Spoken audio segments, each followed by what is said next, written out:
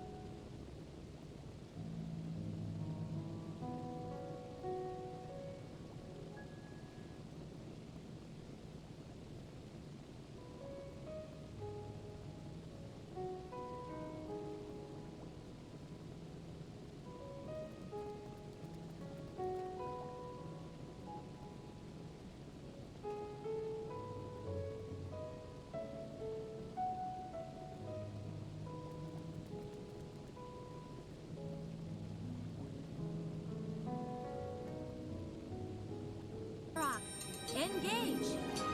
Kneel down, extend your arms and spread your hands like you're showing off a friend's outfit. Switch legs and show off the other side.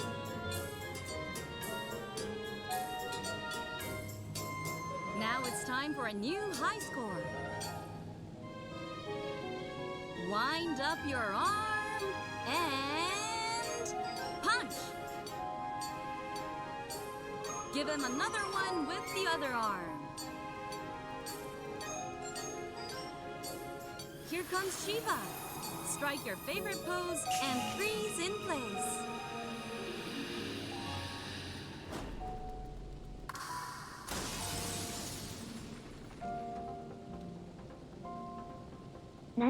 Let's pick up the pace with the yodel dance. Flap your elbows and do little hops from leg to leg.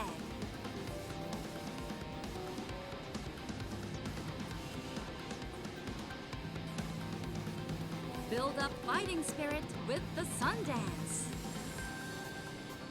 Move your body as you stomp your foot.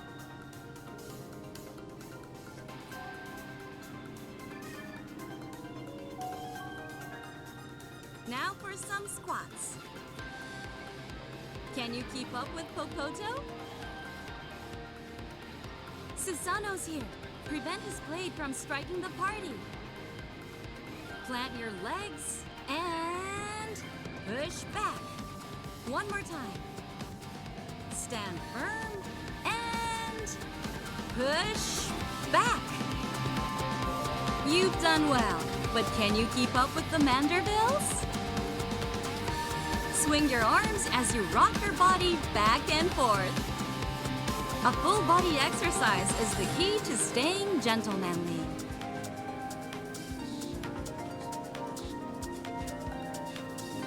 Let's wrap up with deep breathing. Breathe in, breathe out. Great work! Now get out there and show them what you've got.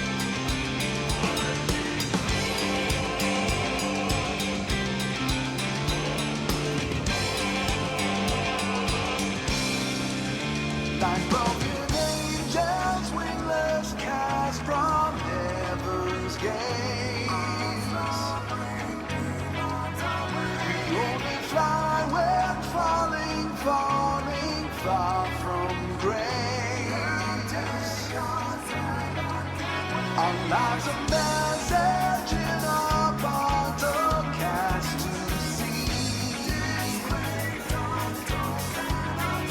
To their ends, our candles burn until we're free.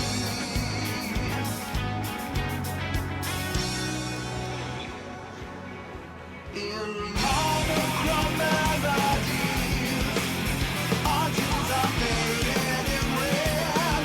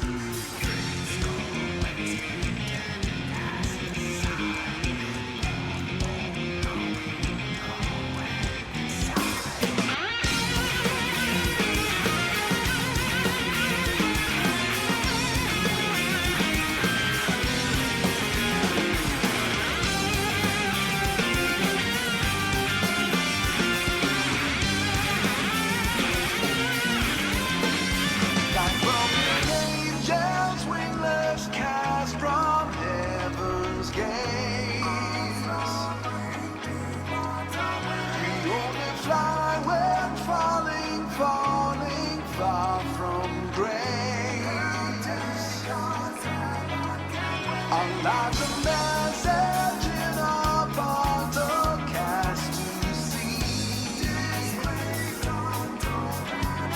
Put their hands on candles, burn until we're free.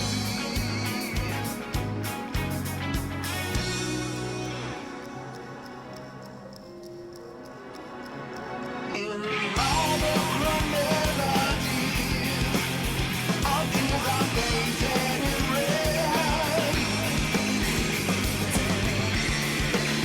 Steven said, "Will there be more than sorrows and sinners in the rain? Tonight I'm always there." Yes, time circles endlessly. The hands of the trains ahead.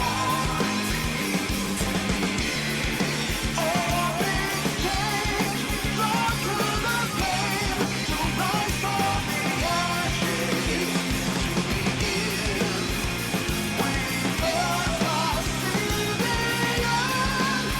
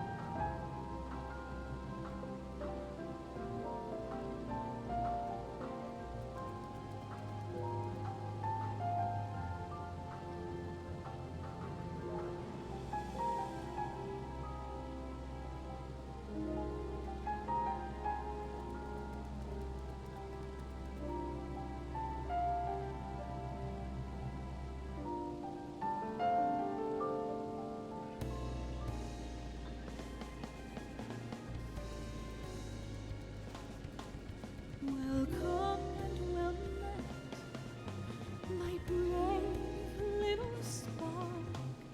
How long you've wandered, burned bright as a star. Oh, I have awaited you patiently all this time. Past every fate, now sing with me once more. Share of your life, far greater than memory. Its loss and love words cannot hold. Boundless the tale overflows and carries your light out to sea.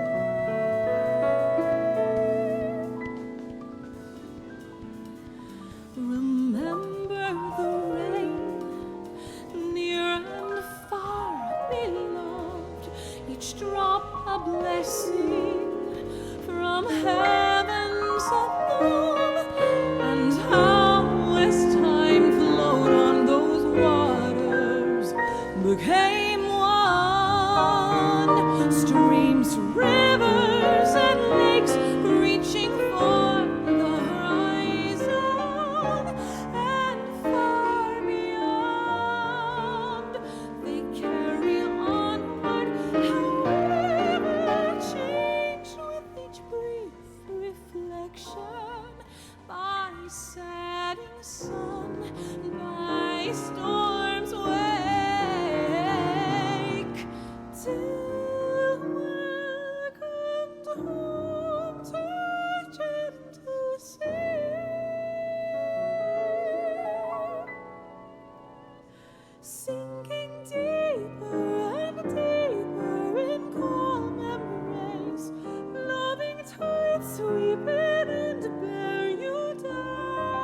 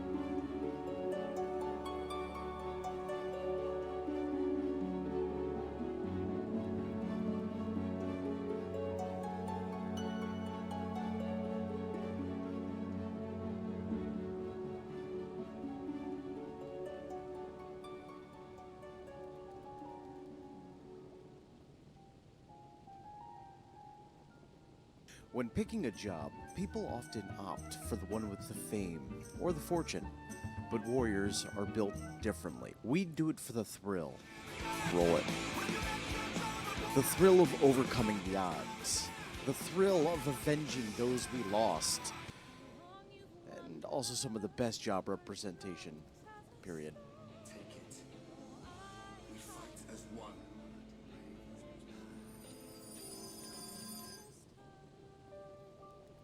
Past every fate, now sing with me once more.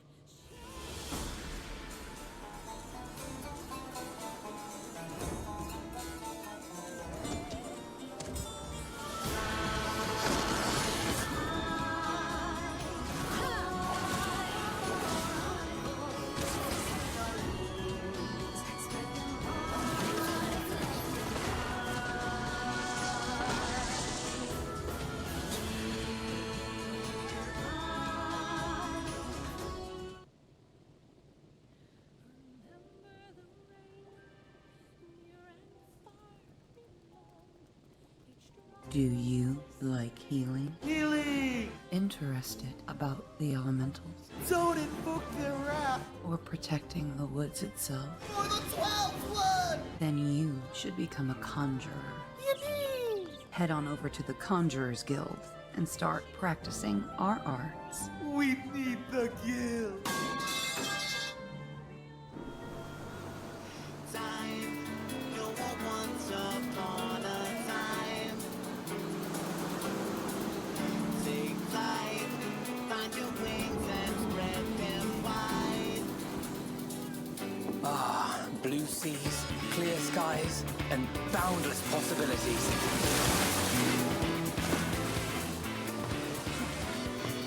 I dare say our destination will soon be in sight. Enjoying yourself for a change?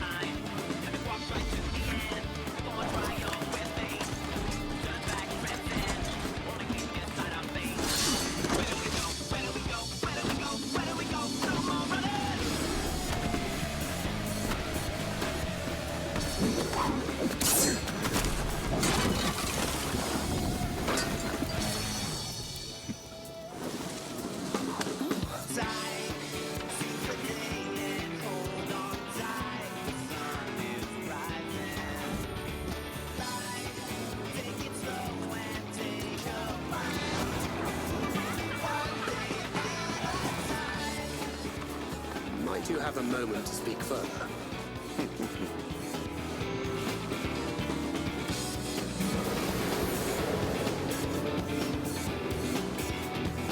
At last, we have come to the land you call the New World.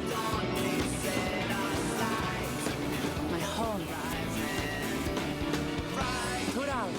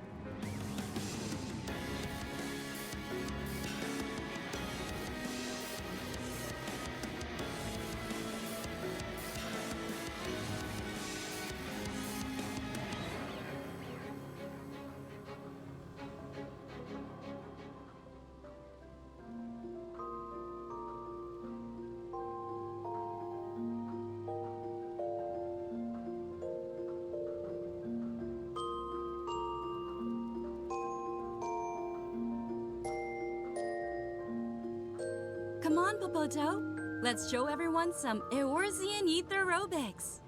First, let's get a good stretch. Raise your arms up high for a nice shoulder stretch.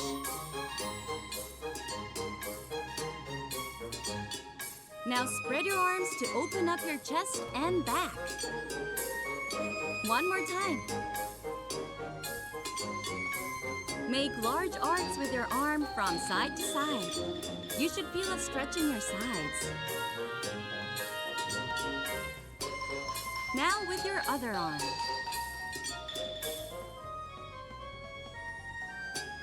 Point towards a faraway destination. Ragnarok, engage. Kneel down, extend your arms and spread your hands like you're showing off a friend's outfit. Switch legs and show off the other side.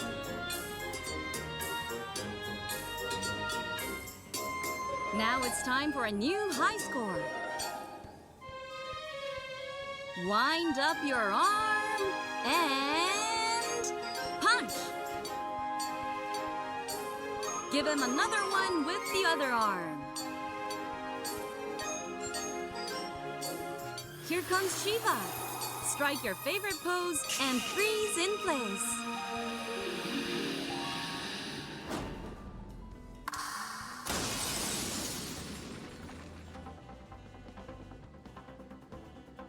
Let's pick up the pace with the Yol dance.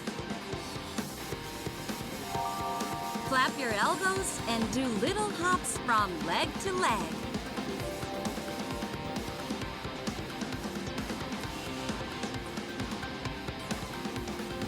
Build up fighting spirit with the sun dance. Move your body as you stomp your foot.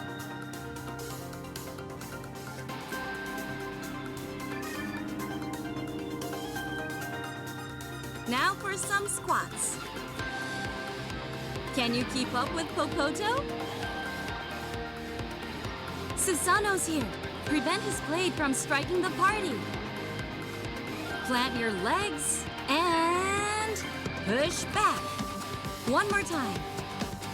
Stand firm and push back.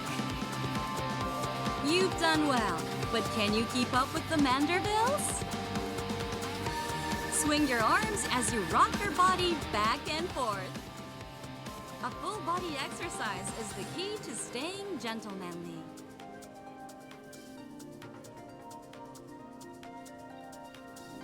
Let's wrap up with deep breathing. Breathe in, breathe out. Great work! Now get out there and show them what you've got.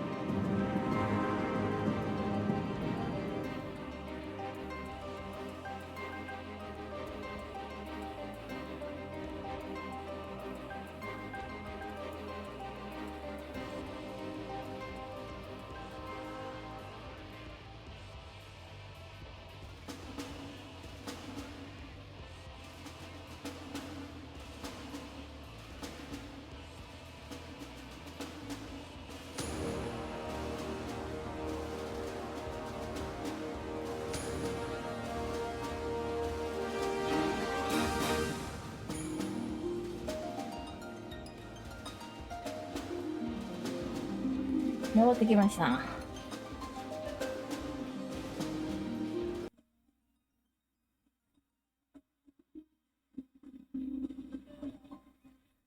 あ、髪の毛乾かしてないな。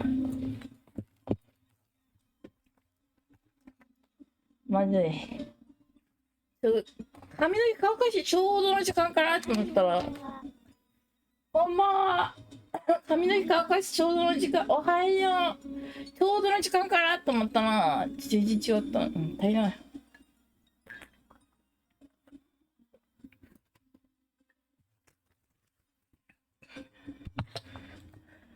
ただいま。邪魔やな、私が。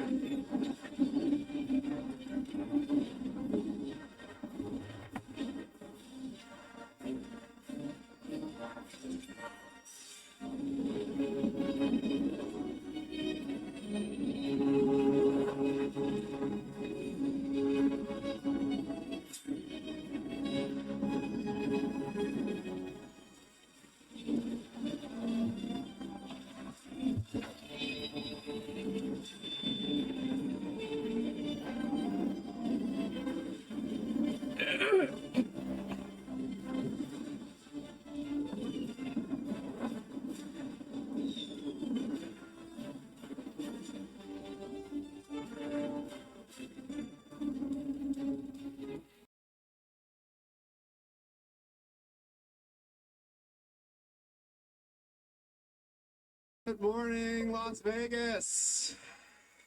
Hi. How you doing? Good. Energetic. You all slept well. You got enough sleep, right?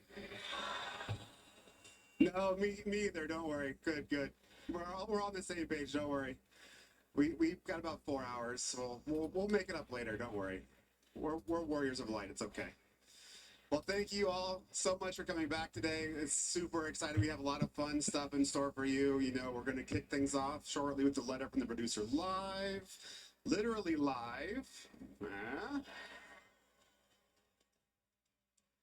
And again, of course, welcome to our live stream viewers all around the world. Thank you for joining us as well, no matter where you are. Thank you so much. Woo. All right, well, let's kick things off. I know you guys are excited to see what we have in store for patch 6.5. So if you could all help me welcome to the stage, producer and director of Final Fantasy XIV, Naoki Yoshida. Next up, we have Toshio Morochi, and finally, Kate Swinar.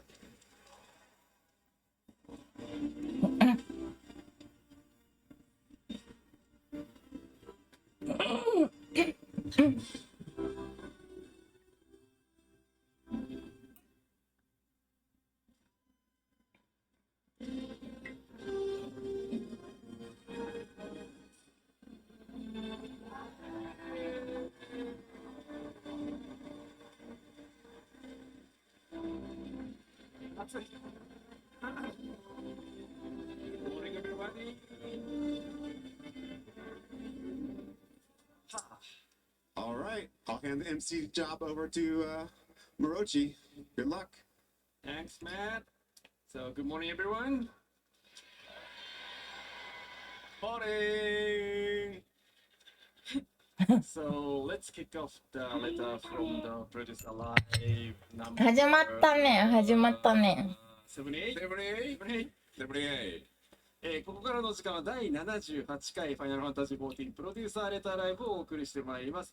So, can you introduce yourself, please? 吉田さん、自己紹介お願いします。ファイナルファンタジー14プロデューサー兼ディレクターの吉田です。My name is Naoki Yoshida, producer and director of Final Fantasy XIV. Thank you.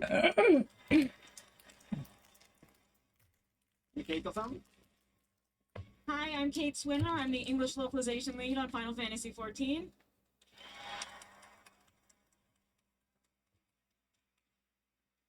Hi, and my name is Toshio Morochi, global community producer.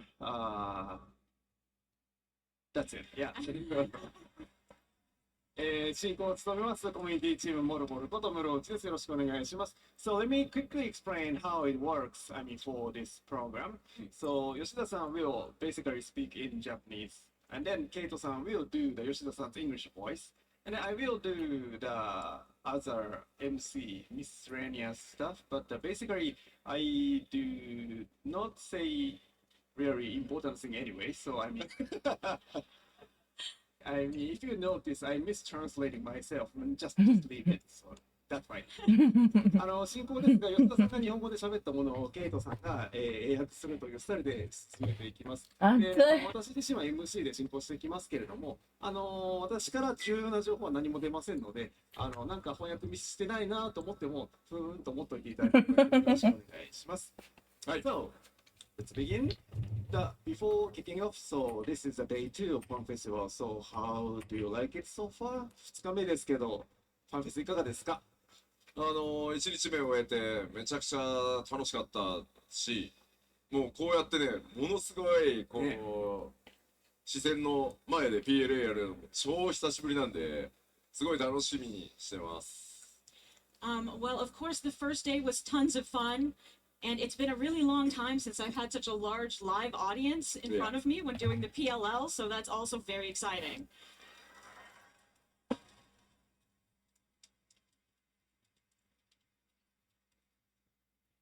So today's topic is patch 6.5.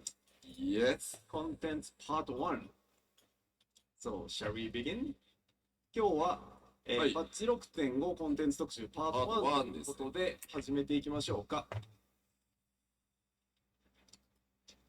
1時間半。An hour and a half. 2時間よ、1時間半。まあまあ、もし早く終わったらライブ Q&A やろう。If we finish early, we can do a live Q&A, right? Don't say that. No way. さあ早速やっていきましょうか。Alright, let's get started. では、送ってもらって、まずはパッチタイトルへ行こうかと思います。Let's take a look at our patch title. Yeah, new patch. パッチ 6.5 どうぞ。Go ahead. Growing Light。巧妙の日本語ね、ゼロ。ゼロ。起点と書いてゼロという。So this patch title is Growing Light. And you'll notice in the Japanese version there's also a secret zero embedded in there. まあまあね、今ね、ゼロっていうキャラ活躍してますからね。まあ、そのあたりにちなんだパッチタイトルなのかなと。パッチ 6.4 と結構対になるような形で、はい、パッチタイトル決めてます。So we already actually decided this patch title a while ago, and of course it is Zero themed because Zero is one of our mains right now. こんばんは。皆さんの中でも新キャラでしたけど、ゼロすごくね人気のあるキャラになってくれて、ストーリー考えてる連中もねすごい喜んでました。The people in charge of cleaning up with the story were really happy to see that the North American fans also really enjoy Zero, so thank you. Thank you. さあ、今回パッチ 6.5、まあ14ね長くやってる方であればご存知の通り、ファンフェス等々を挟んでメインシナリオを進行していくので、パート1とパート2の2つの、メインストーリーに分かれてます。So those of you who've been playing for a long time will have expected this, but as usual, patch 6.5 main scenario will be divided into 2 parts. では、その早速、パッチ 6.5、グローイングライトメインストーリーのパート1リリース日は予定こちらになってます。As you can see, the release of part 1 of the Growing Light main scenario will be coming here. Early October. Early October. まあ予定通りに行けば、まあ10月のかなり早いタイミングでお届けできるかなと思ってます。If all goes to plan, we should be able to do early October. Yes. そして続いてパート2は、こちらです。スケートさんの役を待ってから出してください。And then part 2 will be coming in. Go ahead. はい、というわけで、1月中旬に、2024年ですね、1月中旬に公開予定となっております。Mid-January 2024.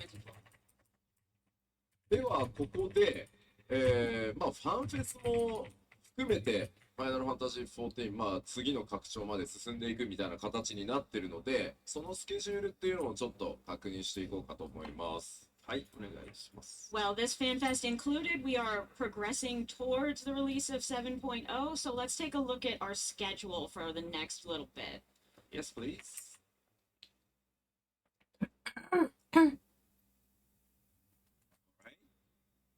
So we are here, July 日本は1月。 2023 Fun Festival, North American Las Vegas Fun Festival。現在が2023年7月のラスベガスファンフェスティバルを行っております。で、after that、どうぞ。いいよ。そして、その後ですね、10月上旬に、まずは、パッチ 6.5 メインシナリオパート1としてリリースされます。Okay, so we are here now. Early October, we're going to be part 1 for the patch 6.5 main scenario. で、その後ですね、ロンドンのファンフェスティバルが10月、下旬、下旬。日付出てないんだっけ？出てます。So we then have the FanFest in London in late October. It's some day that we are trying to remember currently. Yeah, actually we have dates already. I mean October 21st and 22nd. 22日ですね。なので、メインシナリオのパート1の方で、なんとなくこう、昨日発表させてもらったドントレイルにつながっていく流れがちょっと動き出して、で、ファンフェスでまた新しい情報が更新されて、その後、さらにパッチ 6.51 が、10月。どうなんだろうね。わかんないんだよな、その直後ですね、ファン私。フェスの。漆黒からだからさ。 Right. So それがどうだったか全然。漆黒長かったよ、でも最後の最後結構。その間に私は出ちゃったりとかしてて結構長かった記憶がある。内説な議説ってみんな。And then we will have patch 6.51. そして年が明けた2024年1月、もう初週ですね、日本のファンフェスティバル東京ドームでやりますので、ここでドントレールの最後の情報公開行われて、その後4月中旬にメインシナリオパート2がリリースされて、全てつながって物語が進行していくという流れになります。So then we will have, in January, we will have our FanFest in Tokyo, where we will be able to present the remaining information we have for Dawn Trail. And then you guys will get the main scenario part 2, which will show you how the story connects together.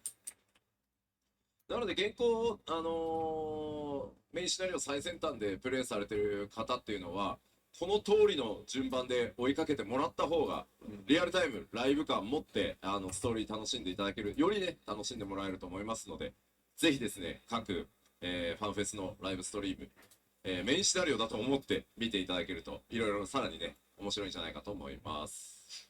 So for those of you who really enjoy the main scenario, I highly recommend you keep up with this flow. Playing and going and watching the FanFest streams, and I think if you do that with an eye towards the main scenario, you will have a good time. さあ、それでは、スケジュール確認できましたので、いよいよ、パッチ 6.5 の中身を見ていこうかなと思います。All right, so that's our schedule. So let's move on to the content of patch 6.5. はい、お願いします。ねえ、行きたいね。行きたいなと思って。いいなと思って。Schedule again. Okay. はい。まずは新しいメインシナリオ実装となります。Of course, the new main scenario quests. 今お話しした通り、パート1とパート2に分かれていますので、どうぞ。As I mentioned, it is divided into parts 1 and 2. はい。ではこちら、スクリーンショットを持ってきてます。We have a screenshot or two to share, so let's take a look. これだけだと何の意味もわからないよね。Looking at this, you have no idea what's going on. Alright. まあここに映ってるヤシトラさんも、あれですね、7.0 が来るとグラフィックスアップデート第1弾のおかげでさらにビューティフォーになっていきます。As you can see, we have Y'shtola, who I expect will become even more beautiful with our graphics update in 7.0.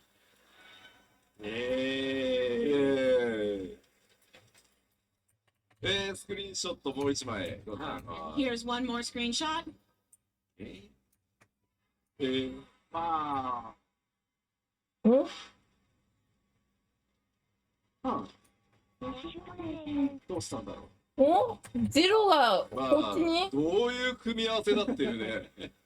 What an unusual pairing that is. Interesting. まあね、リーンはもちろん皆さんね、ご存知の通りだと思うんですが、まあ、第一世界でね、どう見ても。I mean, obviously you know who Rin is, and this is clearly the first. で、隣にいるの、明らかにゼロでしょ。And next to her, that has to be Zero. そうですね。さあ、この二人が、まあね、出会った時どうなるのかっていうのもそうですし、ゼロはそもそもどうやって第一世界に行くのか等々気になるところだと思いますが、ぜひね、いろいろ想像してお待ちいただければと思います。So while you wait, try to think about, I wonder what's going to happen when those two meet, and how did Zero get to the first in the first place? さあさあ、では、さらに進めていきましょうか。Let's move on to some other content. 続いては、有効部族ストーリーなんですが、イエーイSo next we have our tribal quests. 今回はですね、久しぶりに、エクストラストーリーを、実装させていただきます。It's been a while since we last did this, but we will be adding the extra capstone for the tribes. その分だけちょっと受注条件厳しいので確認してみましょう。Okay, but you do have to do a lot of things before you can play these, so let's check the conditions.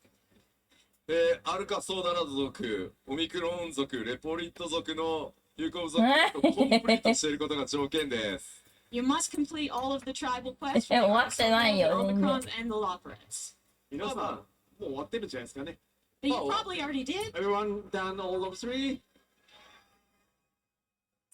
あ、でも半分ぐらいじゃないか。Maybe about half of you? まあまあ、今からやったら間に合うよね。大丈夫だから。But the rest of you, if you start now, you'll get it done plenty of time. Yeah, you can touch やるのどうしようかなと思ってる人たちのために、終わってません。スクリーンショット持ってきました。To sort of entice you if you haven't made up your mind, we've got some screenshots. はい、どうぞ。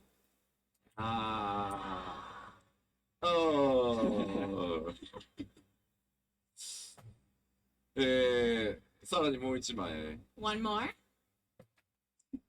イエーイ。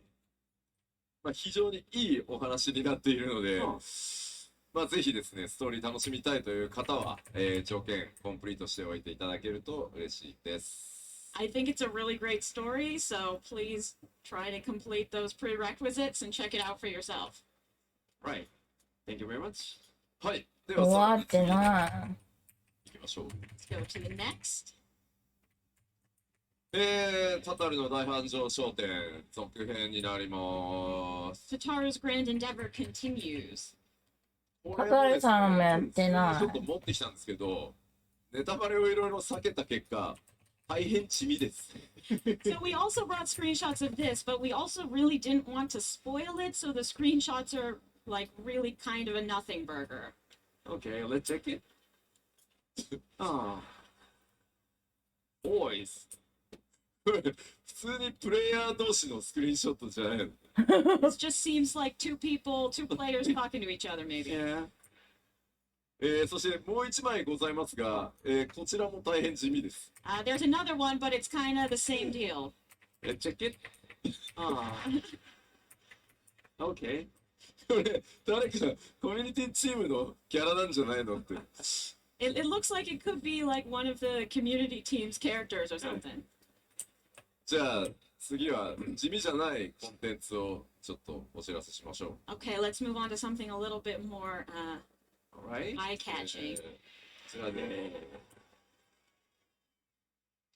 帰ってきたヒルディブランド続編、こちらパッチ6.55実装の予定です。Somehow further Hildebrand adventures planned for patch 6.55. ではこちらもスクリーンショットをお持ちしております。All right, we have screenshots for this as well. わかんない。いつもの。いや、でもね、実際このポリゴン数の少ないヒルディブランドなんですけど、おそらくね、ほんとね、ブドウから生まれたんじゃないかなって気がする。発想の元が。You know, this low poly Hildebrand, one has to wonder if he was born from grapes. Actually, we saw him yesterday in the costume cosplay walk. Oh, yeah, yeah. で、昨日のコスプレウォークでいましたよね。そうなんですよ。めちゃくちゃめちゃくちゃクオリティの高いローポリゴンヒルディって、なんか意味がね。Yes, I was actually really confused because the low poly Hildebrand cosplay was so high quality. ちょっと会うの楽しみにしてるんだよね。今日もいたらぜひ後で、はい、写真撮らせてください。I'm really looking forward to meeting you. So if you're still here today, please come say hi so I can take a photo. Yeah.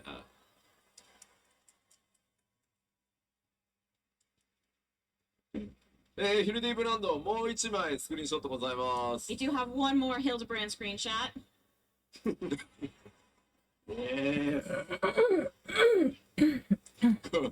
このさ、なんか日本のジョークだけど、履いてますよみたいなさ、この。Yes. This is a very Japanese joke, but it's like, I'm here.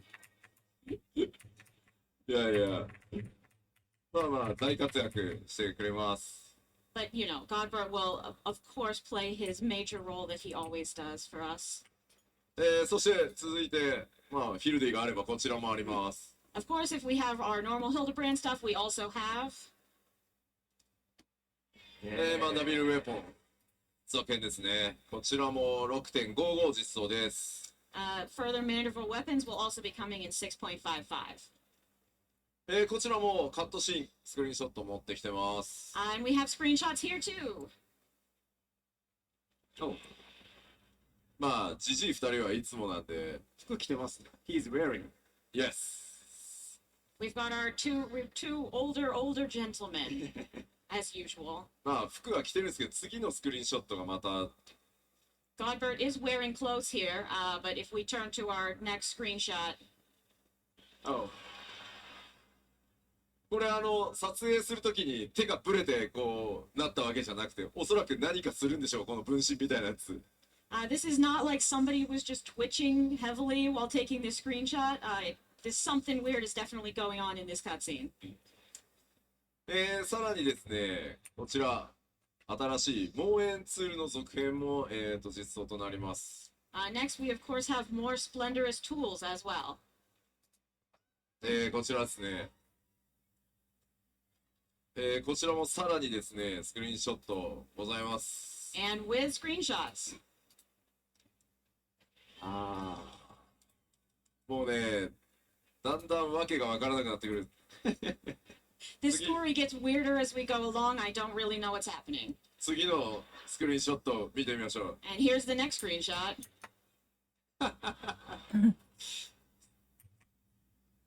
もう原初世界と第一世界でね、似たようなことやってるっていう。I feel like something related is happening between the source and the first, but who knows? では、クエスト系こんな感じなので、続いてバトルコンテンツものいきましょうか。So that was our quest stuff. Let's take a look at our battle content now. Yes, please. ニューダンジョン。新しいインスタンスダンジョンですが、こちら名前がございます。どうぞ。Our new instance dungeon is called. 月の。ルナ。いいですか？好きです。月の地下渓谷って書いてある。It definitely says the moon underground. Yes, that. でもほら、今。まあ、惑星アーテリスって複数に分かれてるからさ、どこの月の地下なんだっていう話だよね。I mean, but we do have a lot of shards, so which moon is that? じゃあ、そのヒントとなりそうなスクリーンショット見てみましょう。I think we can give you a hint with this next screenshot. What? どこ？ヒントですか？ヒントでしょこれ。床のどこ？ブロックを見たらさ。It is a hint. It is. Look at the blocks down there. かつてね、こんなにシロちゃん？で戦った記憶があるようなないような。I feel like you might have some memory of fighting in a place with this type of floor before. あれか？1枚スクリーンショットあります。And we have one more screenshot as well.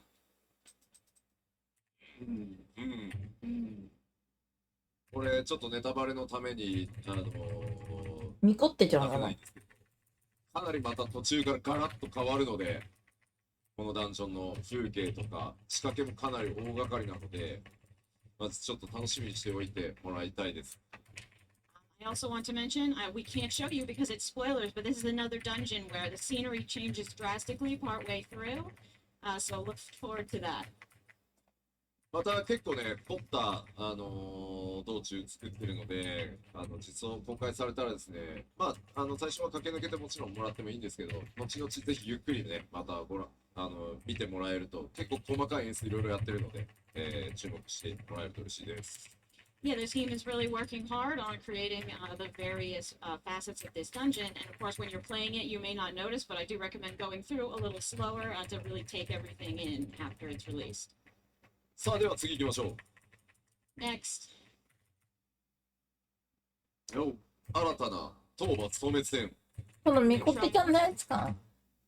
こちらは先にスクリーンショットかな。Let's go for the screenshots first here. なんで？まあ、6.4 のラストでいましたね。誰？ Yes, we saw this at the very end of 6.4. さあ、じゃあ、どんな討伐消滅戦か見てみましょう。So let's see what trial it is. こちらです。す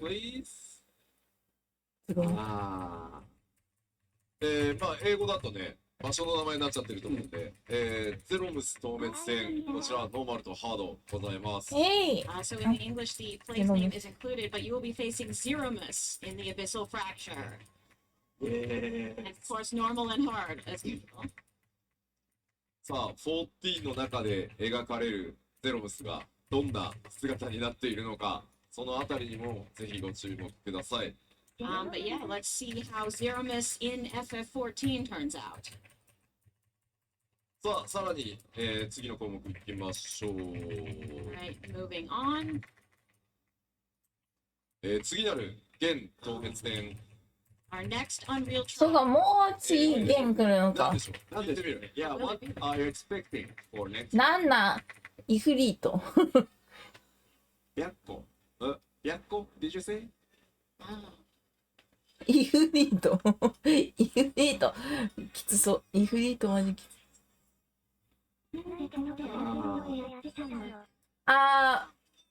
い。クロちゃん。いろいろランダムな名前が。じゃあ、答え合わせをしてみましょう。 Alright, let's see what we have. はい、スクリーンショット、こちら。Yes。長口そうだ。うまかったよ。エクストリームバージョンって結構難しかったやつを今のプレイヤーの皆さんの、レベルに合わせて再調整しましたので、米だな、そうだ、美味しかった。So obviously this fight was already quite 長口そうだは米だね。 We adjusted it to match the skill level of you all today. So I think this Unreal version will be quite fun. No, I don't like him. 嫌です。レベル90のこいつですよね。そうそうそう。Him in level 90. So, no. いや、タンクさんのさ、予想までやってないよ。位置調整さ、やるかやらないか分かんないけど。ぜひね、多分分新しくね、争点以降で14始めてくださった方って、なかなかこう、当時の、その難易度でトールダン遊べてないと思うので、ぜひちょっとチャレンジしてもらいたいです。どうなんだろうね。私やったことないからわかんないんだよね。The tank placement, and we've really placed everything well in a very challenging way. So hopefully those also who weren't able to enjoy the original at its full difficulty will have a good time with this one.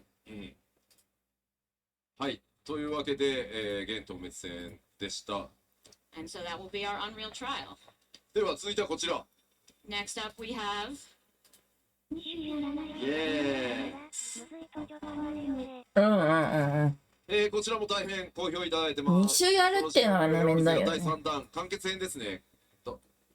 this has been pretty well received so far, so we've got Myths of the Realm Part 3. はい、タイトルこちら。And the title will be 花めく神域タレイヤ。タレイヤ。いよいよこれ本当にまあ久しぶりに14オリジナルのアライアンスレイドだったんですけど、大変まあ12神扱うっていうこともあって大変人気があるレイドで、本当に割とね若いスタッフたちで作ってきてるんで、みんなすごく手応えがあって楽しく作らせてもらってます。So yeah, this was our first original line script. いろんな意味でね。Quite well received, partially probably because of the presence of the 12. But we actually have some of our more younger, newer staff working on it. So they are really happy and really excited to be working on this.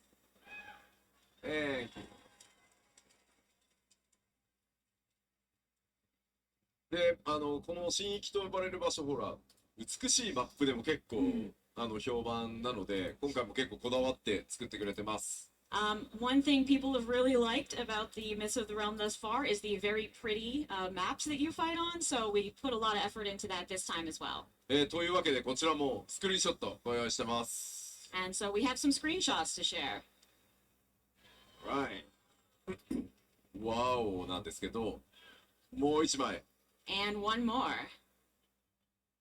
もっとめちゃくちゃ綺麗なのがあったんですけど、There's an even prettier one, but 僕が日本を出発する直前にスポイラーだからダメだって言って。But before I left Japan, I said, no, that's a spoiler. We're not showing that. まあやっぱり皆さんに驚いてもらうこと自体もねゲーム体験だと思ってるんで、ぜひねその目でお確かめいただいた方がいいかなと思います。I think having some surprises is really important to your experience in the game, so I want you to wait and enjoy finding out when you get there. そういえば今朝私会場来るときノフィカ様に会いました。I actually met the Nofika when I come into the venue this morning. Yeah, but she's wearing the giant size. So I'm not sure if she could get in past through the security though. So めっちゃでっかい斧を持ったノフィカさんはめっちゃ歩いてて、この人セキュリティ取れんのかなみたいな。いや、僕もね SNS では拝見したんですけど、まだお会いしてない、されてないんで、まあ後ほどまたチャンスがあればね、駆られに行こうかと思います。斧だよ。斧って言ってた。めっちゃでっかい斧って言ってた。斧ね、斧。豊穣な斧。さあ、まあこちらでね、6.X シリーズでやってきたアライアンスレイドも完結するので、ぜひストーリーにも注目してもらえると嬉しいです。And this will, of course, be concluding our 6.x series of raids, so I hope you pay close attention to the story as well and enjoy it to its fullest. ちなみに、次のプロデューサーレターライブ、そのパッチ 6.5 特集パート2って、あ、どこでやるんだっけって言おうと思ったら思い出したわ。ごめん。Please don't say that. He was asking when we're giving the next PLL and all that, but we're not actually allowed to say. So pretend you didn't hear anything. You can say that, but I mean, あれでも実機使います。るよね。はい。はい。次回のプロデューサーレターライブではね、実機でマップ少しね、スポイラーにならない程度にはお見せできると思いますので、そちらまでお待ちください。Okay, I might be able to show a little bit more at the next PLL, but we'll see. はい。では続いて、システム系ですが、こちら。And next are our system updates. コンテンツサポーターの対応となってます。今回、体調はまあまあかな。 New duties that we are adding duty support for. Yes。スカラ、ザ・パン、ギムリとダークの3つを対応するということは、なんかまだね、喉が悪いし、咳も出てるし、だからちょっと市販の薬飲んで。行月編までのメインクエストで訪れる全てのダンジョン。 Finally play through all of the dungeons. Finally, Finally! you made it. これ、何年かかったんだろう。うん。1ヶ月ぐらいで引きずるらしいの。スタートした。喉がね、悪くてね。5.0 でまず ID 全部やったでしょ。あれ 5.1 から始めたんだっけ。 5.0, 5.1. あ、3からあれ覚えてないや。I don't know, it's all a blur. ただまあすごく長い時間ね、辛抱強くね、プレイヤーの皆さんにもお待ちいただいて、フィードバックもいただいて、いろいろ調整もしてですね。そんなだったよ。本当にドラえもんみたいになってたよ。今もドラえもんかもしれない。いただきましたが、フリートライアルの範囲がグレンドリベレーターまで拡大しますので、メインストーリーはそこまで全てね、インスタンスダンジョン一人で遊べるようになりましたので、ぜひ改めてね、プレイしてないご友人ご家族いたら、フリートライアルを配ると。Okay, well, thanks to your patience and the feedback you've been giving us as we went through adding duty support, we were able to make a lot of adjustments, and I think it's become a really good system. And as I mentioned yesterday, we are going to expand the free. そうなんだ。ドラえもんあれ泣きすぎてあの声なの。知らんかった。Using just duty support.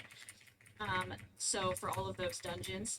So if あ、you ネズミ any に friends that are ネズミに耳噛まれてあの声の人。 to play the free trial.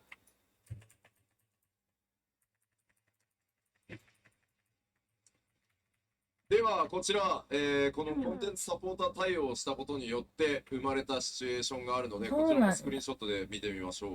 We have some interesting new situations born of the new duty support. So look at the screen. 知らなかった。ナイス。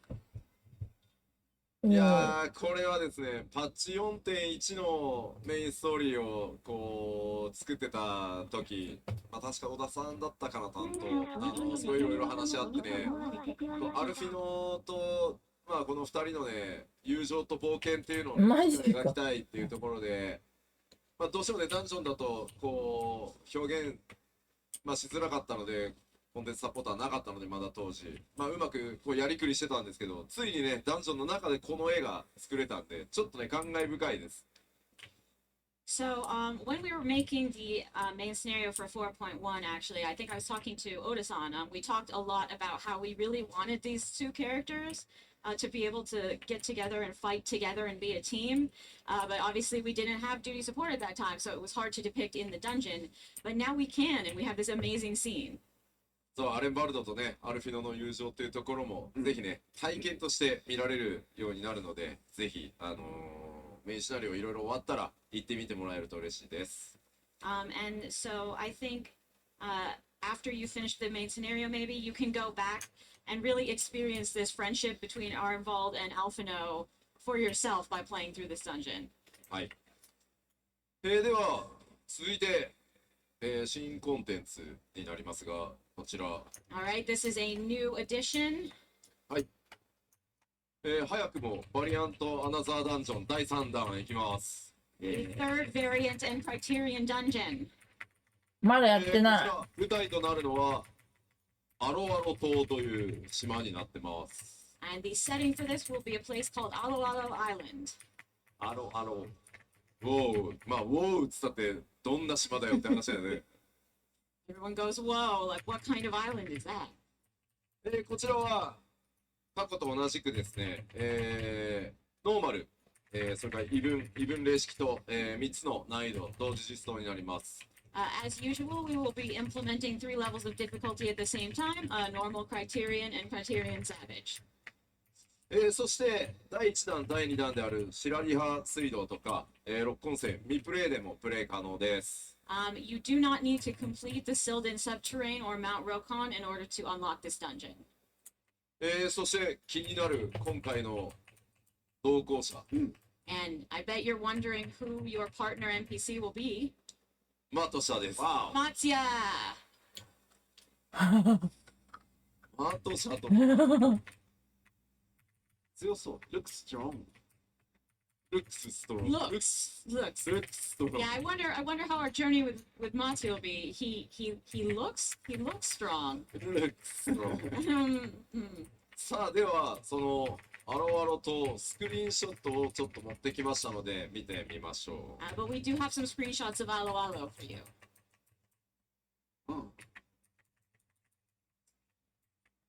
グラフィックスアップデートされたやつで見たかった。I wanted to see this with the graphics updated. もう一枚ございます。And there's one more. さあ、ここが、どの辺りにある島で、どんな秘密とかね、物語が展開されるのか、結構凝ってます、こちらも。ぜひですね、ストーリーも注目してご覧いただけると嬉しいです。So you will at some point find out where this island is located, what sort of place it is, and we have a very robust story here, so make sure to read through that as you play. はい。では続いて、こちらはいつも通りやりますよということで、ジョブの PVE も PVP も調整を行います。Moving on, this is of course what we always do. We've got job adjustments for PVE and PVP. もちろん昨日発表した通り 7.0 が来ますので、その直前のメジャーアップデートなのであまり大きな調整は各ジョブ入れずに、各ロールの中で少し DPS 物足りないかなっていうところを微調整させていただく予定です。PVE に関しては。For PVE, obviously we have 7.0 coming up, so we're not planning any major overhauls right at the moment. It's more an adjustment. Sort of maybe the DPS is feeling a little weak, that sort of stuff, minor tweaks for now. はい、では続いては PVP のアップデートを見ていきましょう。And then let's take a look at our PVP updates. まず PVP シリーズ5がスタートします。PVP Series 5 begins. ちょっと注意点があってですね、パッチ 6.5 のタイミングではクリスタルコンフリクトのシーズン切り替えは、やりません。So a little bit of a note here, something you need to make note of is that we will not be changing over the season with the release of patch 6.5. なのでシーズン8に関しては8月8日火曜日公開予定のパッチ 6.48 からパッチ 6.51 までの期間、ちょっと変則になりますのでご注意ください。So season 8 instead will be running for a little bit of an unusual period. It will run from patch 6.48, which launches on August 8th, until patch 6.51. これの理由としては、今日まさにこの会場で、行われますが、クリスタルコンフリクト、リージョナルチャンピオンシップ、今日はね、北米大会ですが、次はロンドンのファンフェスで、ヨーロッパの、大会が開かれます。So for the reason for this is sort of related to what we have going on at FanFest this weekend, the Crystal Conflict Regionals. Those are the North American ones, but the European ones will be taking place at London FanFest as well. そのロンドンので行われるヨーロッパのリージョナルチャンピオンシップの直前にバランス変更があるとかなり大変になってしまうと思っているので、その大会が終わった後のパッチ 6.51 で、バランス調整も含めて、クリスタルコンフリクトのシーズン切り替えを行うということになってますので、ぜひここ、シーズン切り替わり、ぜひご注意ください。Right. So, with that European Championship, regional championship happening, we thought it would be kind of unpleasant and unfair if we changed stuff right immediately before they did that. So we're going to wait until after that is done to implement balance changes and such. So just please make a note of this timing so that you can participate. はい、続いてはクリスタルコンフリクトの、アップデートになります。Next, we have Crystalline Conflict updates. まずですね、ミニマップと、戦況の UI、結構フィードバックいただいてますので、こちらはちょっと、メンテナンスをして回収を行います。So we will be updating the mini-map and also the UI while you are in battle to show various information. We got a lot of feedback about that, so we are making some adjustments. まあこちらは次のね、PLL でまた実機等々でご紹介できればと思います。I think I will be able to share more details at the next PLL. そしてこちら、新しいステージを追加させていただきます。And of course, we have a new arena. イエース。こちら、名前がレッドサンズという名前になってます、マップ名。The Red Sands. じゃあこちら、スクリーンショットあります。And we do have some screenshots of that for you. というわけで、新たな戦場も追加させていただきますので。So with this new arena, we will be adding. まあでもなんかギミックありそうよね。It does look like there will be some interesting stage effects this time. はい。ぜひ PVP 好きご注目ください。So please take a look at our new PvP when it comes out. では続いては無人島開拓のアップデートに行きましょう。Moving on to some island sanctuary updates. はい。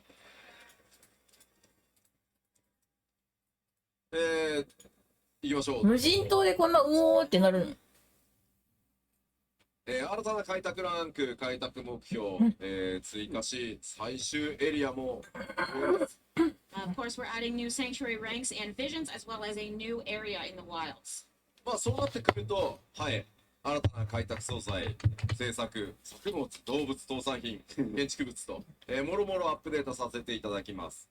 We have also a bunch of additions, new materials, craftable items, crops, animals, ironworks, handicrafts, and structures for you. じゃあ、大丈夫です。なんか聞こえたの今。I definitely.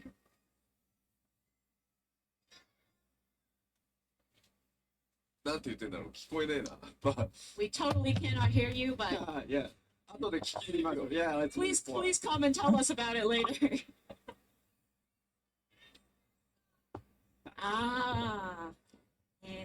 なんか動物が入ってるなんかエリアなんですけど、なんかみんなもっと動物飼いたいので、飼える動物のサイズは、大きくして、広くして、島自体を広くしてってこと？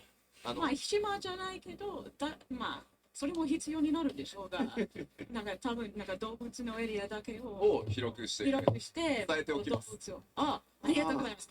He will let the team know that you want increased poster size. 叫んでみるもんなの。Wow, you made it. Yeah, good job. ごめん。伝えておくとは言ったけど、やるとは言って。I said I'll tell them. I have no idea if they can actually do it. まあでもちょっとね、パッチ 6.5 では間に合わないと思いますけど、もっとたくさん動物飼い大会広げてほしいっていう意見はすごくよくわかるので、それはしっかり伝えた上で、協議はちゃんとさせてもらいます。I don't think it would make it in time for patch 6.5, but I have heard your feedback that you want to raise more animals, have more space for that, so I will make sure that that is passed on and we can consider it.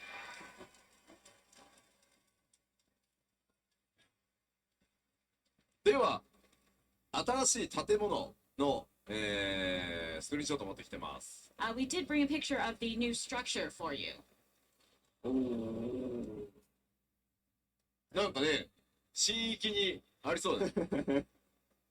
It seems like very classical. そして皆さんがまさに今言っていた、新たな動物のスクリーンショットもございます。Of course, as you are apparently all very into, we also have a screenshot of a new animal. 無人島何もやってないな。New animal. New animal. Animal. Is that an animal? Is it? 植物なんじゃないの？どっちかっていうと。Is that a plant? 植物。モルボルさん、どっちなんですか？ What is a morball anyway? Yeah, let's say animal. 動物。ナイルメア、Nightmares. シャワーで、ナ That イ is ルメア。 correct. Yes. まあまあ、もうなんかわかんないですよね。14チームってなんでこういうさ、明らかに動物じゃないものを動物だって言い張るんだろうね。Why is our team like this? Why do we put this up there and be like, new animal? まあ、というわけで、新たな動物も実装されます。But in any case, there are new animals, so yes. では、さらに、無人島開拓のアップデートもう少しありますので、We do have a few more Island Sanctuary updates, though. はい。まず、猫耳さんのお願いということで、こちら増えます。So we'll have this new thing, Felicitous Favors. いいですよ、進めてください。Go ahead and show our text here. まずパッチ 6.5 の開拓、アップデートされた分の開拓が終わると、みんな無人島ちゃんとやってる？スタートします。So when you complete your progression for Island Sanctuary in patch 6.5, you will unlock a series of requests from the Felicitous Feline. で、そのお題はですね、プレイヤーごとに異なる、まあ、特産品を出荷してくださいという依頼が始まります。And those will be individualized requests for different handicrafts. で、まあ、そのお題をね、こうクリア、達成していくと、専用のトークンがもらえて、報酬と交換できるという仕組みが入りますので、まあ、ぜひね、続けて開拓をいろいろ、制作とかね、特産品作るとか、進めてもらえるといいかなと思います。So if you produce and ship those specified handicrafts, you can get some special tokens that are tradable for rewards. So give it a shot and go through production here. さあ、では、昨日発表させていただいたゴールドソーサーアップデート。And of course, we have our gold saucer update that we discussed yesterday. 気になる気になる。昨日発表させていただいた通り、パッチ 6.5X、まだ途中ですが、調整中ですが、フォールガイズとのコラボレーションということで、ファイナルファンタジー14のゴールドソーサーにフォールガイズが実装されます。So as we mentioned yesterday, this is still under development, but at some point in patch 6.5x, we will be having a Fall Guys collaboration implemented in the Gold Saucer. ちなみに、まあ、会場にいる光の戦士の皆さんの中で、実は結構フォールガイズ遊んでるんだよねって人。So you Warriors of Light, I feel like there's actually a pretty decent number of you who play Fall Guys. あ、結構、やっぱり結構いますね。Yeah, that's a good amount. フォールガイズチームも実は、フォールガイズを開発してる人たちの中に光の戦士の方が結構いてですね、いつもすごく楽しんでるので、コラボ本当に嬉しいって言っていただいてます。So actually on the Fall Guys team as well, they have quite a few Warriors of Light. So they're having a lot of fun making this and looking forward to what it's going to look like when ours comes out. なのでお互いね、こう、フォールガイズを遊びに行き、逆にフォールガイズを普段遊んでる方にね、14をプレイしてもらうみたいな、うまくね、きっかけになればなと思ってます。I'm really hoping this will be a good chance for some people to take an interest in Fall Guys and some Fall Guys players to come over and try 14. はい、昨日は基調講演、フォールガイズ側の14の、動画ありましたが、我々もうちょっと開発が進んだら動いてるところをお見せできると思いますので、もう少々お待ちください。We did show a video of the collaboration stuff on the Fall Guys side yesterday, but we don't have a video of our Gold Saucer stuff yet. I'm hoping we can share that with you soon. あー、タッタスちゃん。はい、では、その他のアップデートいきましょう。Now moving on to just miscellaneous updates. 新たなお得意様 PLL 面白い。New custom deliveries are coming. その人はスクリーンショットでお持ちしております。We have a screenshot of who we will be working with. おっと、見ただけでは昨日ね、置いてなかった。Do you remember 誰 who だ this これ。is? わからないでしょ、多分。わかる人います？すごいわかる人いる。Do you know? Who remembers who she is? お、ちらほら上がるな。ちょっと待って、名前聞いてみようか。Oh, I'm gonna let me ask this person's name. さっきの Yes, yes.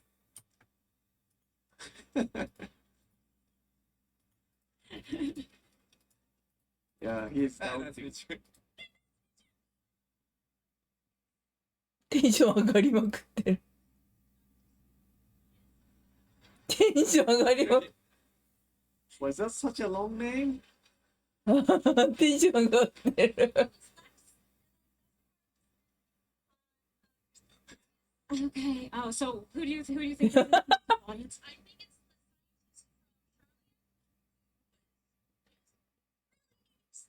そうです。シャリエンのすごく寝不足の科学者。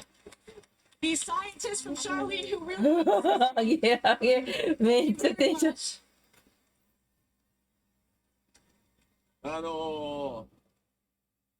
シャーレアの地下でですね、まあ、正直言うと、ワーカホリックのように、全く寝ないで働いてる、キャラクターがおります。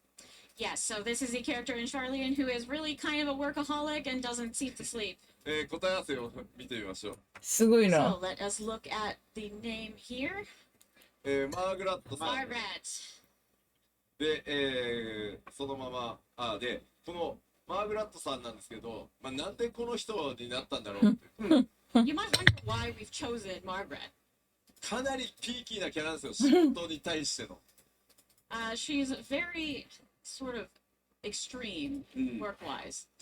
なんかあさっての方向見るとタヌキがいなくなってるキャラで、開発チーム、僕を筆頭に結構こう、寝るより仕事の方が好きみたいなやつもいるんで、ちょっと、このマーグラットさん扱うとなかなか面白いんじゃないかということで、開発チームの強い推しがあったので、マーグラットでいこうと思います。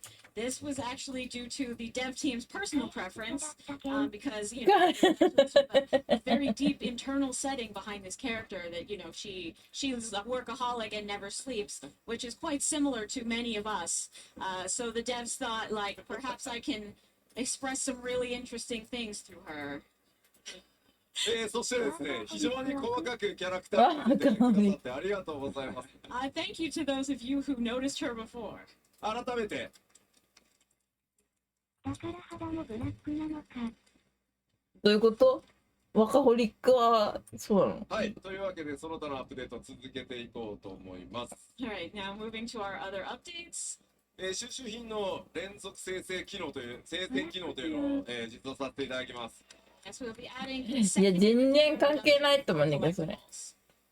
こちらは結構便利になるんじゃないかと思います。I think this will make things a lot easier. ということで連続生成機能。項目こちら。魚類図鑑で新たに釣った魚にちゃんとマークがつくようになります。For your fish guide, you will あ、 now get 連続生成機能すごいすごいすごいすごい。さらに、その他のアップデート2ですが、はい。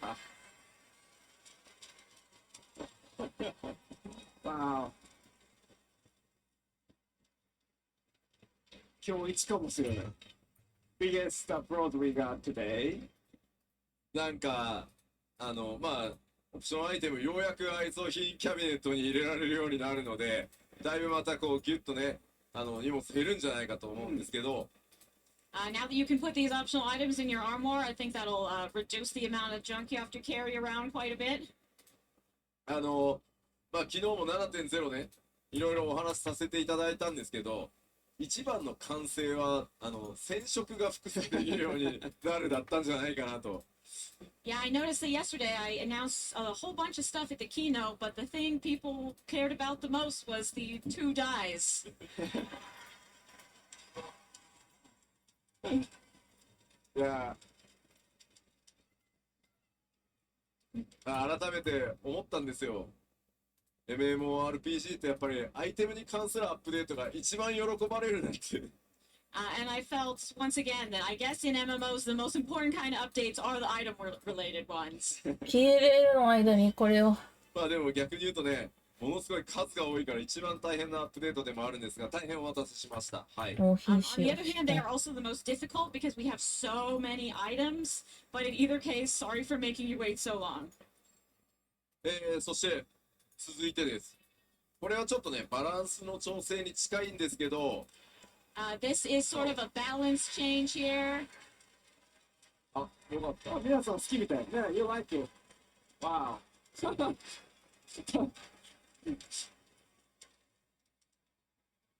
ジョブレベルに応じたアイテムレベルを満たす。これはざわざわしたり、スタンディングオベーションしてくれる方までいらして、どういうこと？ Standing ovation for that. Goodness, thank you. アライアンスちょっとルーレットのね、申請のルールが甘いせいで、いろいろね、特定の ID じゃない、アライアンスレイドにばっかりマッチングしたり、いろいろちょっと偏りがあったので、それをやってた方にはちょっと不満かもしれないんですけど、全体いろんなコンテンツやっぱり楽しんでもらうために調整させていただきましたので、よろしくお願いします。Yeah, so we've had some, issues with the matching in the alliance raids, and there may be some people. 現在のジョブレベルに応じたアイテムレベルを満たす必要がある。はい。すっぱだかになれないってこと？でクリスタル狙い撃ちとかができなくなるのかな？いやでもすっぱだかになれないんだ。でもつら。MMO の開発者として大変嬉しいです。ありがとうございます。I'm really happy. I feel so understood as a developer. Many people are excited for this. さらに、その他のアップデート続けていきましょう。Alright, some more updates here. こちらですね。タンクさらになくなっちゃうじゃん。オプションなんですけど、こ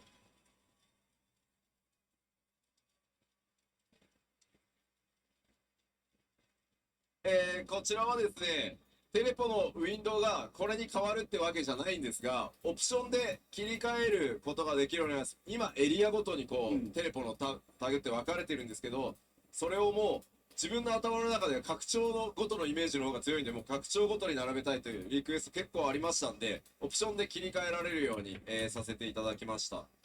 So this new option will not replace your current teleport window. You can choose between how you want to sort. So you have the current system where it's sorted by area, but we had a lot of requests that people are sort of mentally sorting it by expansion. So now you will be able to sort it that way if you so choose. でも僕これ UI チェックした時に思ったんですけど、さあ、When I checked the UI, 拡張がね、いや、増えたらさ、トーントレイルで1個増えるじゃん。Yes. So when the expansions increase, like it's going to go up by 1 with Dawn Trail. そこからさらにあと3拡張ぐらいでこの UI また作り直しになるじゃん。We've only got about 3 expansions left before we have to remake this completely. We see no more space. いや、スペース足りないですね。足りない。ダメだし。あと色足りるのかなみたいな。色足り。バリエーション。Yes, カラーバリエーション。そう。いや、なんで結構切な的な UI だなって。It's like, oh, that's a kind of dangerous UI. というわけでこちらリクエストいただきましたので、こういったこれでオプションで切り替えられるようになるので、ぜひお好みの方を使っていただければと思います。But yeah, since this was a requested feature, we are happy to allow you to choose the way you want it to be appearing in the future.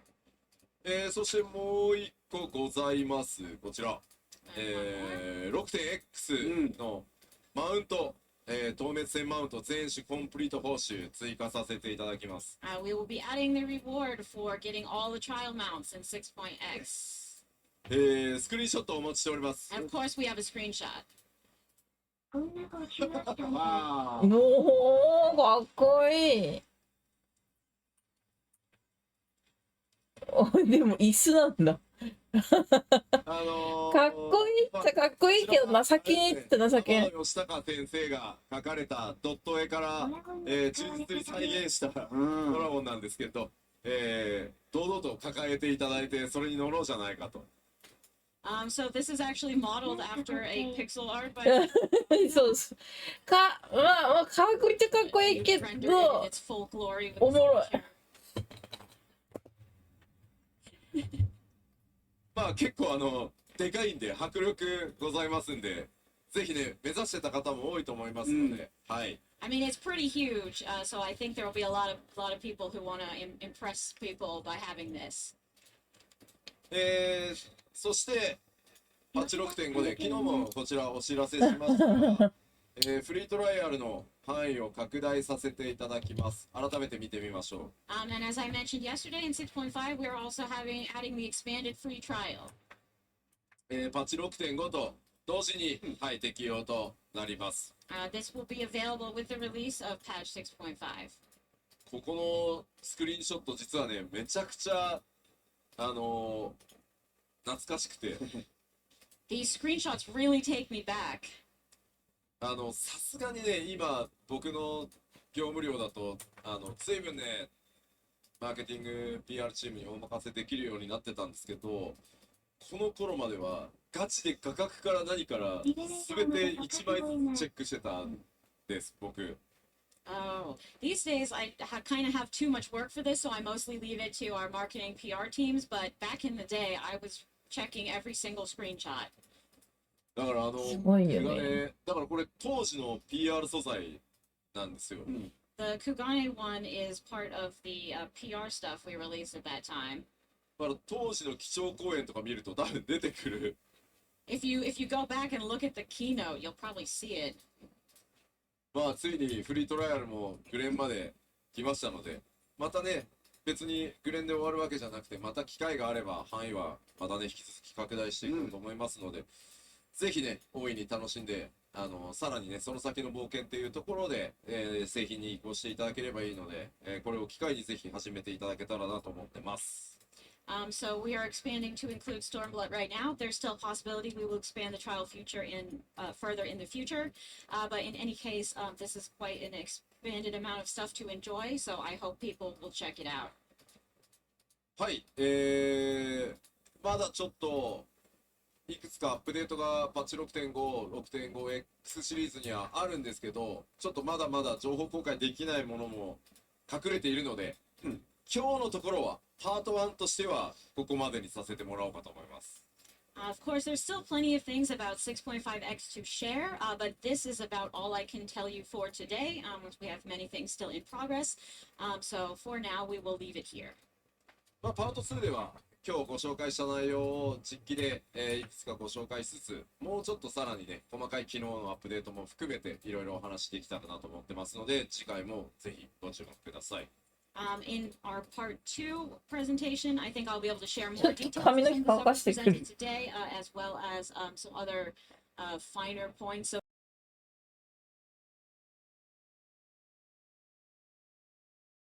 では改めて最初に見たスケジュールもう一回確認しておきましょう。so let's just take a quick look back at that schedule we presented at the beginning, so you know.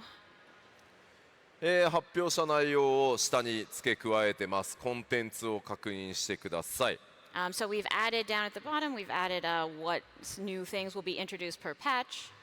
パッチ 6.5 本体がリリースされるとメインクエストパート1と大きなところで言えばミソロジー・オブ・エオールゼアの第3弾スタート。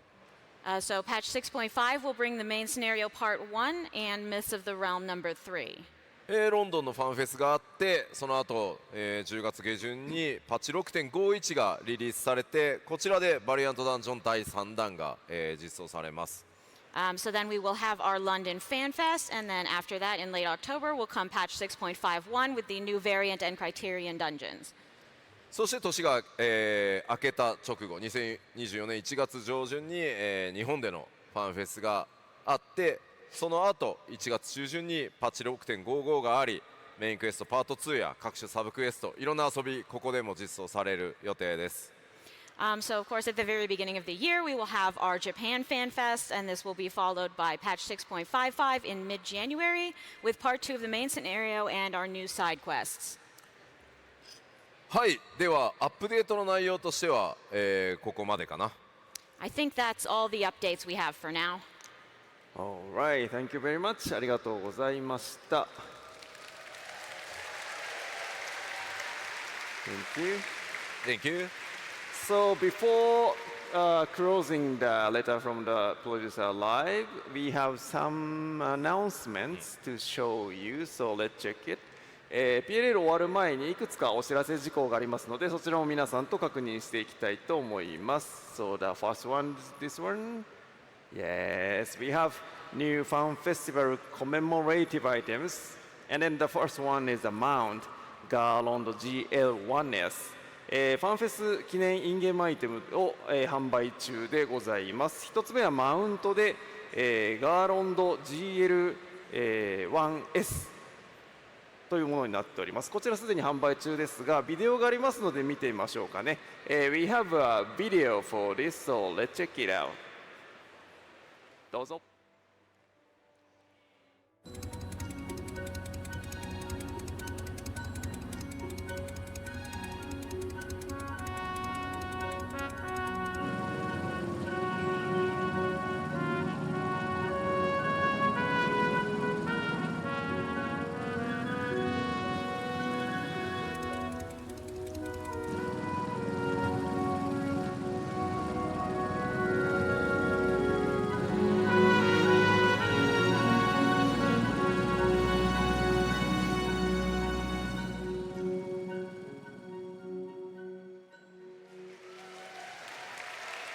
ありがとうございます。 Thank you very much. So who already purchased this? あれ I see. Alright, thank you very much. こちらいいスピードが出ますんで、Yeah. 入していただいてもよろしいかと思います。It's pretty speedy, so I think you should get it. あとちょっとこれ開発中の秘話があって、I've got a bit of a story about the development here. バイクはバイクでもタンデムいわゆるもう一個その、はい、サイドシートがついてるバイクが欲しいって結構お声があったんで、まあそれを作ろうって話になってスタートしたんですけど。So, you know, we have a motorcycle, but we had a lot of requests for a motorcycle with a tandem seat, which is why we decided to make this. 一人で乗ってる時ちょっと寂しいよね。じゃあガーロンドだし、そのアルファ君に乗ってもらおうかっていうので、まずこうなったんですけど。But we thought it'd be kind of like sad if you were using it by yourself and you just had this empty seat, so we decided to add Alpha in there. 今度は乗せてみたらあまりにも可愛くて、これ誰か友達が乗った時にアルファ君が消えて、その友達が乗るってなった時にアルファ君いなくなるぐらいだったら誰も乗せないっていうこう気持ちになっちゃうんじゃないかっていうことで、さっき見ていただいたようにもう一人乗ろうとしたらアルファ君は席を譲らずスペアタイヤの上に乗せられるっていう。But actually, when we tried putting this together, what we noticed is that if you have Alpha disappear when another person gets on the bike, then you're like, man, but I want Alpha. And then you don't want to invite anyone else to ride with you because then Alpha goes the way. And that was terrible. So now we've ended up with this situation, as you see, where it's a two-seater, but the other person is just going to have to ride on the spare tire in the back. まあいろいろなこだわり詰まってるバイクですので、今ねちょうど特別セール中なのでぜひご検討ください。So, you know, we've clearly put a lot of thought and love into this one. So, you know, think about it.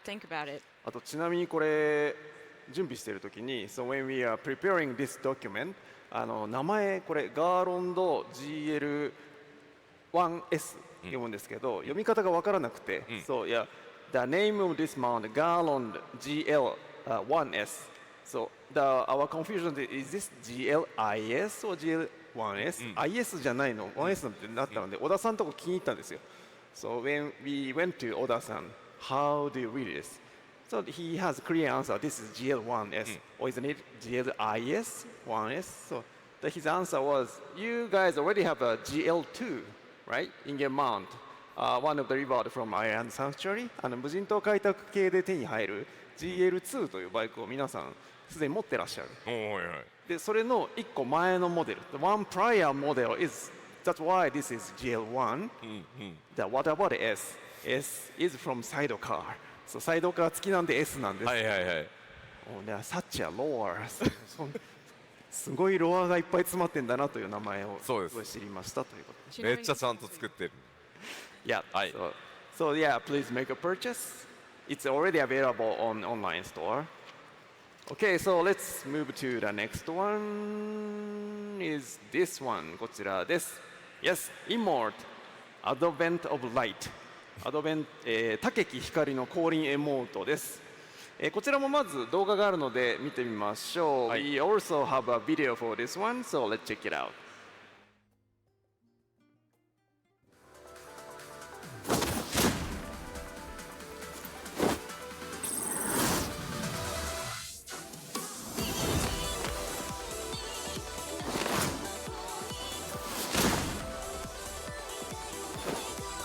この妹を呪いから買っちゃった。Thank you very much. これはですね、ぜひレイドパーティーとか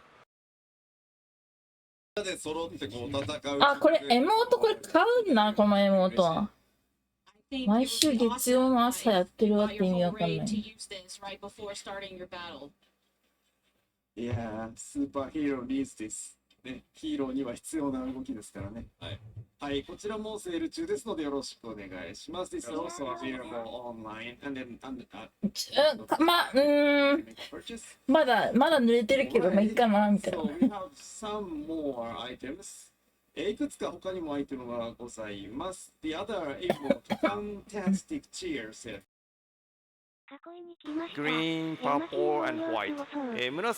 緑、紫、白の新しい1000円のセットのエモートになっております。いいですよね。うん。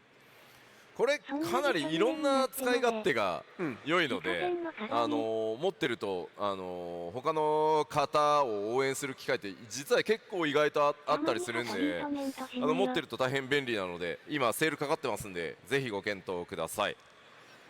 There's a lot of uses for this. You can cheer other folks on. We did get a lot of requests for this, so I think it would be a useful item to have. And if you're considering getting it, maybe get it now while it's on sale. Okay, the next one. Orchestration sets. いや、もう山木毛量すごい、もふもふだから。We have two orchestration sets. びしょ濡れになってまで私は見てます。well as Pulse Orchestration Roll Set 2、オーケストラアレンジのセットと、パルスセット2が発売されておりますので、こちらもよろしくお願いします。よろしくお願いします。These are available online too.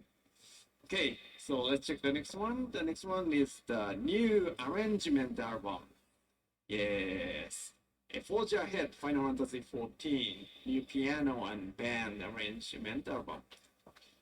はい、じゃあ昨日のまあね、ちょっと配信は流れてませんが、そう、一応髪の毛乾かさないで配信始めちゃうから。Wasn't on the stream, but for those who were here, wasn't the piano concert awesome? Did you like it? そして今日はね、プライマルズ爆音ライブがありますんで。And we have the Primals live today. まあその両方で、ピアノアレンジと、バンドアレンジ両方入ってる、サントラになってますので、ぜひですね気に入ったら、ご検討ください。今日のね、昨日今日のその音楽系のライブでね気に入ったらぜひ検討してもらえると嬉しいです。Yeah, so if you like those performances yesterday and today, if you enjoy those, we do have songs from both piano arrangements by Keiko and songs by the Primals on this very album. So this might be for you in that case. Okay, so the next item here. Oh, wow. So this is, we are taking pre-orders for FF14 themed high-end turntable. 14デザインのハイエンドターンテーブルの予約を受け付けております。相当素見がかってたんで。Soken, of course, was very. そう、なんかベースのモデルもめっちゃやっぱハイエンドらしいので、でなんかプロが使ってもらうぐらいのものにしたいから、あんまり妥協した中途半端なものは出したくないっていう話で、非常に高性能なゆえお高くなっております。So Soken really didn't want to put out something that was sort of cheap. So the base model is actually quite high end, like the kind of thing pros would use, and it is priced accordingly. And then for the attendees at the Las Vegas Fan Festival, we have an actual model at the Razahan area, displayed at the Razahan area. So if you are interested, I mean, please check it. I mean, one is there. 会場限定ではあるんですけども、この実物サンプルが、会場のラザハンエリアに置いてありますので、もし興味のある方はですね、ぜひ見ていっていただければと思います。はい。So let's move to the next one. おしゃれすぎてうちにわかる。Final Fantasy XIV High Precision Art Pre-orders are now open for North America ということで、Final Fantasy XIV 複製原画シリーズ、こちら日本ではすでに販売されているんですが、北米でも予約受付開始となりました。So there are, in total, there are 25 items in total. So yeah, it's very nice, well made. すごいですよね。一つ一つちゃんと14チームで監修して、額装付きでお家に飾っていただいても恥ずかしくないっていうレベルのものにちゃんと仕上げておりますので、今までは国内限定、日本国内限定でしか買えなかったんですが、ようやく販売という形で、北米でも購入できるようになりましたので、ぜひ予約の方ご検討ください。So I want to mention that もう一回見たよ。 these images has been thoroughly checked by the development team, and we have made sure that they are not something you would be embarrassed to hang on your wall. So definitely take a look at them because they were only originally available in Japan before, but now they are also available to you by pre-order, so you can go and take a look. Yeah, these are also displayed at the Razahan area, so if you take a look, please consider your purchase. こちらもラザハンエリアに展示しておりますので、ぜひともご検討ください。Alright, so the final one, next one, please. Yes. Yeah, this is, as you know, this is the 10th anniversary year for Final Fantasy XIV, and we already had lots of things, but we are going to have more, so please look forward to it. 10周年イヤーということで、これまでいろんなものを用意してきておりますが、これからもいろんなものが出てきますので、どうぞ引き続きご期待いただければと思います。はい。よろしくお願いします。コミュニティの皆さん参加型っていうものも、企画始まったりしていきますので、ぜひぜひこちらのサイトにアクセスしてですね、どんどん随時更新されてますので、ご確認いただけると嬉しいです。Yeah, we will be continually updating this, and we do have a lot of things that involve the community as well going on here, so please check it out. Alright, so this is a wrap of letter from the producer live number 78. So, Yoshida-san, can you make a final comment to everyone? これ以上で、第78回 PLL は、大体こんな感じかなというところですので、吉田さんから最後に一言いただきたいと思います。はい、プロデュースされたライブっていうことで、配信ご覧いただいている方も多いんじゃないかなと思うんですが、今、10周年記念サイトで、ありましたように、新生レルムリボーンのリリースからちょうどもうすぐで10年になります。まずは本当にありがとうございます。So this is a PLL, すごいso I 10 think a 年 lot っ of て people are probably watching the stream as well, so this goes out to everybody. But the fact that we're making a 10th anniversary site clearly means that it's been 10 years since A Realm Reborn, and all I can really say is thank you so much.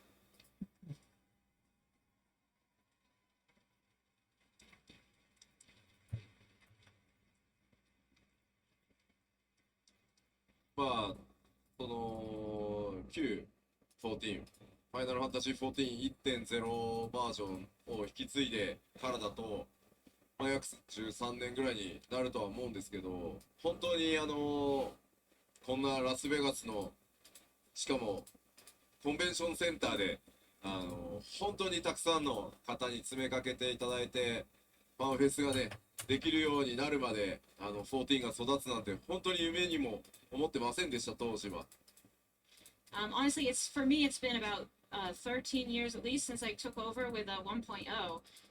But honestly, in my wildest dreams, I never could have imagined that we would be here in Las Vegas at the convention center and this big today.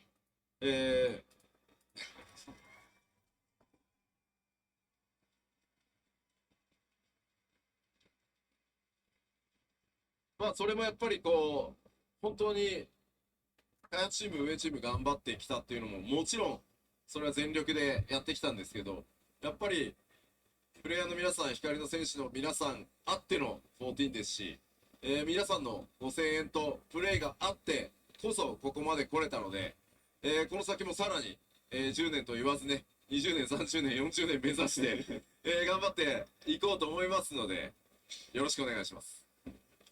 Of course, the development team and the operations team are always hard at work to make this game. It really only exists because you continue to play it. And so I really do hope you will keep playing for, we could say 10 years, but we could also say, I don't know, 20, 30, 40 years? Wow.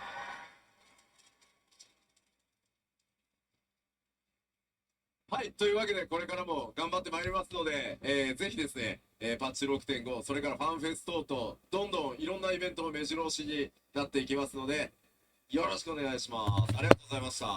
We will of course be working hard, so please enjoy the upcoming patches and FanFest. Thank you. Thank you. All right, so let's call in the end caller, Matt.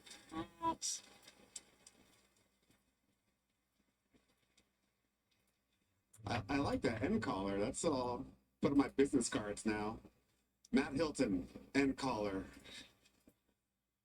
Well, let's have one more round of applause for our panelists. Thank you so much.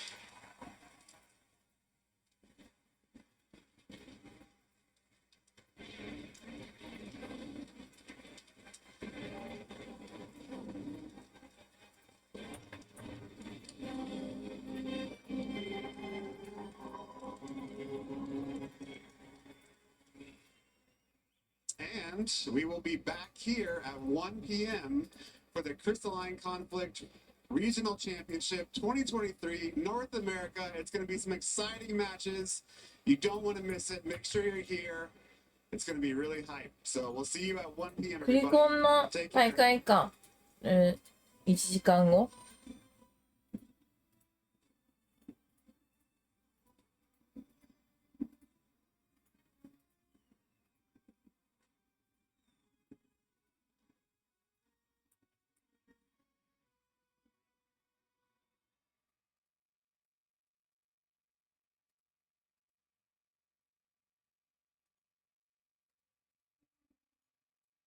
特訓戦でもやるかな。ソロでできるかな。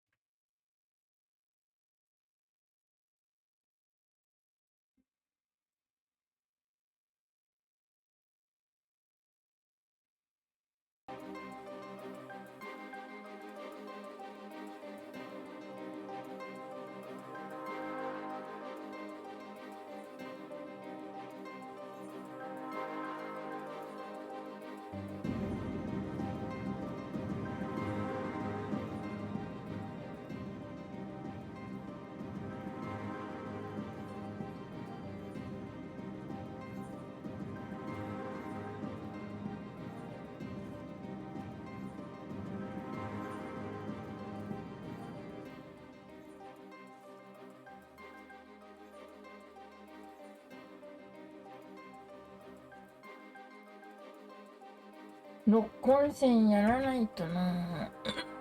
めんどくさいな。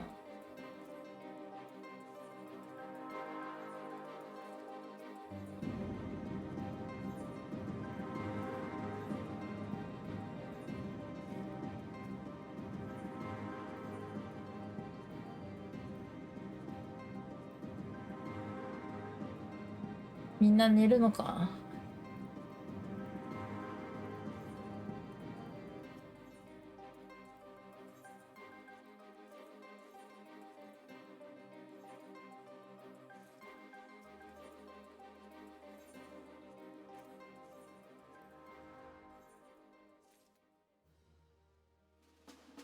どれどれどれどれどうしよう。悩むな。録音、クガネの録音線振動中。一回だけ行ってみるか。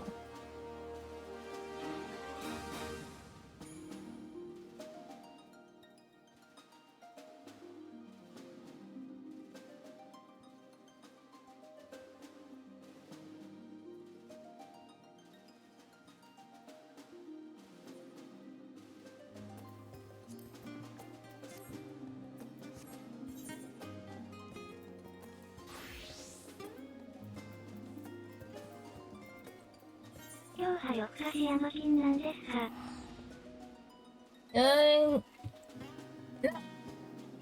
ちょっと早めに寝て起きたんだよね。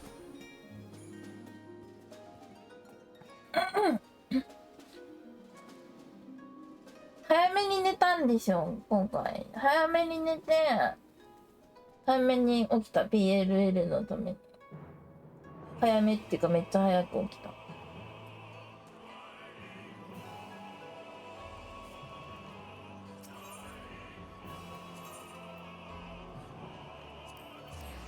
でも眠くなるかも。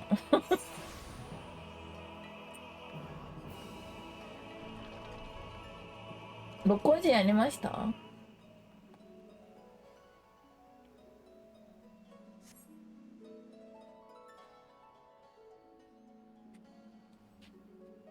やってない。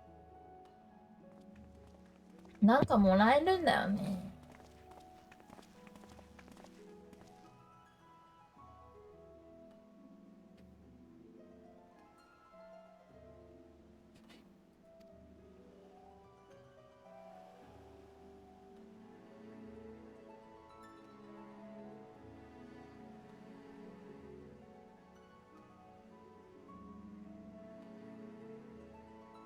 ミニオンとか傘とかだっけ？うん、多分そうだったと思う。傘のマウント？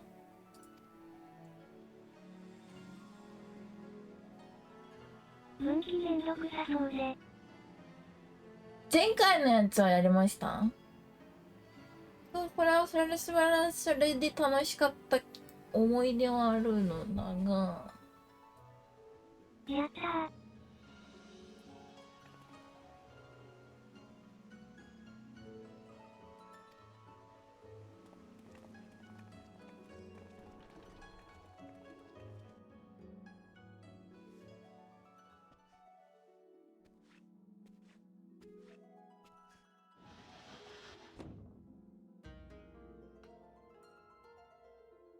うん。喉が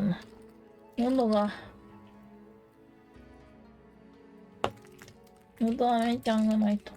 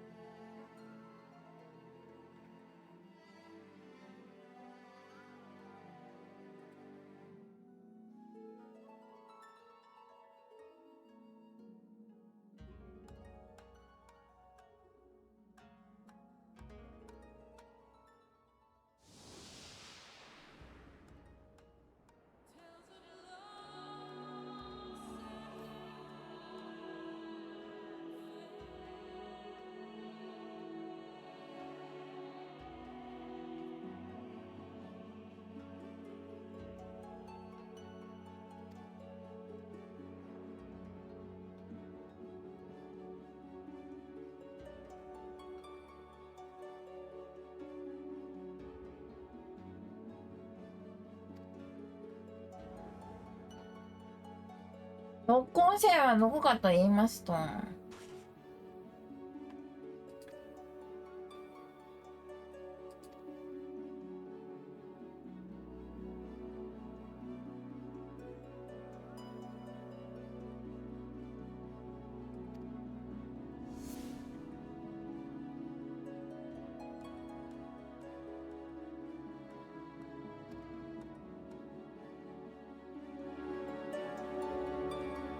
コンコン。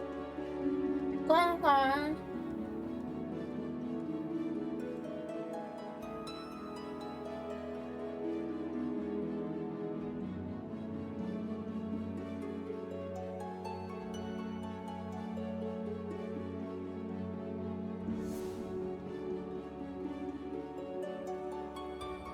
これから六根山？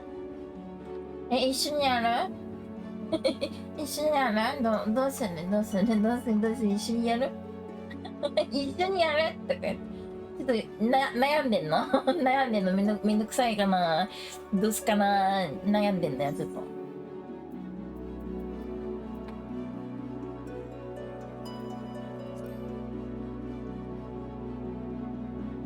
来てほしいの？来てほしいな来てほしいの来てほしいの来てほしいな。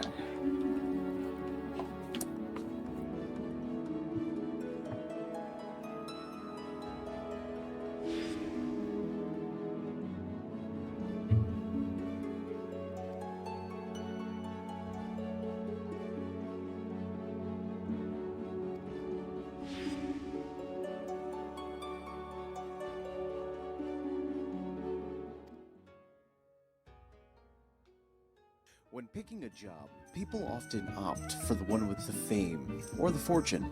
But warriors are built differently. We do it for the thrill. Roll it. The thrill of overcoming the odds. The thrill of avenging those we lost. And also some of the best job representation. Period. Take it. We fight as one. かっこいい。やっぱ戦士がいい。かっこいい。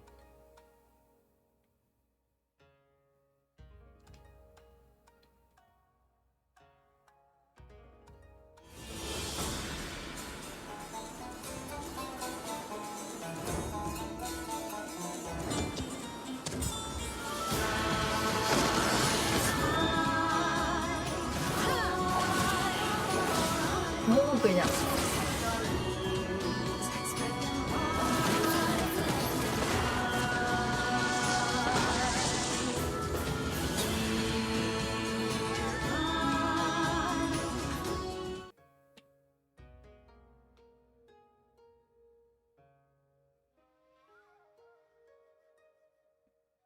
Do you like healing? Healing! Interested about the elementals? Don't invoke their wrath! Or protecting the woods itself? For the 12th one! Then you should become a conjurer. Yippee! Head on over to the Conjurers Guild and start practicing our arts. We need the guild! あ、だとしたら遊ぼうよ。あれ、一通り開けた？まだ開けてない？開けてないとかになったらそこ開けよう。Ah, blue seas, clear skies, and boundless possibilities.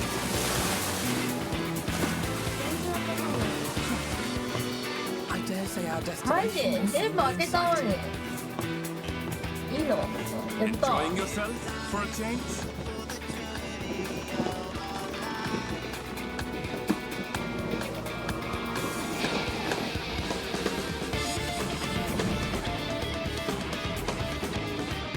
色落ちがイケオジだってね、かっこいいよ。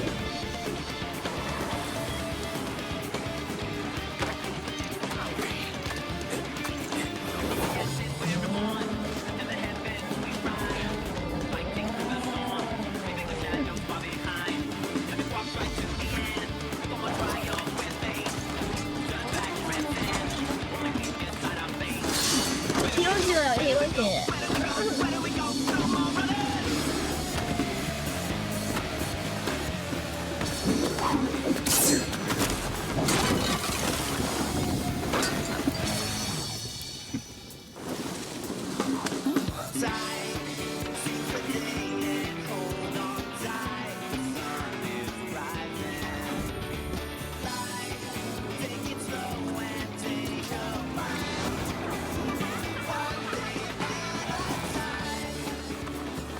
Do you have a moment to speak further?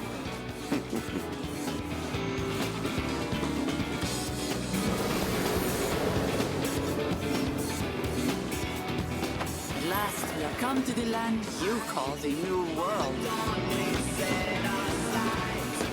すごいヒロシイケオジになってない？年取ったね、やっぱね。なんかやっぱ10周年だからかな。やっぱヒロシも年取っていくんだよっていう感じになってんのかな。それほどでも。ヒロシイケメンじゃん。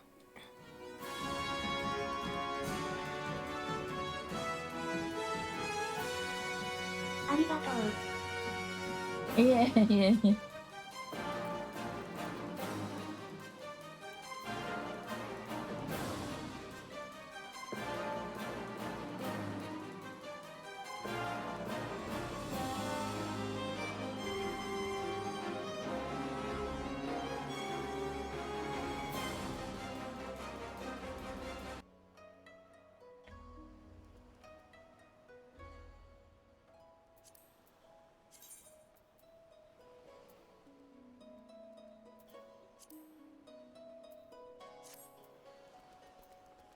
あ、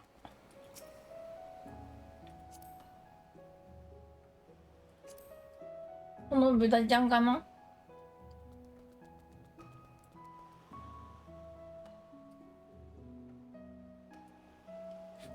頼もう。それ私。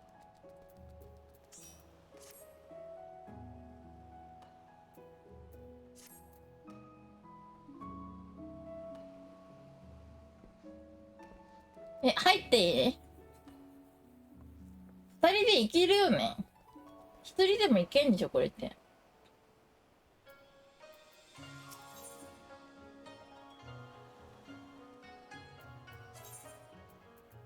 どれもって、レイズとケアル持っていけばよくない？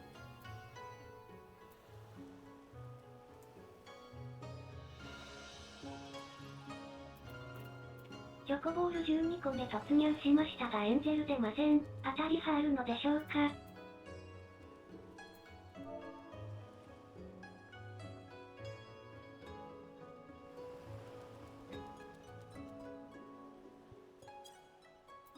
レイズとケアルで、ケアルかな？スピリットダートかな？ケアル？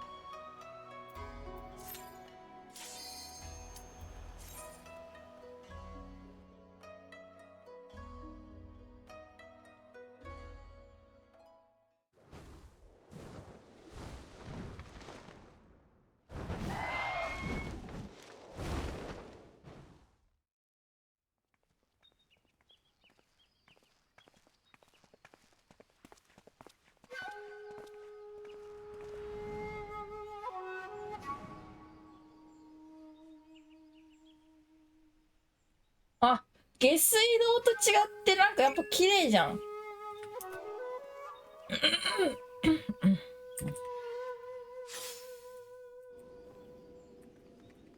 ありがとう。癒し。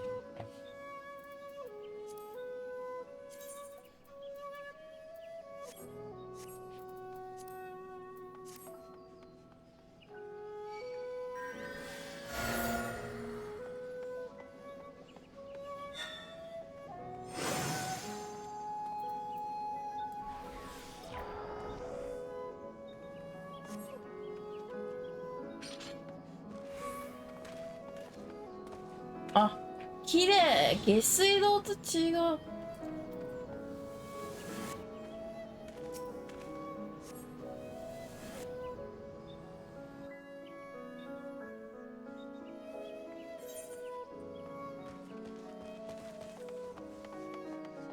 変わりないもんさ。あ、あそこは下水道。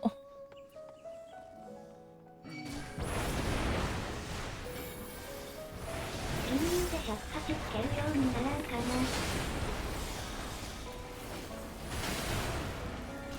な。あ、できないの？銀融シーンやったことないかわかんない。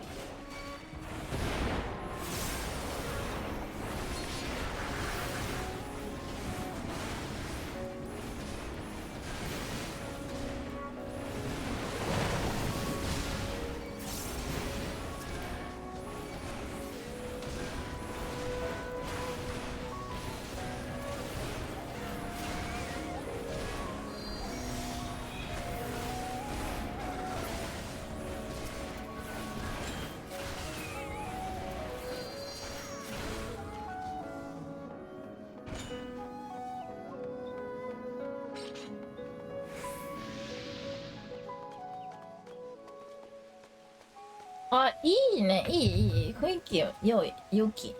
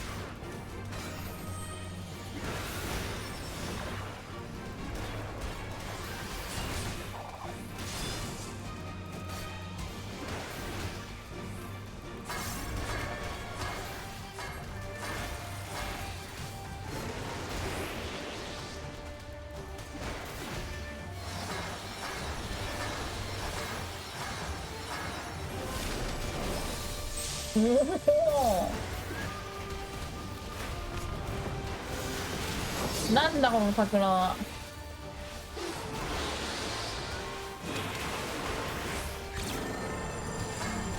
綺麗な攻撃だ。綺麗けど、なんなんだなんなんだなんなんだ。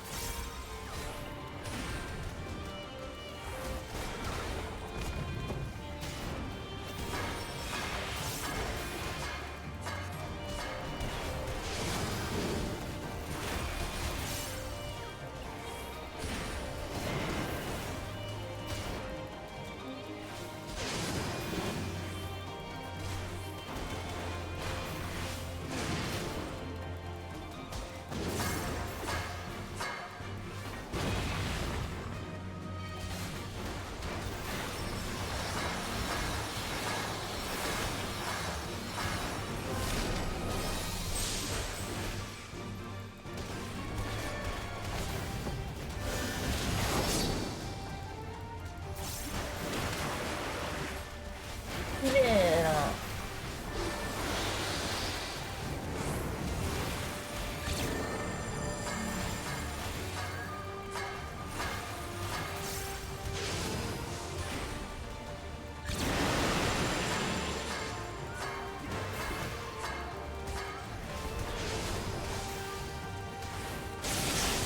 でで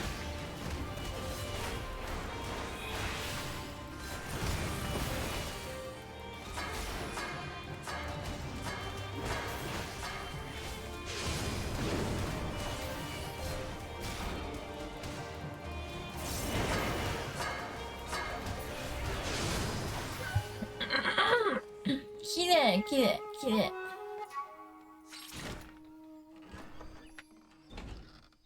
これはなんだ。井戸。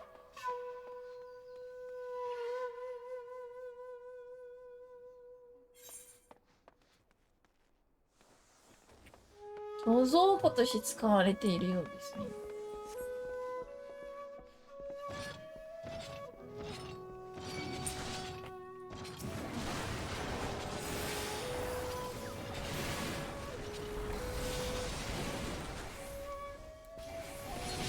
これまとめたりとかする系？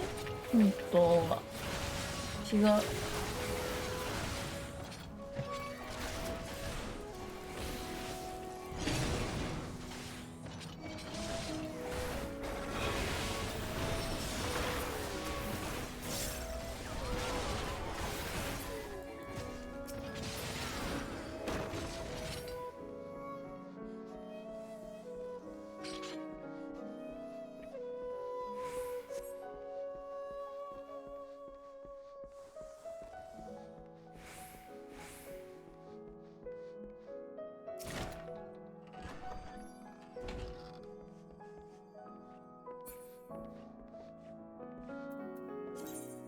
マジックプリズムが出ました。なんだ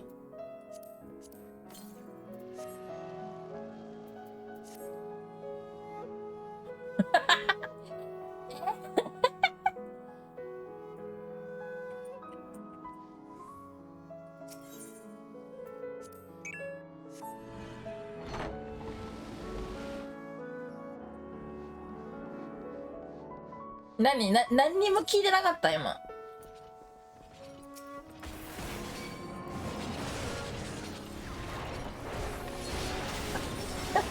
ごめん、今ね、鬼火を使うことに一生懸命になっていた赤いやつと青いやつ出ていることがよく分かってなかった。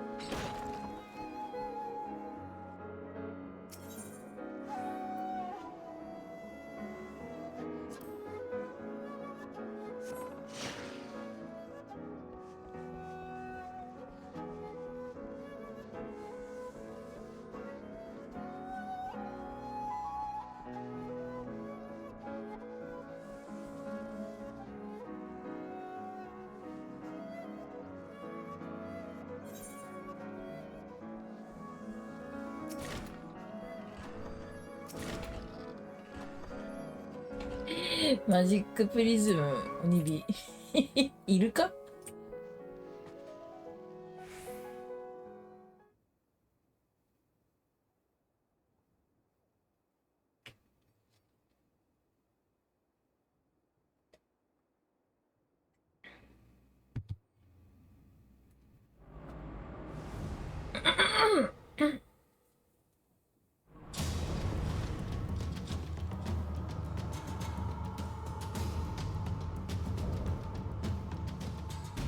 猛虎。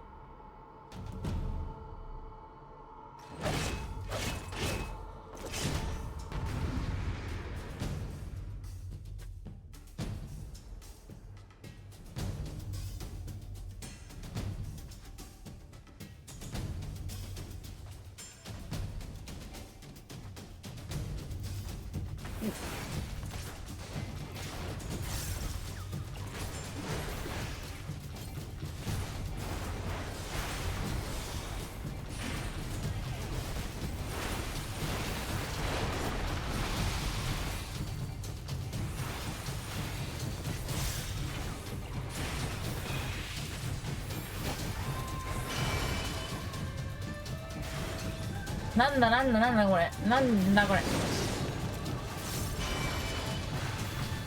なんだこれ、うわ、逆、はいはいはいはい。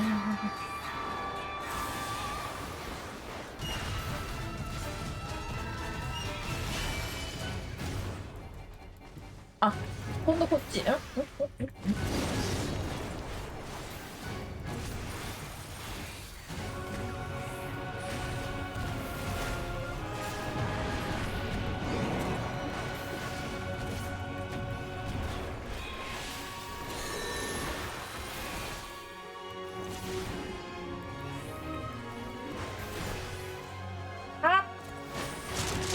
当たりました。やだ。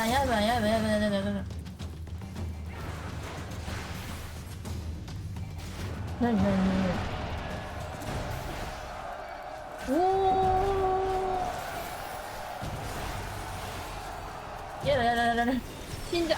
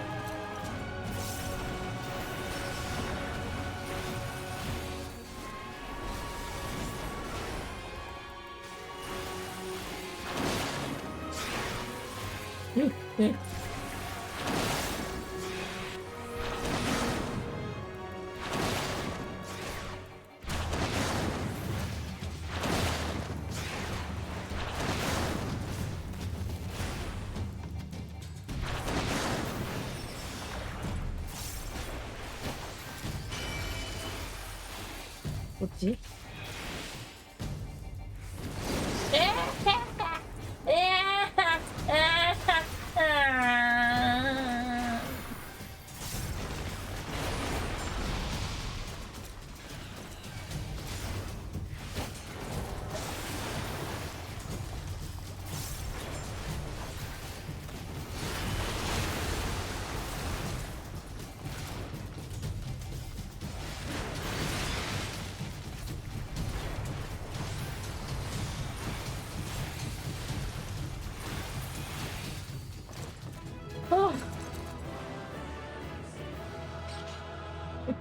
もうおかえり死ぬとこだった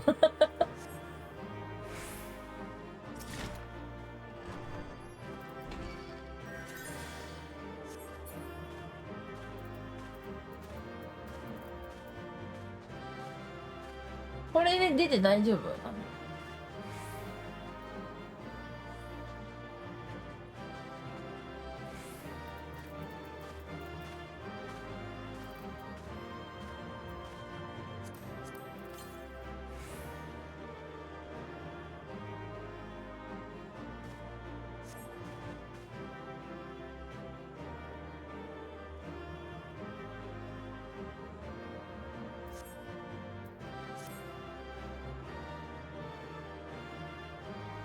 悩ましいです。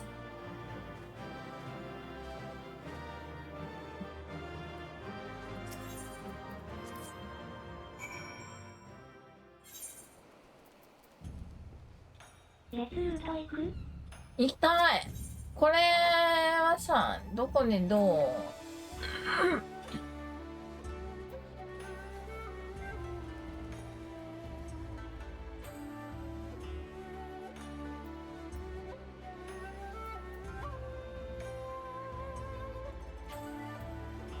これどこでどう見たらいいんだろう。あ、ちょっとこの椿さんに話しかけないといけないかも。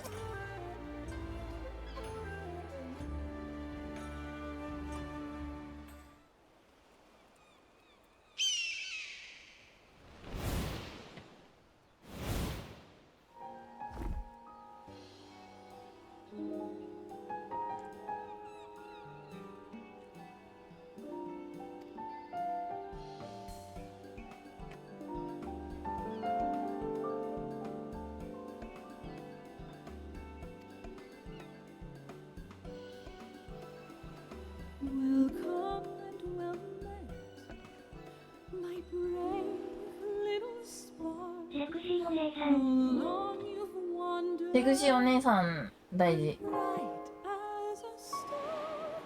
Oh, I have awaited you patiently all this time.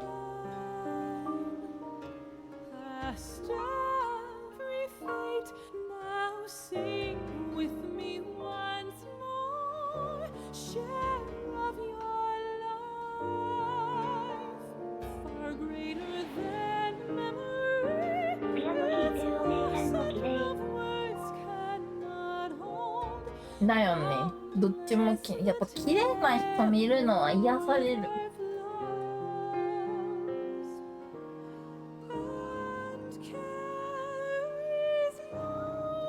山金の毛並みが一番綺麗。ちゃんと丁寧にトリートメントしてるから。 Remember the rain, near and far beloved, each drop a 僕が blessing. 山金見てると癒されます。 ありがとう。ありがとう。 Float on those waters, became one. Streams, rivers, and lakes, reaching for the horizon and far beyond. They carry やっぱりね、自己肯定感をね、ガンガン上げていかないとね、生きていけないよ。大丈夫。自己肯定感上げていこう。 I sat in the sun by storms wake till welcome お目目がクリッとして可愛いね。 to see.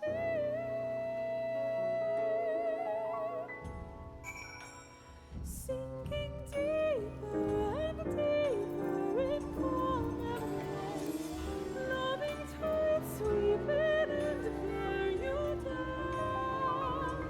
Should you meet us on rising surface, 鼻ピアス派ちょっ with と。 your beating heart, push them 鼻毛かと思ったら鼻ピだったっていう前回も。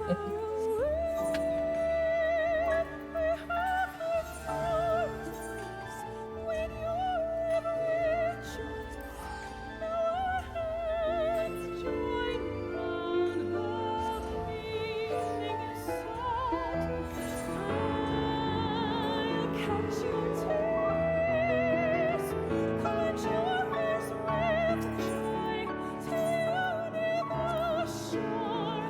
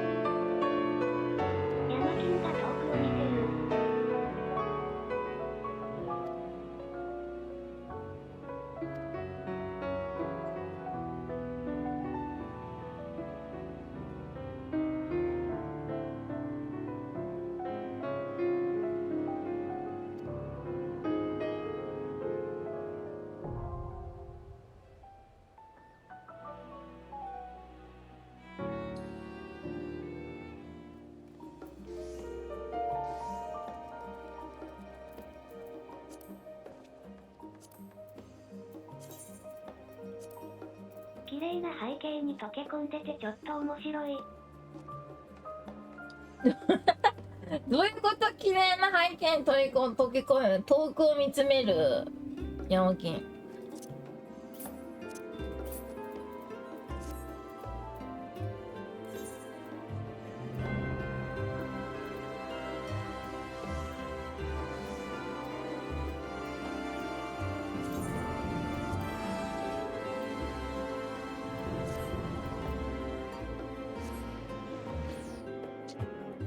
六根線のさ、本ってどこでどこで読むんだ？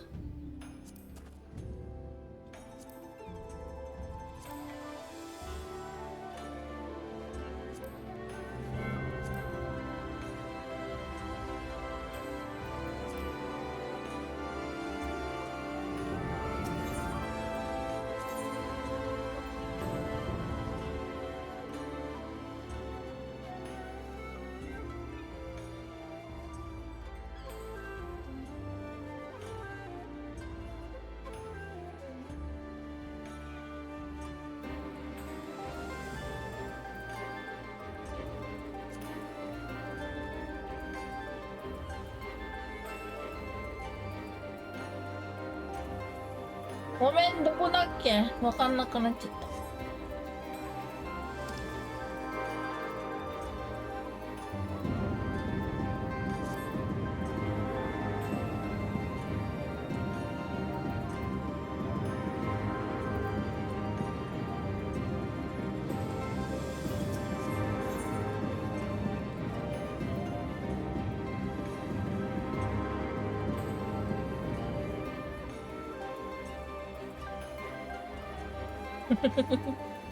ねえ、どこにいる？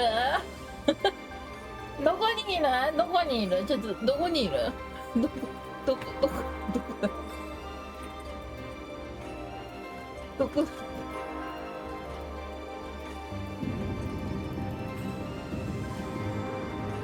あ、ここだ、ここだ、ここにいる、ここにいる、ここにいる。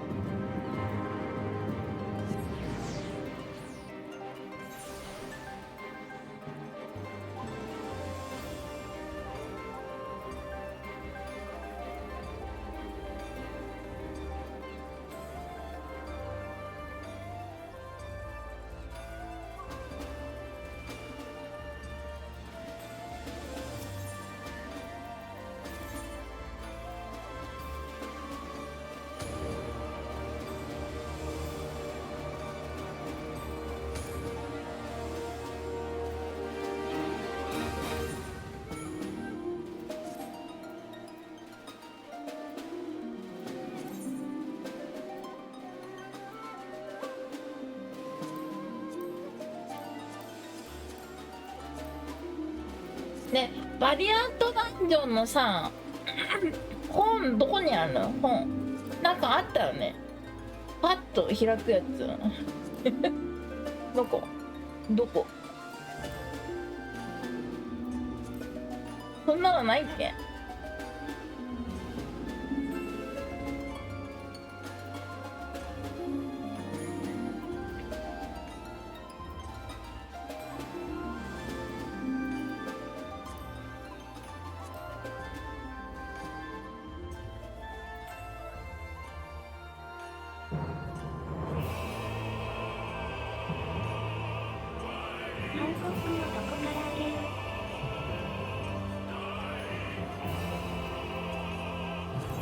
これだけ？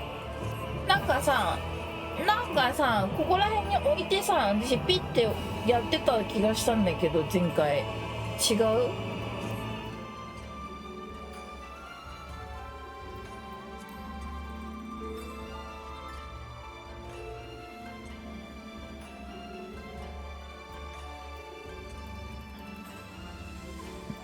それしかないと思うよ。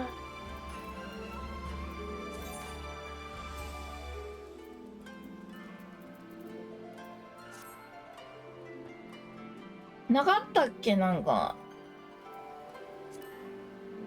どっかこれを見るやつなかったっけ？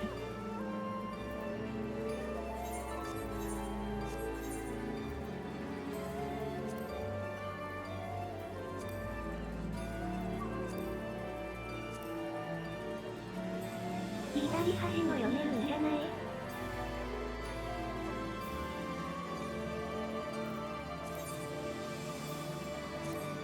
これ？いや、これは読めるけど、なんかこれ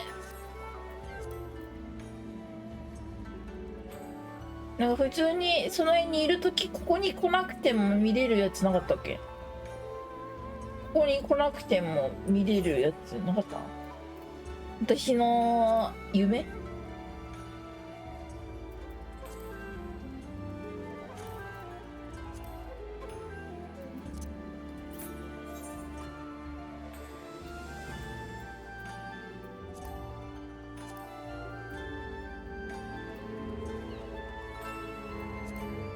コンテンツ情報から特殊ダンジョン。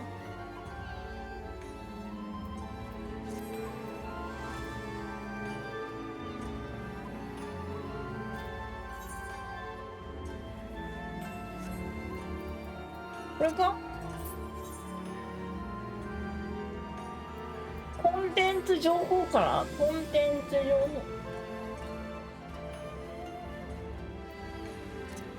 これか？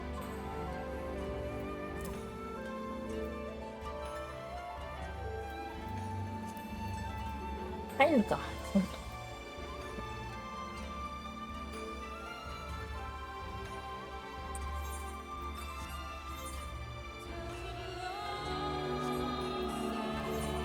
これだ。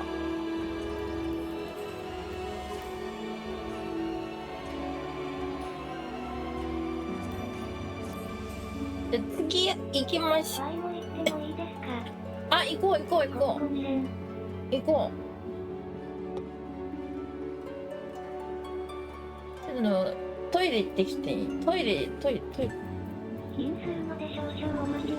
はいよ。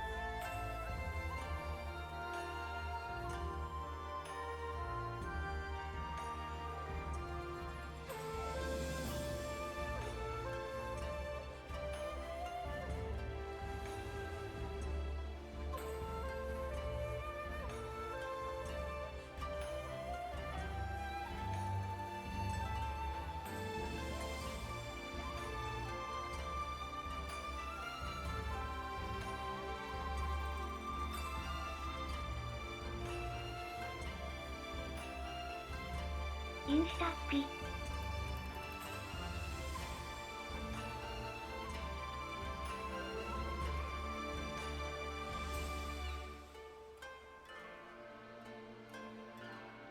ただいま。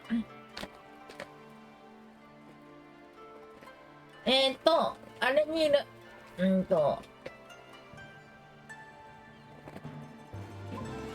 ペンリルにおります。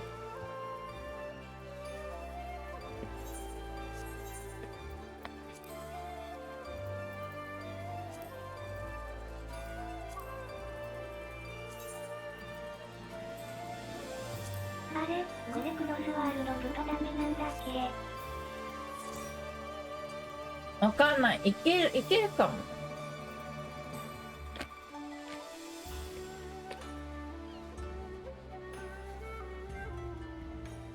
下飯で楽園。うん。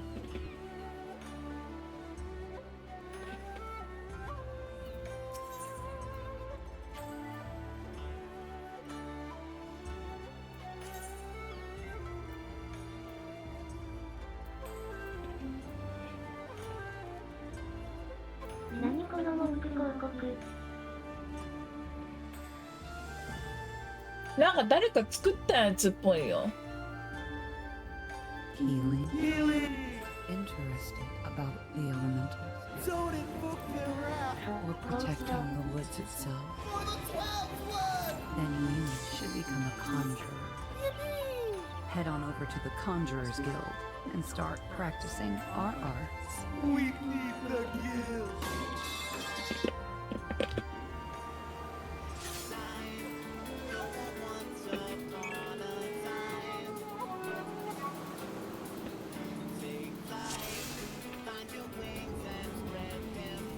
どっか空いてないとこある？ Blue seas, clear skies, and boundless possibilities.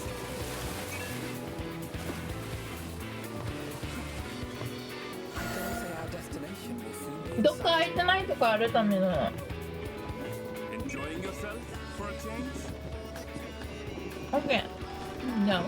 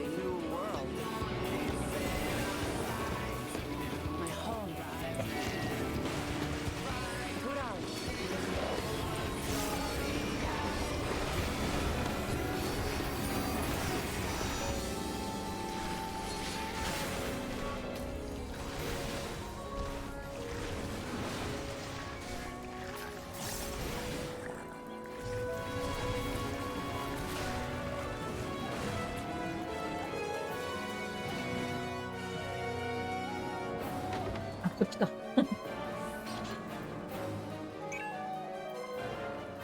死んでるのよ。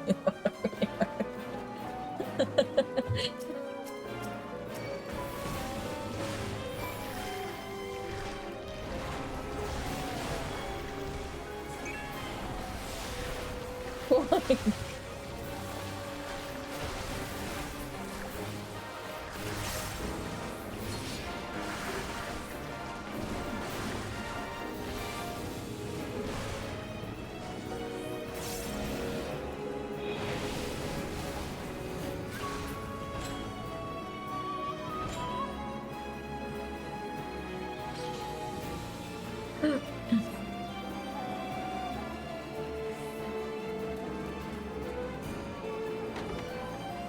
綺麗な六本部屋は。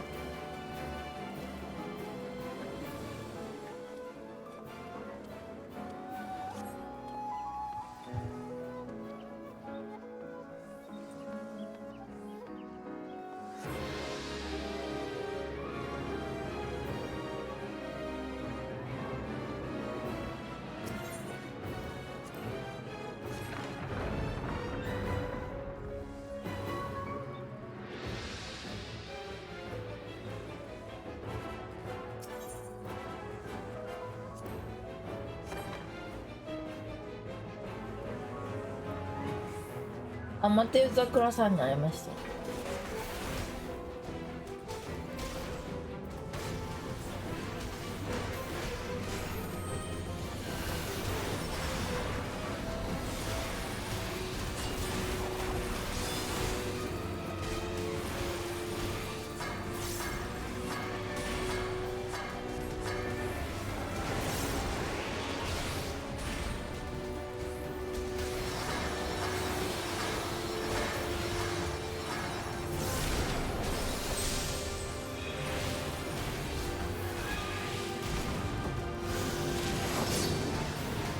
あら素敵。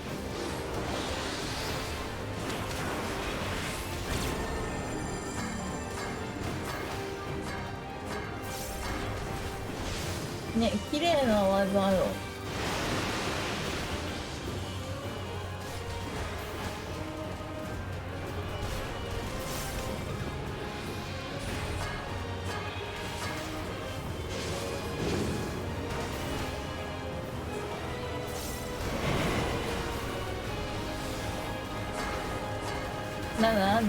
何を教育するんじゃん。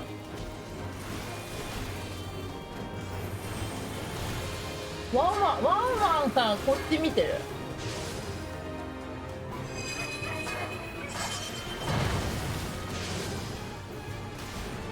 もふもふの実はってもふもふの実はってかわいい。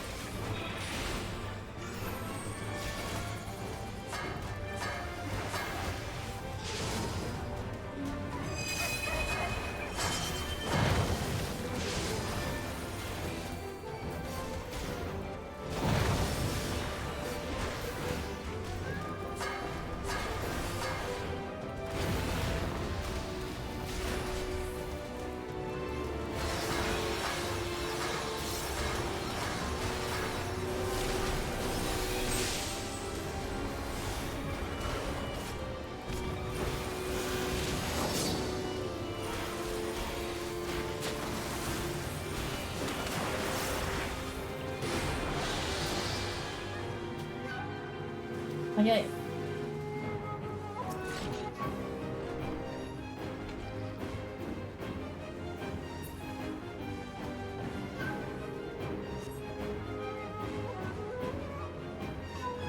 なんか向こうにも道ない？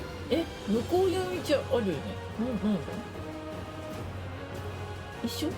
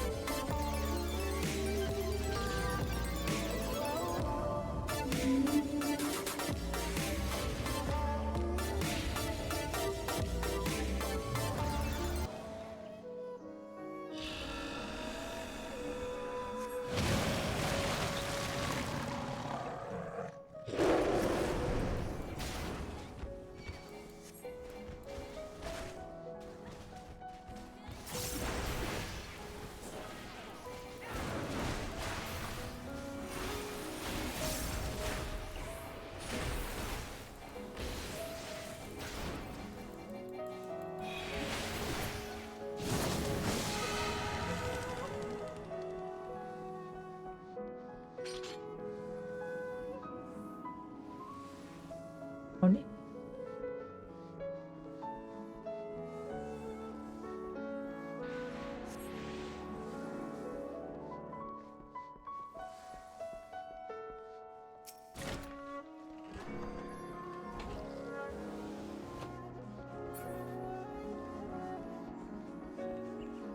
いいねー、めっちゃ綺麗だな。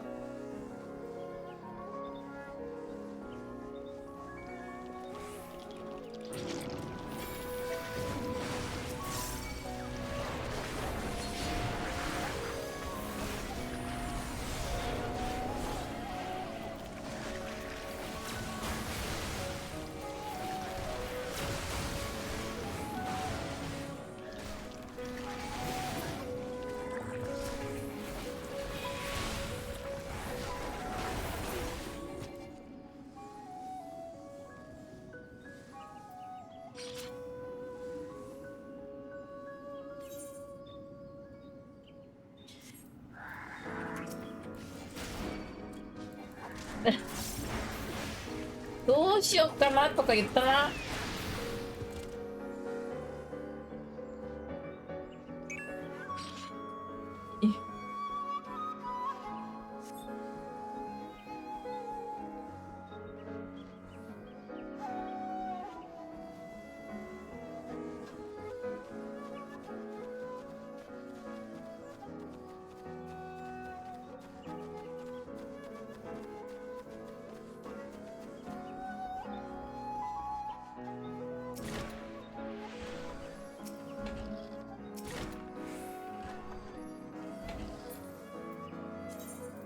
あ、狛犬。庭具もらったん。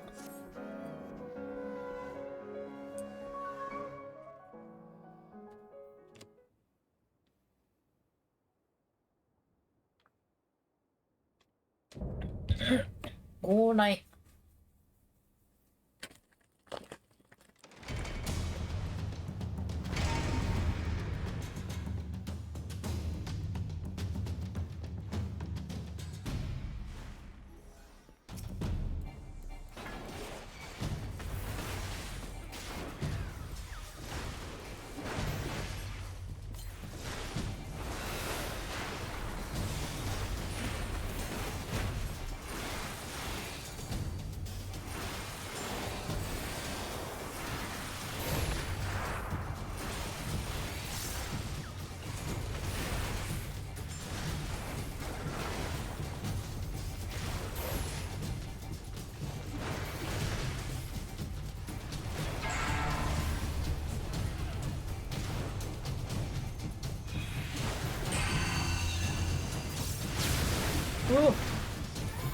騙し討ちしてきた。なあ、出てきた。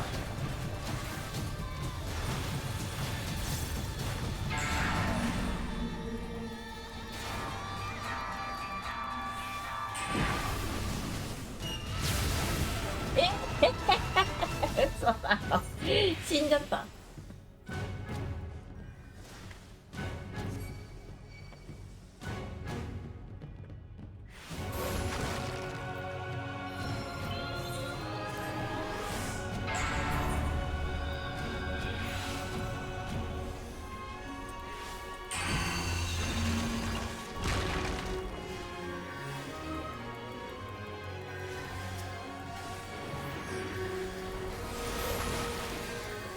すいません。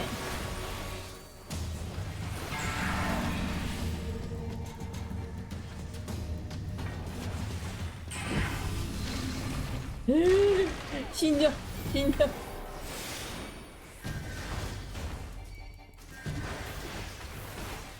ねえ、これ黙って言ってください。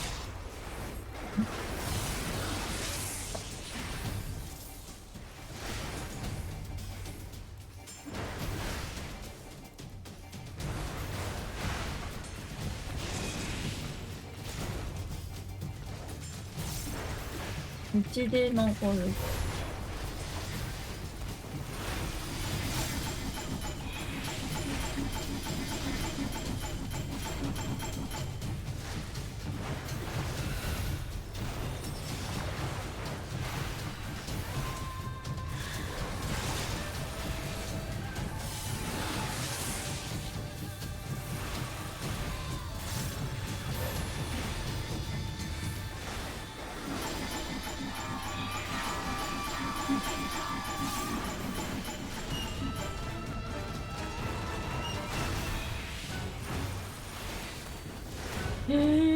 一個だけ当たろう。一個だけ当たろう。よっと出てくるかな。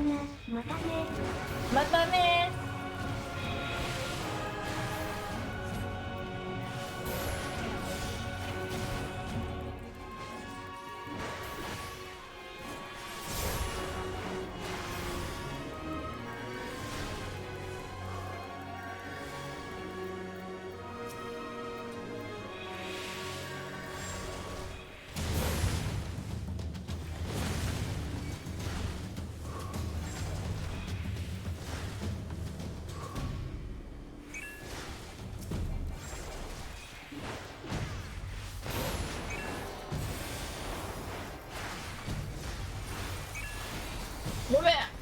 ってない。レイズ持ってない。レイズなくてもいけると思う。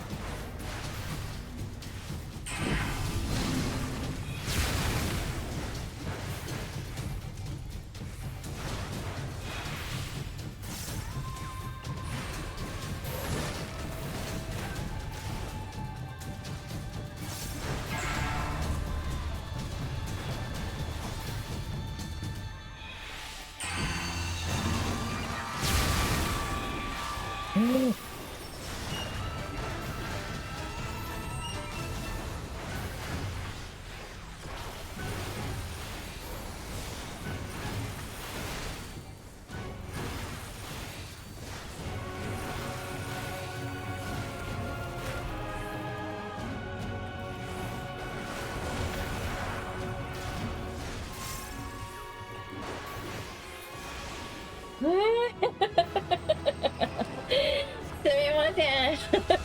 ありがとうございます。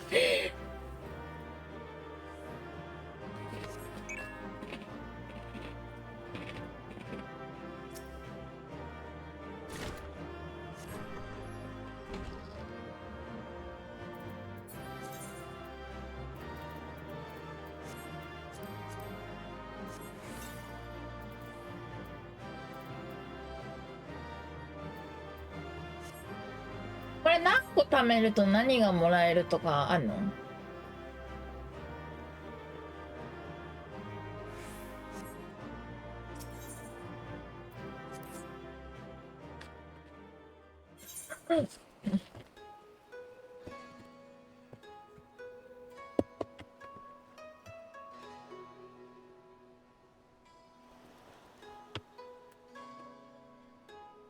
いささか凶暴な髪型とか服とかかな。そうなんだ。マジか。とりあえずいっぱいいる。あ、そうなんだ。とりあえずいっぱいいるんだ。いや、もう1回、2回、3回、そんなもんじゃ足りないんだ。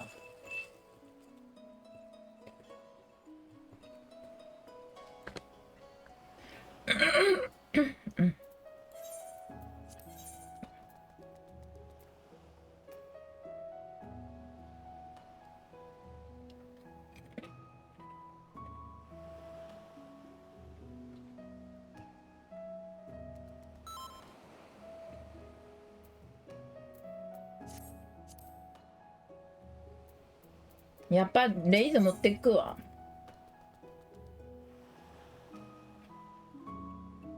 スピリットダート結構いいと思ったんだけど。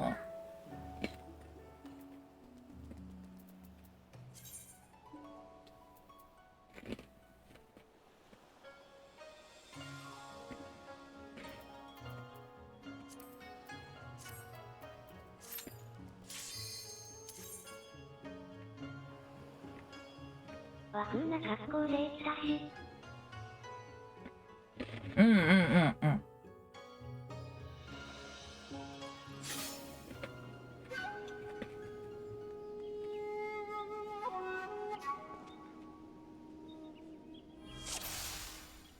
韓国が行ったところについていこう。韓国が行ったところについていくと、なんか増えるんだよね。なんかお土産増えるんだよね。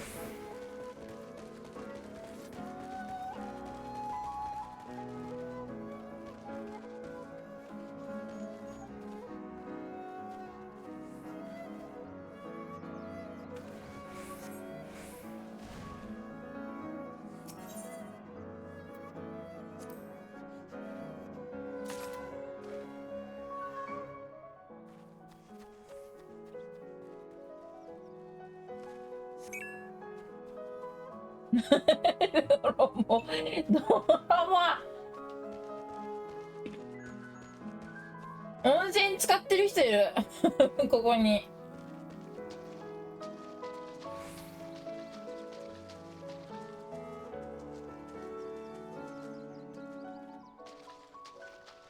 すごい綺麗。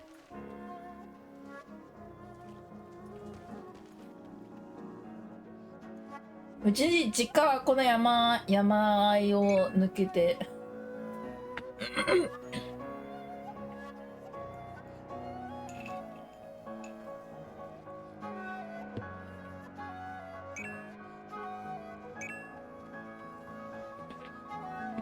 うん。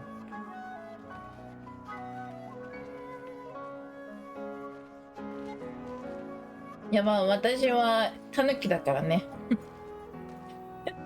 こういう山で生まれたんだわ。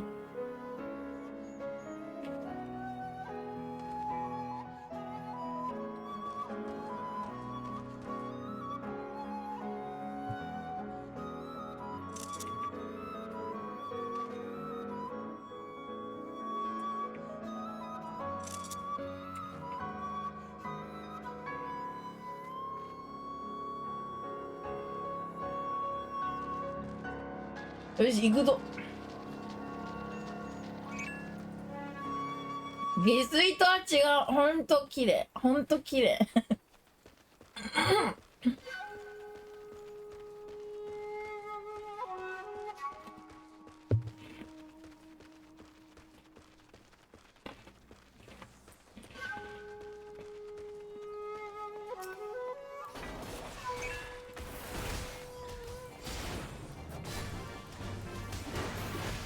酒飲みたい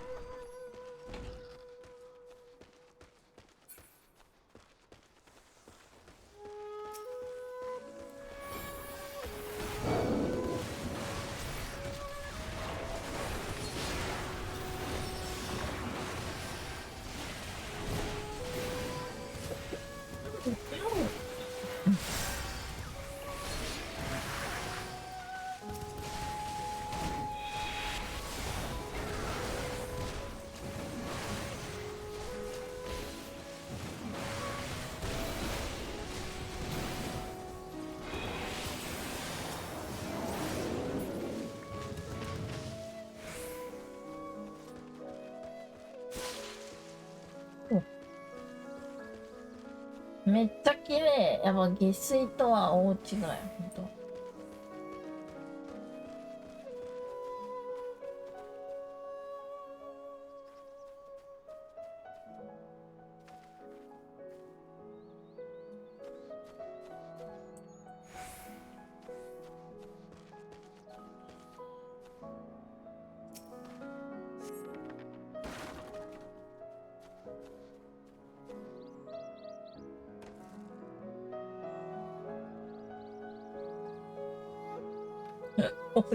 落ちちゃった。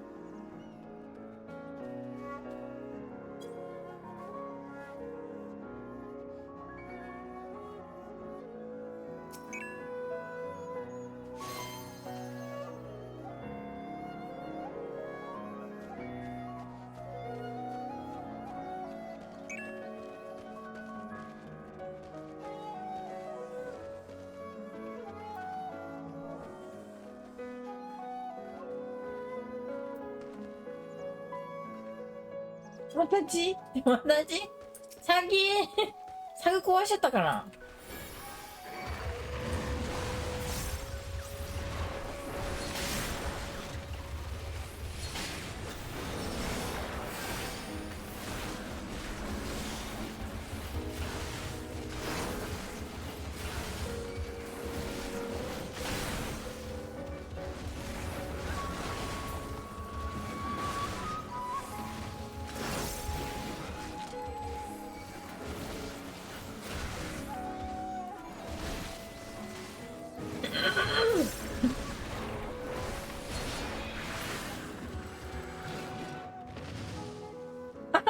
あんな遠いところ行ってさ。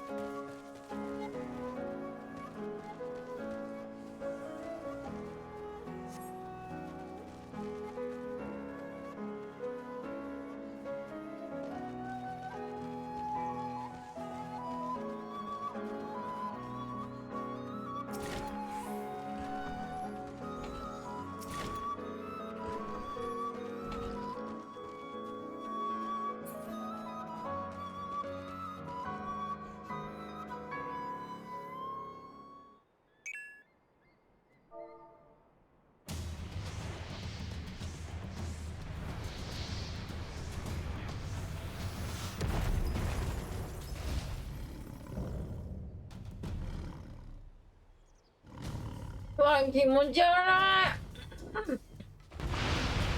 キモい、キモい、キモい。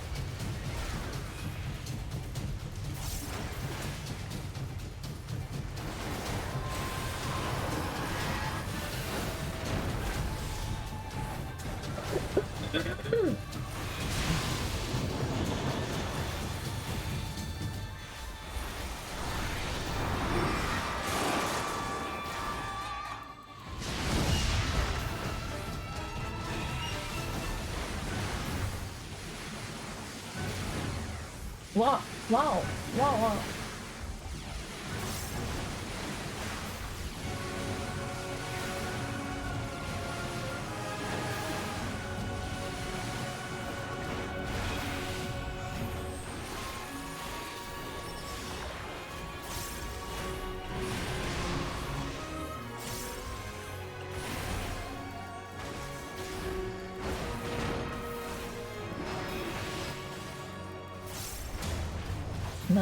なんだ絶対ここだ、絶対ここなの。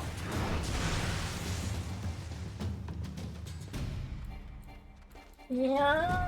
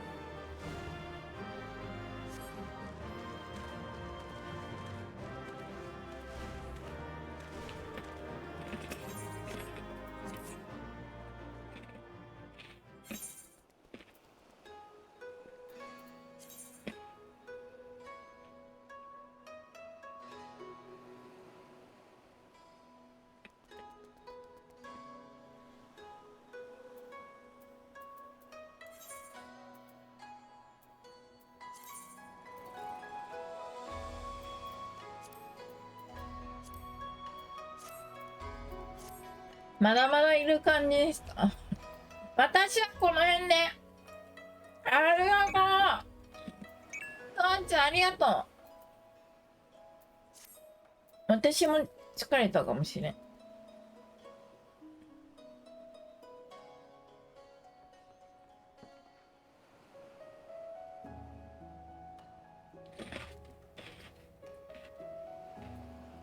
私もこの辺にしようかな。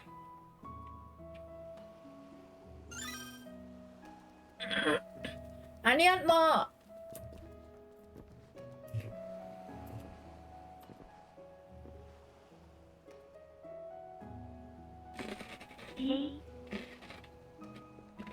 Thank you ありがとう。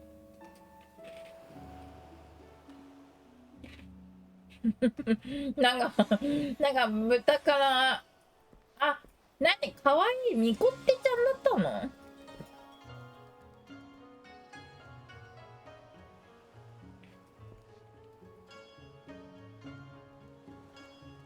かわいいピンクや。じゃあお疲れ様でした。私もちょっと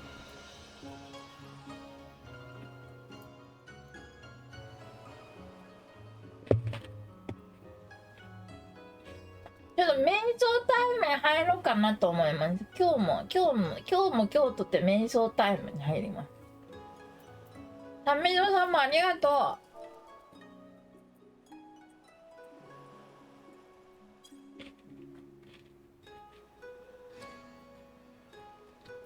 全部で12ルートあるから頑張って。マジか。12ね。打てた。お疲れ様。一旦12ルートマジ？お体を大事に。ありがとう。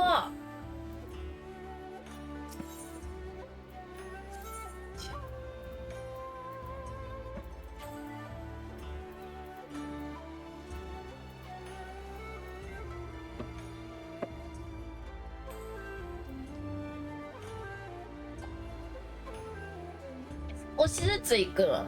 少しずつ。じゃあお疲れ様でした。私はこの辺でちょっと一回瞑想タイムに入ります。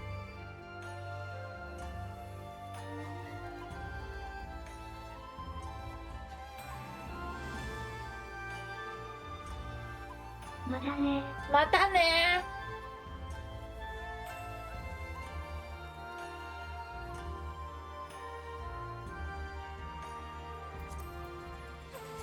Do you like healing? Healing! Interested about the elementals? Zone invoking wrath! Or protecting the woods itself? For the 12th one! Then you should become a conjurer.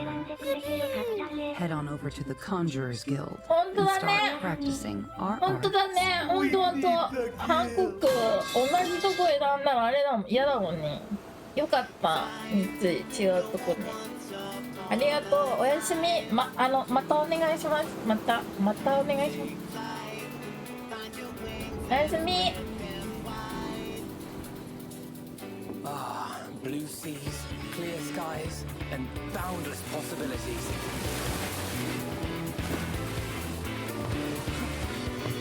I dare say our destination will soon be in sight. Enjoying yourself for a change?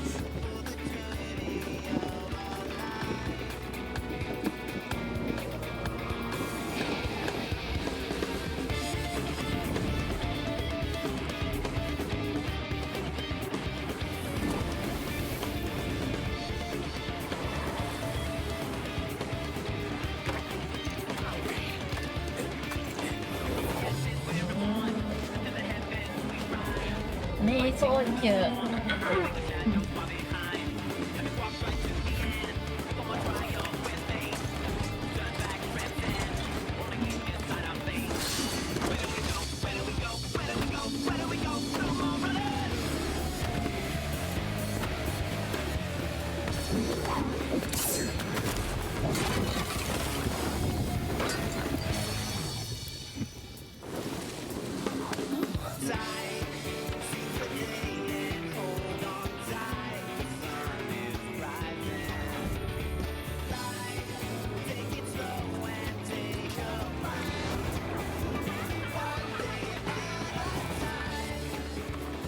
Might you have a moment to speak further?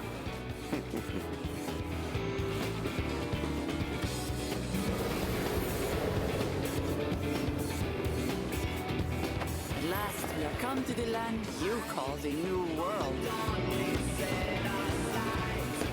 My home. Tural.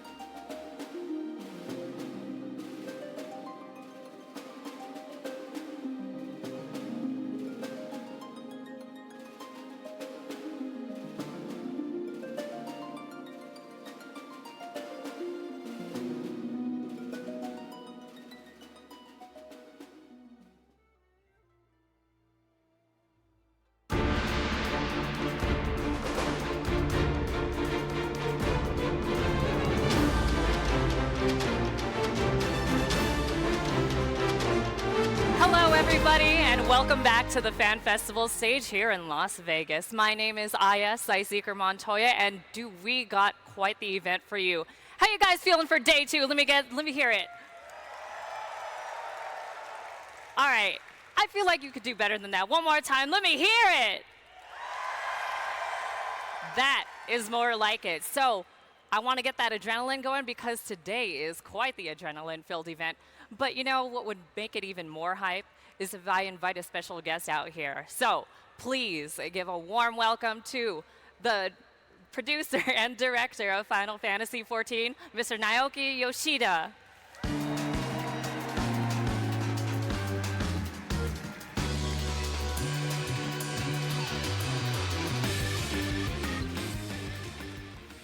thank you so much for joining us here today, Yoshida-san.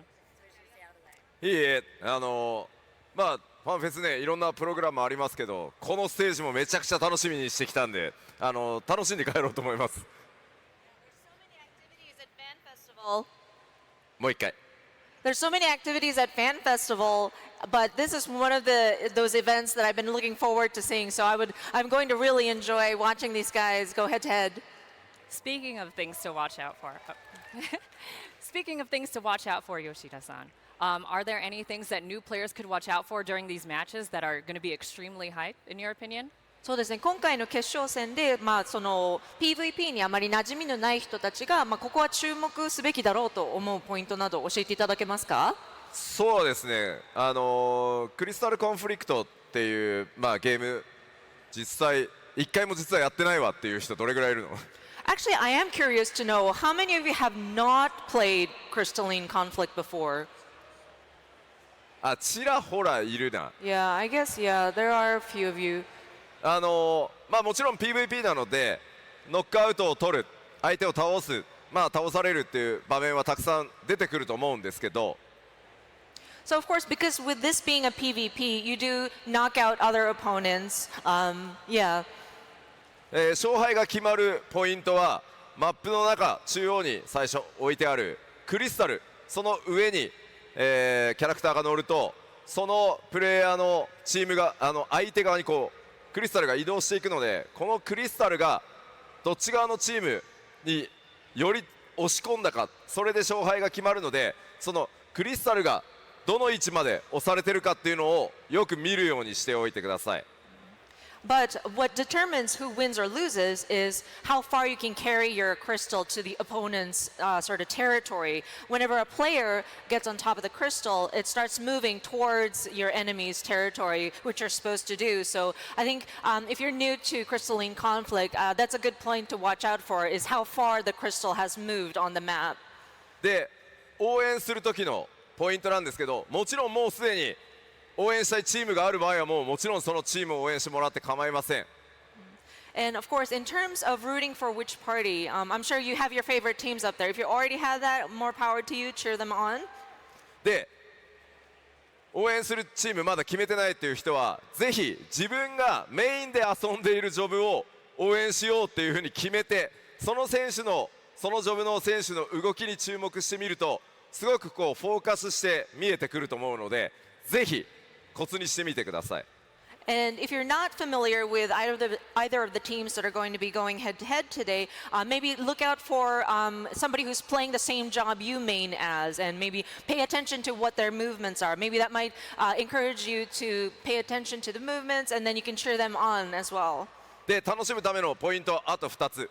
1つはバーストと呼ばれる相手チームの誰か特定のキャラクターに対して5対5で戦うんですけど、その5人もしくは4人とかでターゲットを全部集中して一気にノックダウンを取ろうとする、それをバーストって呼ぶので、どのタイミングでお互いのチームが誰にバーストを仕掛けようとしているのかで、そのバーストした瞬間のダメージのスピードなんかを見てるとより興奮できるんじゃないかなと思います。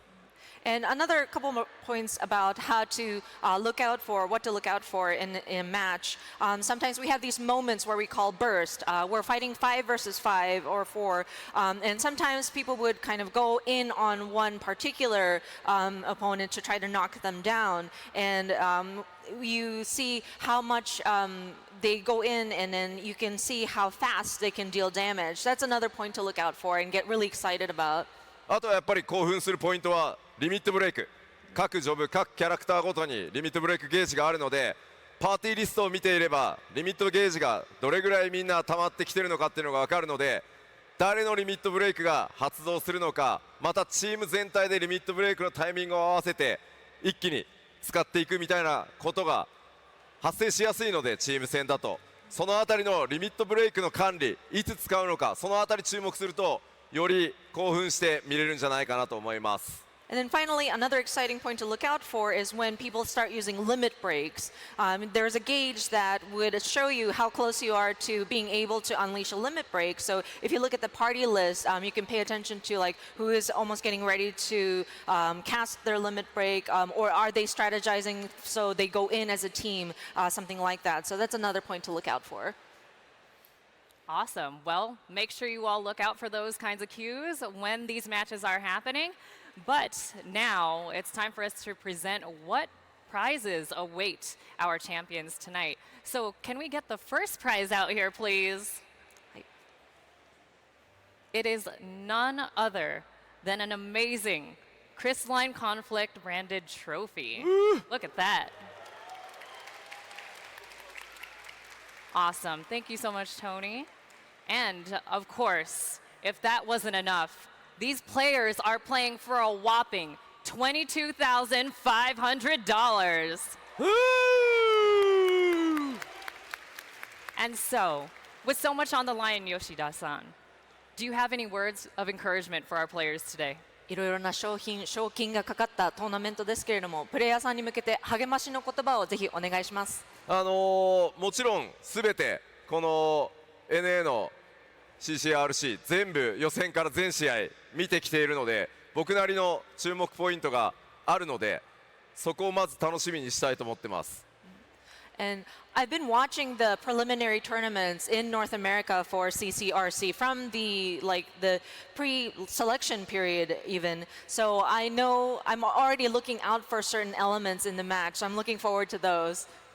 で、ファンフェスっていうタイミングがそんなにね毎年毎回あるわけじゃないので、今回久しぶりの大会という公式大会ということもあるし、特に全米チャンピオンを決めるこの大会なので、皆さんぜひリラックスして悔いのないように戦ってもらいたいなと思います。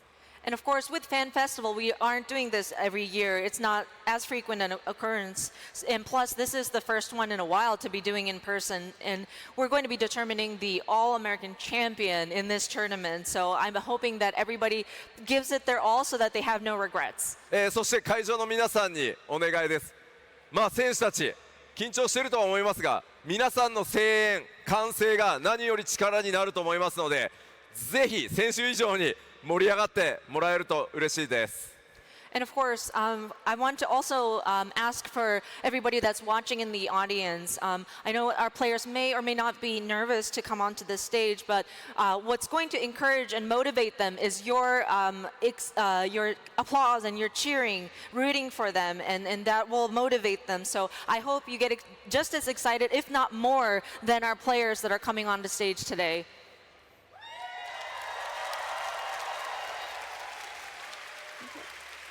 All right.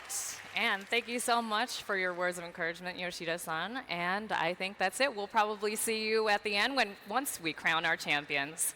Thank you so much. ありがとうございました。じゃあ最後に一つ。Oh, sorry, one more thing. すみません。僕正直大会出たいぐらいなので、ちょっとその辺で座って見てると思いますけど、試合見てるときは集中させてください。To be quite honest, I love PvP, so I wanted to actually be one of the contestants there. So as the matches are going on, I'll probably be sitting towards the front, watching as an audience member myself. So if you do see me, please let me concentrate on the matches. Sorry. じゃあ楽しみにしてます。All right, looking forward to it. Thanks, guys. All right. And so we have quite the amazing event. And this started off with 32 teams. And today we only have 4. Those teams are Verkittens, Bog Yarzin, Gnosis, and last but certainly not least, Wolfus. These 4 teams really made it through the trenches from the semifinals to the quarterfinals streamed live. And now they're here in Las Vegas to duke it out for the amazing prizes that await them this time. But before we start, we wanted to give a shout out to our sponsors today. So, big thank you so much to... All right. Thank you so much to Ooh. All right. I'm sorry about that. Thank you so much to iBuyPower for their amazing, powerful gaming PCs, Intel for providing their versatile NUCs, ViewSonic for their gaming monitors, Logitech for their mice, keyboards, and gamepads, Secret Lab for their comfy Titan Evo chairs, and last but certainly not least, Pusheen for sponsoring and blinging out our quiet room. All right, but you know, I'm actually gonna need a little bit more help up here today. So let's get our two amazing commentators out here, Brian Ricardo and Frosty.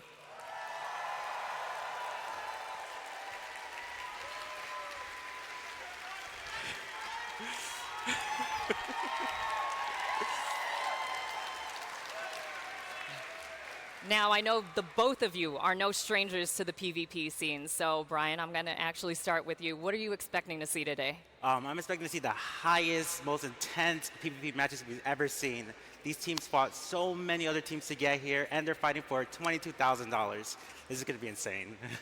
Yeah, truly. Let's give it up for Brian, everybody. All right, and now Frosty, I'm going to ask you the same question. What are you looking out for today? Well, I'm looking out for a few different things. During the semifinals, we saw some impressive comps, to say the least, from some of the players. And so I want to see what they actually do, if we're going to do an all-healer team again, or we're going to do something a little bit more Definitely. Interesting. But no, there's a lot. These two teams, I believe that are coming up first, is one of the most anticipated games for me. So I hope you guys are all looking forward to it as much as I am, at least. Awesome.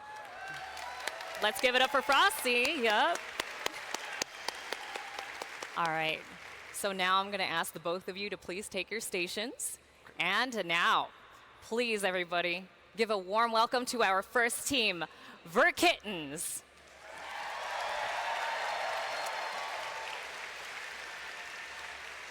And now we're going to be welcoming each one of their players one by one. And so our first member is Tiny Sosig, their leader.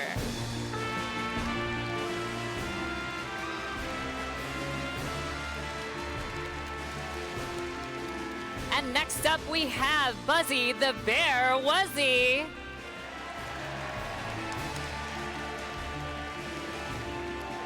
Next up we have Mountain Boop.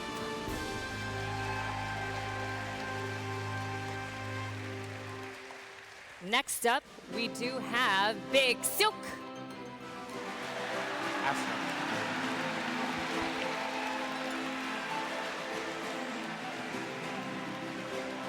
And then we have John Dark Souls.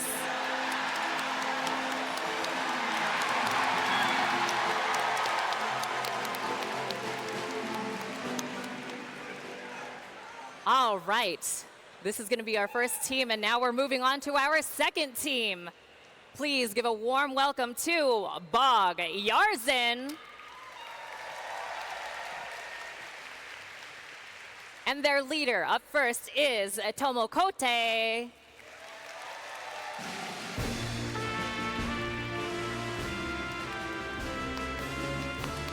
And then next up we have Emma Samai.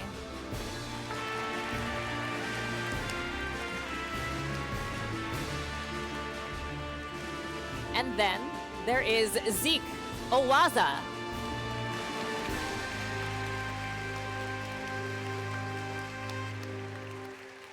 And let's give it up for Venair Sylvia.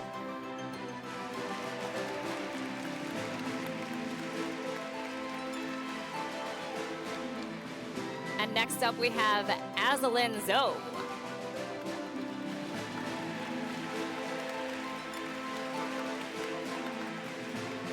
And their last member, Sir Zarek.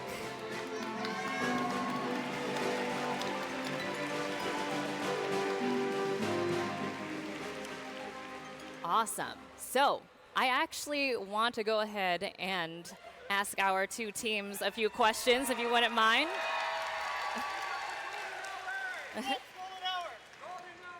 All right. So obviously you can see that both teams are extremely hyped, so I'm going to go to you. I feel like I said your name wrong. Is it supposed to be sausage? Can I do a quick, sausage? Yeah. Okay. It's actually sausage. Okay. So a lot of people confuse it, and they always are like, oh, I'm sorry. Tiny is so... No, it's fine. I'm perfectly fine with both, but people are always like, oh, Tiny is so sick. It's technically sausage, but I'm okay with both. Okay.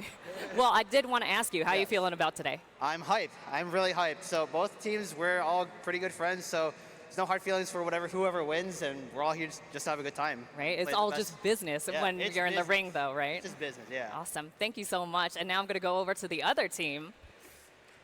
How are you feeling today? Well, you know, a level 7 Bog Yarzon is a pretty terrifying creature, so we're feeling pretty good. Awesome. Feeling pretty good. Awesome. Well, we have our two matches going, but let me go ahead and explain what's going to go down. But before I do, you all can go ahead and man your stations to get ready for this match. Awesome. All right, so let me explain how this is going to go down. There are many arenas in Crystalline Conflict, and I'm going to be choosing 4 at a time, or rather 3 at a time out of the 4. And so each one is going to be represented somehow. I'm going to be pulling out spheres, and each sphere has a different color. So the blue sphere represents Palestra. The green sphere represents Cloud9. And the red sphere represents the Volcanic Hark. And the last one, yellow, will represent Clockwork Castletown. And so with that in mind, is it okay if I get those spheres out here and then we'll get to choosing, if that's okay?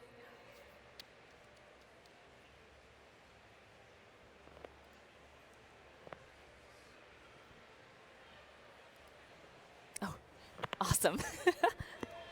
Make some noise for Zexos, everyone!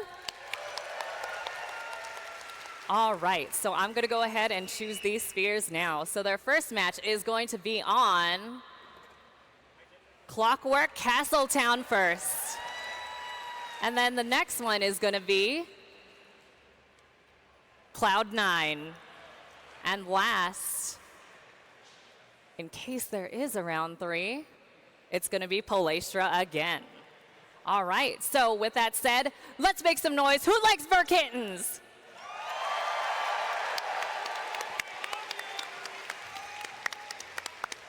And who's down with Bog Yarzon? All right, Frosty and Brian, how are we doing? All good to go? All right, so then now, take it away. All right, guys, you're all excited for today's matches? Excellent. I think we need a little bit more noise than that, though. Can you guys help a little bit? Thank you so much. Thank you so much. Well, Brian, how are you feeling today? Feeling good. Very excited for these matches. This is going to be so crazy. These teams, like I said, fought so many other teams to get here. And now here they are on stage in Vegas. What's going to happen? I don't know. Don't ask me. Yeah. No, but I do. Both of these teams are extremely strong teams. Right. Some of them have been doing PvP for a very, very long time. And I think we actually have, while going into this map, Clockwork Castletown, right? Yes. Yeah. There's a little bit of interesting mechanics Right. to that map. Do you want to go over that? Absolutely, yeah. This is the newest map that they added. Clockwork Castletown has a lot of arena events and a little mechanics that you have to deal with throughout the match. The main arena event will be a parade that spawns 2 times. You will have to dodge the robots that come in.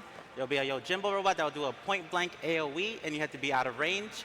And there's another robot that will do a gaze attack. You just have to look away. If you look at it, you will get minied, and you take so much damage and probably die. So you got to be super careful with that. Yeah. Now, wait a minute. Did you mention the mats? Oh, yeah, there's also mats on the floor. If you step on it too long, you'll be flipped, and you'll take 30k damage. So you got to be very careful with that. Teams will often try and play around it, push people into it, pull people away from it. So you got to be really smart and think about those type of stuff in this map. Excellent. Well, I think we're about ready to queue in. I guess we can go ahead and give that a try here, and we'll see if we get in here. But I will let you know my favorite thing about this map are absolutely the mats. Yeah. You can see some really crazy plays, and it's just hilarious to see the player flailing in the sky and then falling down. Yeah, and it's so much damage. You just got to be really smart about what compositions are they going to be running. So which we're going to see that once we get in here. Okay. They may be still working on something here, but while we're waiting on them to finish up. With these teams in particular, They have actually played in a lot of community events as well, right? Yeah, absolutely. We've seen these teams play together and separately. Team Bogyardzin especially, members have played in individual tournaments, not as a team together, but here for the CCRC, they're joined up together and now they've made this powerful team of 7 members. Wow. Yeah. Well, I think there's just a little bit of player role change maybe happening here. So, you want to try it again? Yeah, I'm super excited to see what comps they're going to bring because we've seen them play so many different comps throughout the tournament, in preliminaries and in quarterfinals. So yeah, I mean, we'll know here in just a second. Yeah. I mean, I could take a sneak peek and look at this, but I'm going to wait. The first thing I want to see is the glamour. Oh yeah, these portraits. The portraits. Yeah. Do you guys want to see what kind of portraits these players came up with for this big event? Yeah, we have not seen them. Let's see, we're about to see right now actually. We're heading in finally into the first match of the tournament. Yeah. Oh, I love this map. Congratulations on the dev team for making one of the best PvP maps I've ever exist. Oh. We had a, what is that? Come on. Almost coordinated perfectly, but not exactly here. Nice portrait. Oh! 2 mugshots? Not in Vegas. Not in Vegas, on the big stage, guys.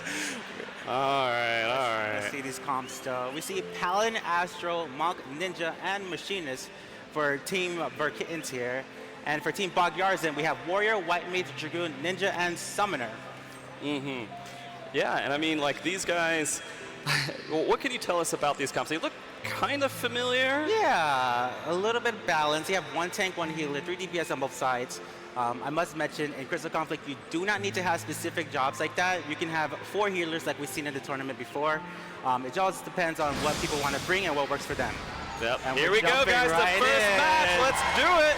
Let's go. A lot of times people play really patient here in the beginning. Let's see how they go. They might go in right away. Looks like they're going for Tiny Sausage. He gets guard on right now. Looks like they're going for the Machinist. Machinist goes down immediately.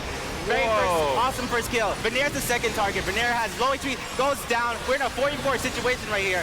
John getting super low as well. He did use his guard already, but he might hold down for a little sitting on the mat. Oh! Yeah, he's still. Wait, no. Okay, he's okay. Oh, it's a map flip right there.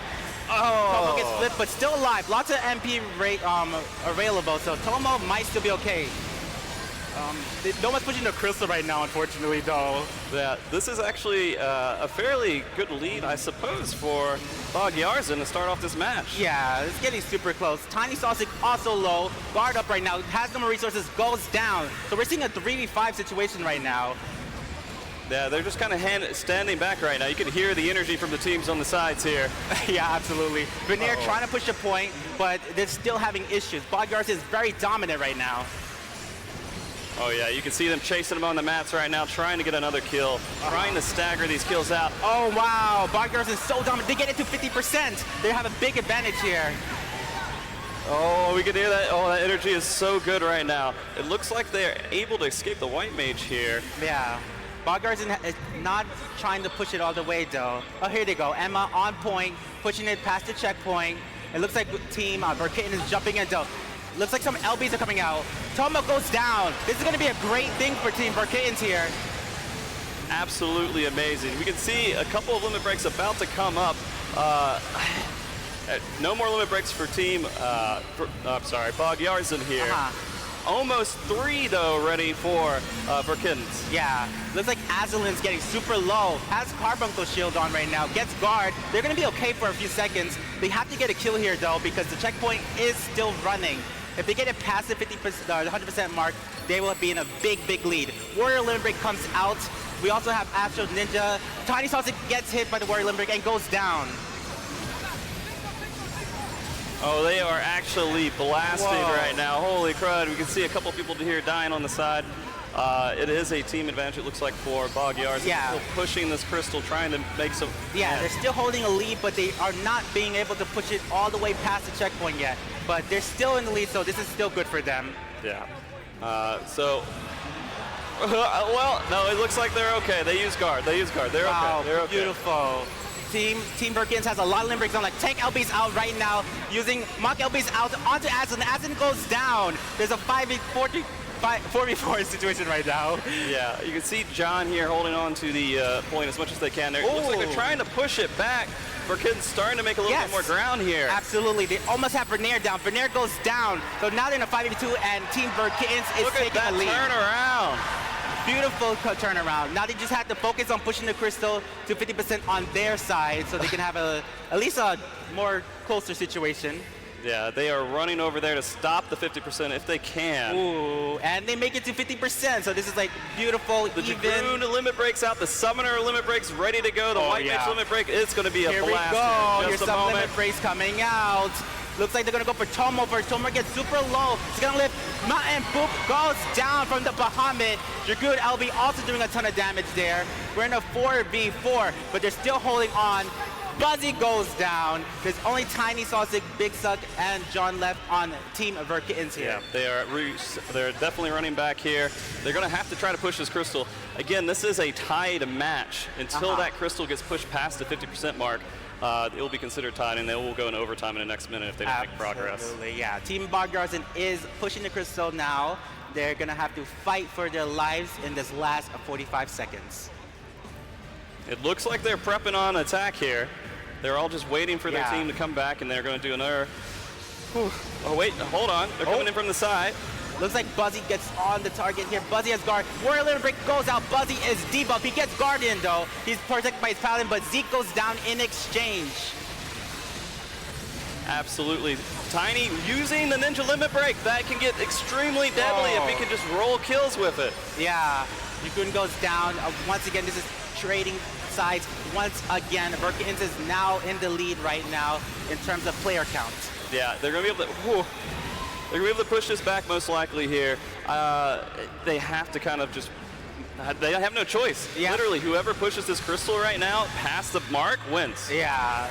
Team Bogdarsen will have to go for the full retreat here, but they have a lot of limit breaks online. They have Ninja Limit Break, Summoner Limit Break, White Mage Limit Break. They can do this as long as they coordinate their stuff perfectly.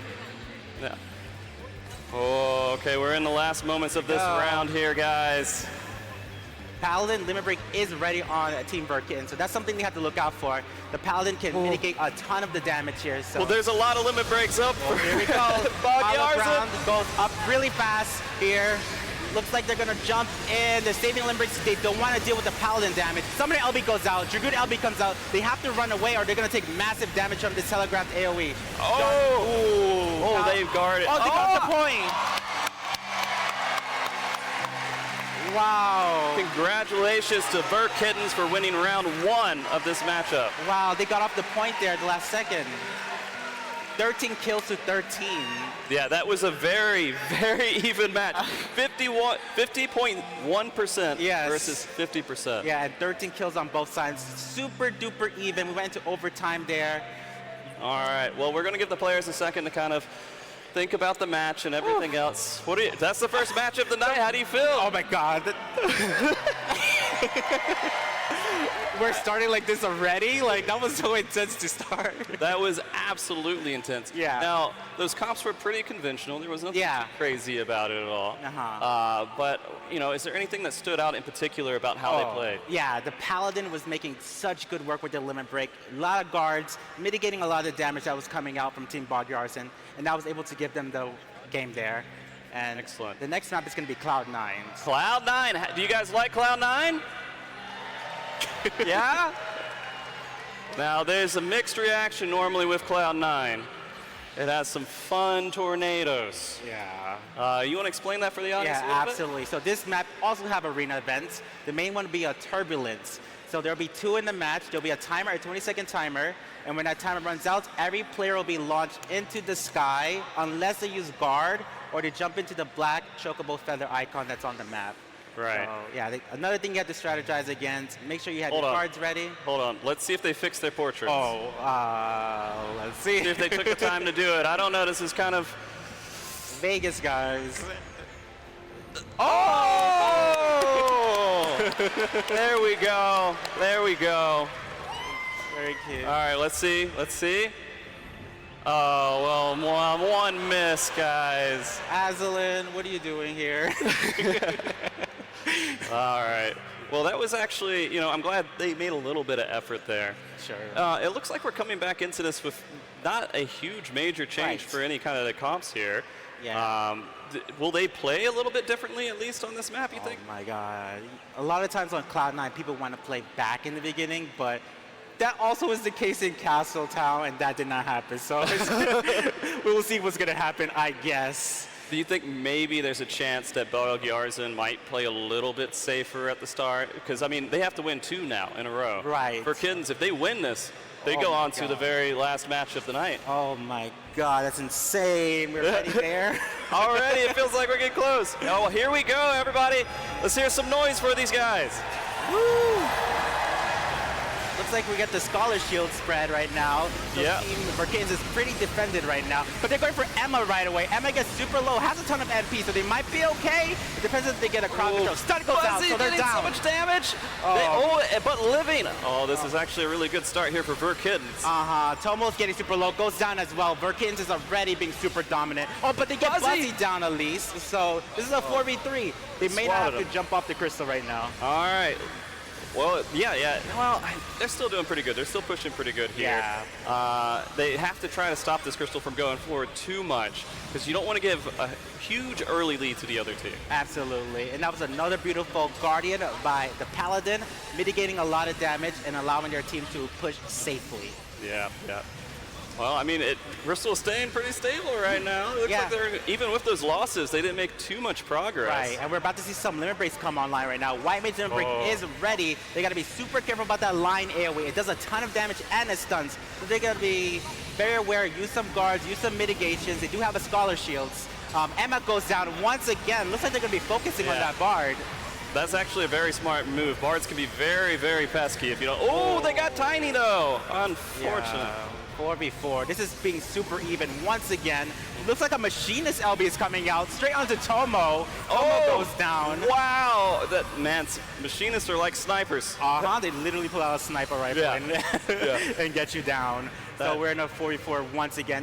These matches are just so close. It's not one-sided at all. Yeah, it's so hard to keep up with all this action too. They're just going crazy here. Yeah, usually sometimes teams will retreat and like let their limit breaks build up, but we're just seeing like people on the point all the time here right now. Dragoon LB's coming out. John Dark Souls might take full damage here, but he uses his limit break. That's always unfortunate. Yeah, that was massive mitigation once again. Looks like they get just keeping the bar down. I'm so sorry. Unfortunate there. They have White Mage and Ninja LB. They got to start using stuff because Verkittens is pushing it to the 50% mark right now. Yeah, they are almost there, and that's going to be a huge lead. Turbulence coming out too as well. 3, 2, 1. Oh, some people got launched here. We're going to see people take damage. Buzzy does get the feather, so he will take no damage, and he can jump in. And the White Mage limit break comes out. What a play. Beautiful. And Tiny Sauce is going down. This might be Bog-Yarzan in time to push it. Yeah, this is time for them to get the advantage. They have 2 more minutes left in this match. Yeah. And they do have a slight lead here. You can see a lot of the Big Suck I think went down right before the Machinist limit break came up.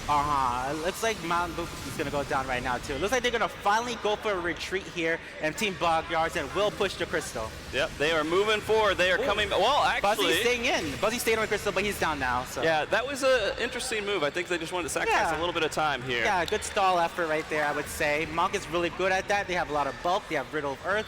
They can take little damage when they need to. Right. All right, well, let's see. Emma, be careful.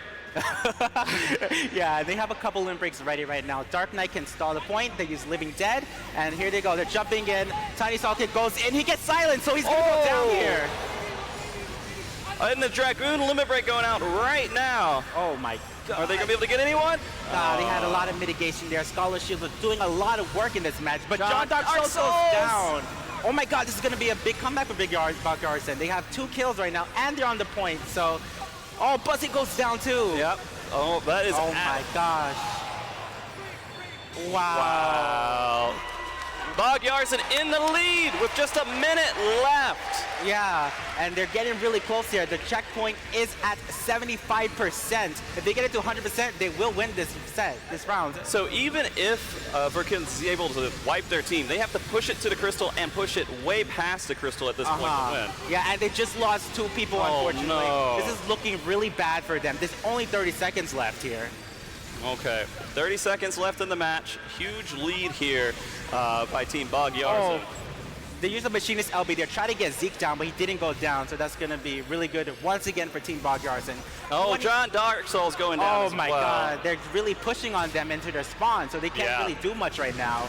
Yeah, they're just kind of, in this kind of position, the other team is always going to try to drift their players in until they can stay alive and have a full team. Right. But we do see a lot of limit breaks coming on for Bog Yarzan right now. They did lose the White Mage with the limit break, and the that was on point! Oh! Mountain Poop was on point for the most time there, but then at the last second, they didn't stay on. So that is 1 win here for Bog Yarzan. We're going into round 3. Whoa. Are you guys ready to see a 3rd round here? Yeah, what map are we playing on here? Palestra, the classic. The classic, the clean. So this map, it doesn't have any arena events. They only have sprint lanes, so players can use that to push to the enemy team faster or retreat. So that's their options. It is actually, you know, this is the classic map. Like, if you don't want anything too exciting, any like heavy mechanics, this is the map you usually go to. Right. But there is some fun stuff they can kind of do. I mean, a lot of players have tested the, the corners and the edges and running around and everything else. So we're going to see what these teams are able to do. It's probably the most played map, I would assume, between a lot of players, though. Is that right or wrong? I think so. Okay. When you want something neutral and not too much chaos, people tend to choose this map. Yeah. All right. Well, we saw Bog Yarzan come back in that last map. Yeah. What stood out in particular for you on that one? It looks like they were just trickling Team Verkins. They kept getting a kill, and then Team Verkins would try to run, and then they would get pursued and not be able to fully retreat. So that was the main thing that happened there. Yeah. And I think when we're looking at that, you think they're going to change up their comps at all for this map? Yeah, these players do have the opportunity to switch comps, but we'll see, I guess. I think they worked well enough. It wasn't like a big stomp there. Not at all. None of these have been huge stomps, to be completely honest with you. Yeah. I mean, at the very beginning of the last match, Verkins had a pretty good lead going into it. Right, yeah. Just, Bog Yarzan was able to get a hold of the match again and just kind of keep pushing with it, and there's just no way to come back. When you get into that overtime, too, it's really scary. Yeah, Team Verkins pushed it to 50% first, so they were in the lead in the beginning. Yeah, they were in a lead, and they won the last match. So. Now that we're here, 1-1, the last game will be the last one between these two teams, and whoever wins will go forward into the last match of the night. And I guess I'll ask the crowd again here, how are you guys feeling about Verkins? Do you guys want them to win? Okay. What about Bog Yarzan? Okay. I mean, I think Bog was a little bit higher there. Let's try one more time. Verkittens? Okay, that's much better. Bog Yarzan? All right, we're about even right now. I think we're good. Okay, looks like we're jumping right into the next map here, which is once again Palestra. Okay, we have one last chance for redemption for the one player who did not fix their portrait. I totally forgot about that, honestly. Let's see how it looks, guys. We're here. The last time it may be the last chance they have to fix it. Yeah. It could be it. Azalin. All right, we should be okay here. Okay, still good.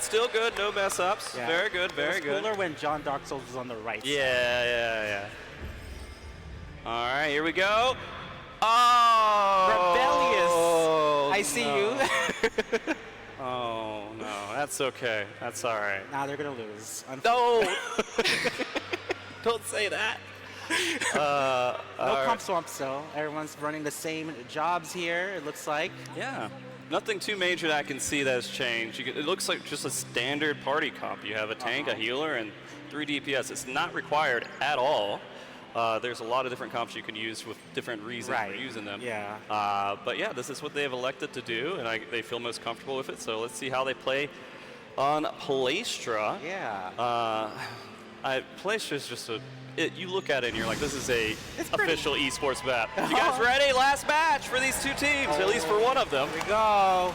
Looks All like they right. might jump in early. I see a TBN shield going out right away. Looks like they're jumping onto the loop, but he gets a guard, so he's going to be okay. Veneer's being targeted, though. Fuzzy goes down! Oh, my God. Nice swap. Veneer's still super low, but looks like they might be okay. A lot of mana has been used here by Veneer. They don't have too much. They have to depend on this elixir, but they're going to get tapped right beforehand. Oh, no, they got it off! Oh, my God. We did lose Jod Dark Souls. Yeah, Bogyarzen is super aggressive with their pushes. They keep trickling people down. They get one kill, they're always going to get another, it looks like. Yeah. So right now we can see Bogyarzen using all their potions, going ahead and getting back to full on everything. Yes. And then moving this crystal forward. They're getting a very good early lead here. Yes. I wonder if they'll take it to 50%. Oh, it looks like no. They're going to be stopped. Buzzy jumps on point, gets Guardian. He dashes out. It looks like they're trying to get Veneer still, but it's not really working out. The white mage LB is ready. So, and it goes out. Really good damage. Tiny goes down. They're really trying to get the white mage down, but it's not going well for them there. Yeah, and Jod Dark Souls, no! Again, it goes down. Deja vu here. They get the same two people down. They may have to go and regroup, or they might have to just try and jump on point and stall here. We can hear the energy from Bogyarzen over here. Oh no, Verkids is, this is looking kind of rough. They're in a tight situation. Right. But they did get the crystal back a little bit to save some time. Yeah. We do have more limit breaks online. Dragoon limit break is ready, so they can use that to maybe push it all the way to 50%. Yeah. 40%, they do stop it here. Oh, wow, here. Tiny Sausage is stalling. He has guard. He gets Guardian, so his Paladin is saving him right now. Oh, it's you. Good LB. Oh, not a lot out of it, unfortunately. Oh, and Zeke going down with a full limit break. That's very unfortunate. We do have still a lot of limit breaks coming up, so we should see a ton of action about to happen. Yeah, Bogyarzen got it to 50% though, so they're in a lead. John Dark Souls also goes down, so 4v4 here. Yeah, oh, well, it's not going to be 4v4 for very long. Emma going down as well. Yeah. Oh, yeah, Bogyarzen is suddenly going down. Veneer's also down. Kittens, they are coming back. There we go. Yep, they need to take it to the 50% mark to be at an even level with Team Bogyarzen.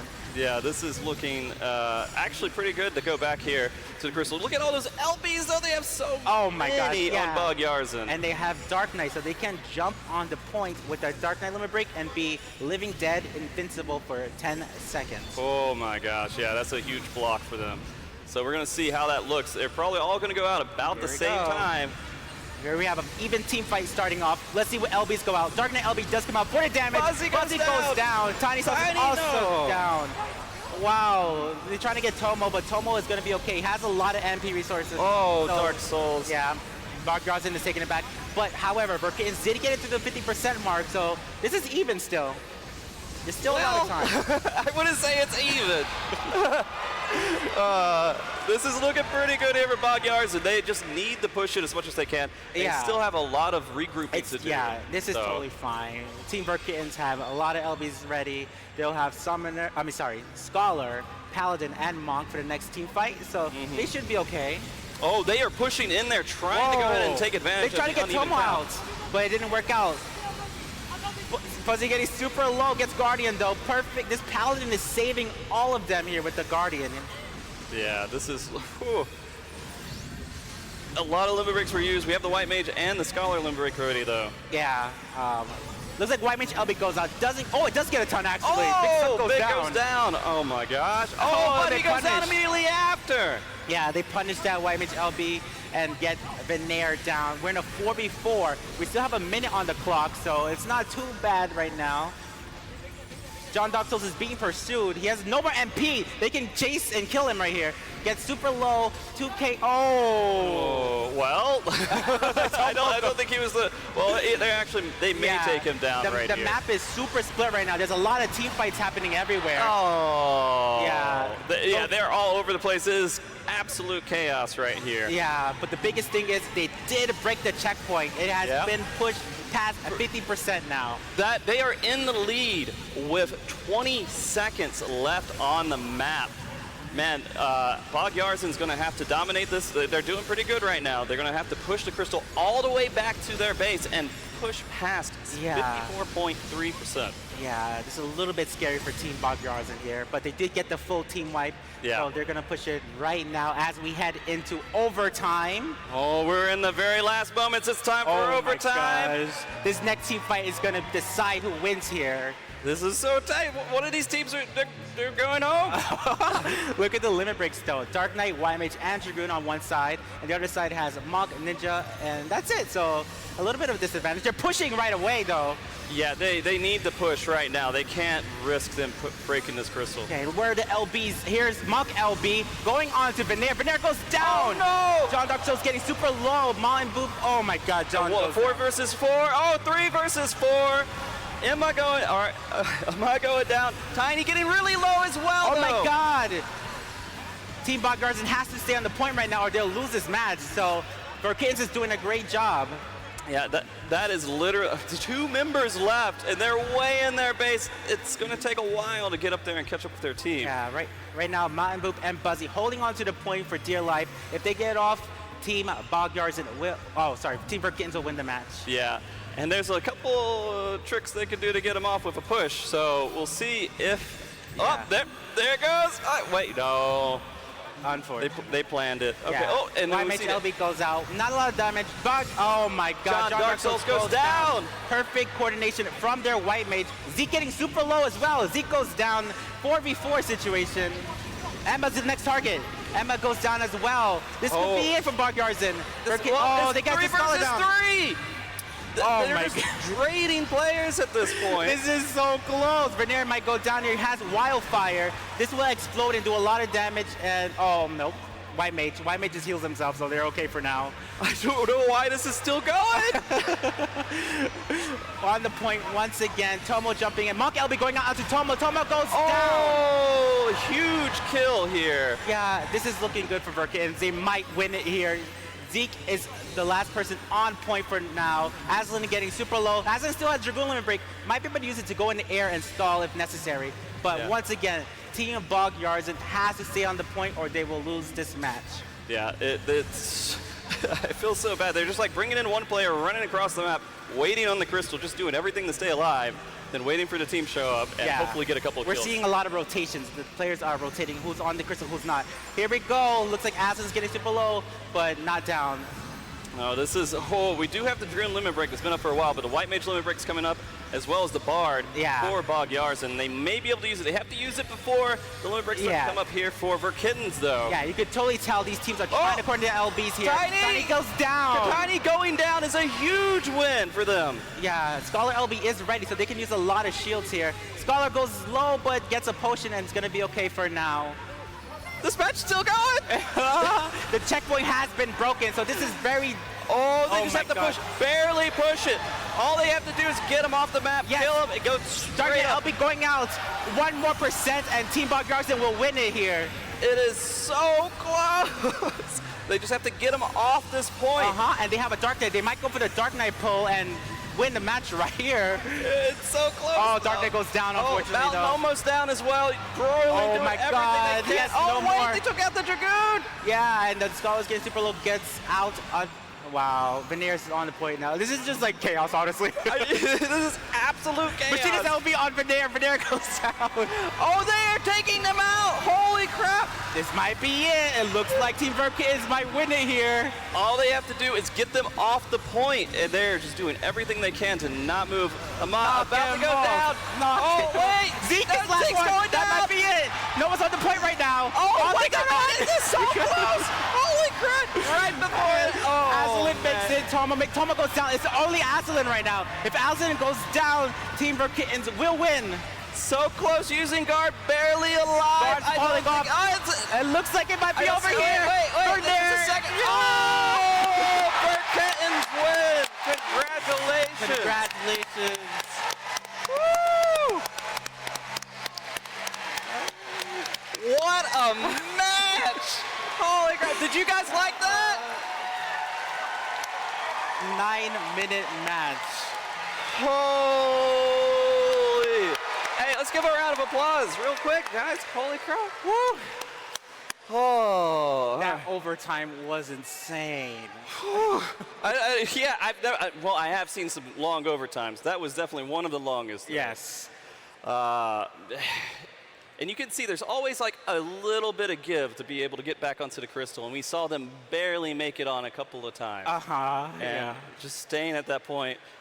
How do you feel? Oh my God. Are you okay? Yeah. Are you all right? 23 to 20 kills I saw there at the end. 20? Say that again? 23 versus 20 kills. So Jeez. very close match. Lots of killing, lots of deaths happening there. Man, I don't even know what to say about that. Like, that is, again, I expected a really high tier match, and I think we just saw one of the highest tier matches. Absolutely. Outside of course, when the finals happen. Yeah, grand finals should be the the grand most finals, insane yeah. one. Well, I mean, Brian, we've seen a few maps. There's one more map we haven't seen. Hopefully we'll see it here in a little bit. Yeah. We'll just hold off the Volcanic Heart. But, well, I guess we're going to see these teams get up here, and we're going to bring in the other teams, or at least the other two to play. Yeah. You want to maybe, well, we'll wait. Yeah. Maybe it's a little bit of a surprise for some people. Oh, Aya! Hi. Hey, Aya! Hi, everybody. Well, that was amazing. And if I could have both teams in front of their battle stations, that would be fantastic.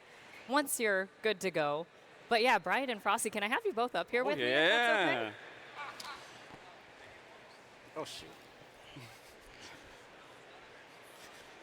All right. So, how was that? How are you both feeling about that? Insane, just like I said. Yeah. Okay, I'm so sorry I interrupted your guys' talk about plays and all that stuff, but did you? No, I saw you up here, and you distracted me. You look Oh. fabulous today, Oh, by the way. thank you. So, you know, you guys think she looks fabulous today, by the way? All right, so we're actually going to interview both teams, but if you could both go in front of your battle stations, that would be fantastic. But yeah, no, this was an amazing match. Yes, It was oh my gosh. really good way to start off the Yeah, night. backstage, all of us were just like, we're all watching in front of Yeah. the monitor and everything like I that. It was so hype. I was not sure what Oh. was going to happen. Yeah, It was me going either. back and forth the whole time. It's so good. It really could have gone any way. I mean, we Yes. could have probably seen like maybe 100 matches or 100 rounds, and it might have been just back and forth the entire night. So these teams are definitely evenly matched. Yeah, for sure. And also, I did want to apologize because I forgot to introduce a Golden Hour as a part of Team Bogyarzin. Let's give a shout out for a Golden Hour. All right. But then can I have the leader of Bogyarzin step up because I do want to ask how you're feeling right now. I don't really feel that bad, honestly. Like, they played really well, you know? Yeah, it was Just high whatever. pressure, so I don't blame you. It was amazing. Thank you so much. All right, and then I'm going to go ahead and ask you, how are you feeling right now? Adrenaline high? I'm shaking. I'm literally shaking right now. Yeah. Wow. Those were some games. Yeah, those were some games We're indeed. still reeling from it, but yeah, Bogyarzin, they put up an amazing fight. It was a really great set of games, and yeah, we're I can't believe we're going to finals. Awesome, yeah. All right, let's give it up for both teams, everybody. All right, and now I'm going to ask both teams to go ahead and exit the stage, please. Thank you so much to the both of you. All right.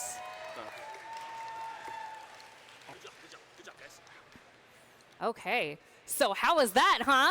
That was good. But yes, now we have two other teams coming up very, very soon. It's going to be an amazing night. What'd you guys think of this first set of games? Oh my goodness. Like, was there any hype moments that you guys like? Who did you guys like the most? Let me hear it one more time for Verkittens. And of course, let me hear it one more time for Bogyarzin. Awesome. All right, I think it's time for me to bring out our next two teams. So first off, we have Gnosis.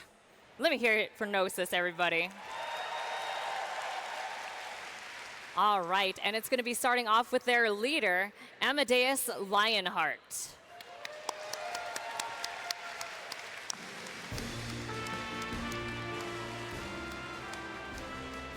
All right. Oh, can I have you in front of your battle stations, please? Yeah, no worries. And then can I also have Labris Rue in front of your battle station? Yeah. Right. Oh, in front of. Oh, over there. And then next up, can I have Deeks Aver.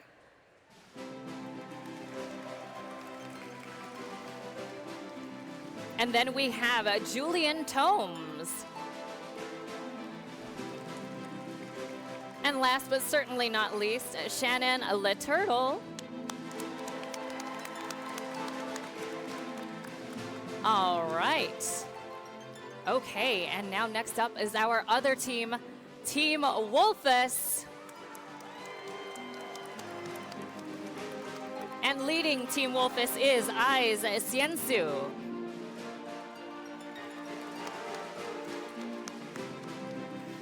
And next up we have Ellie Meeps.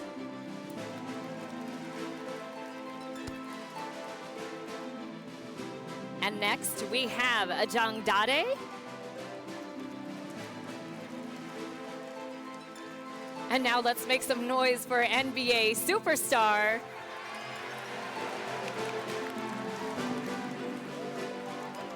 And next up we have Usada Pecora.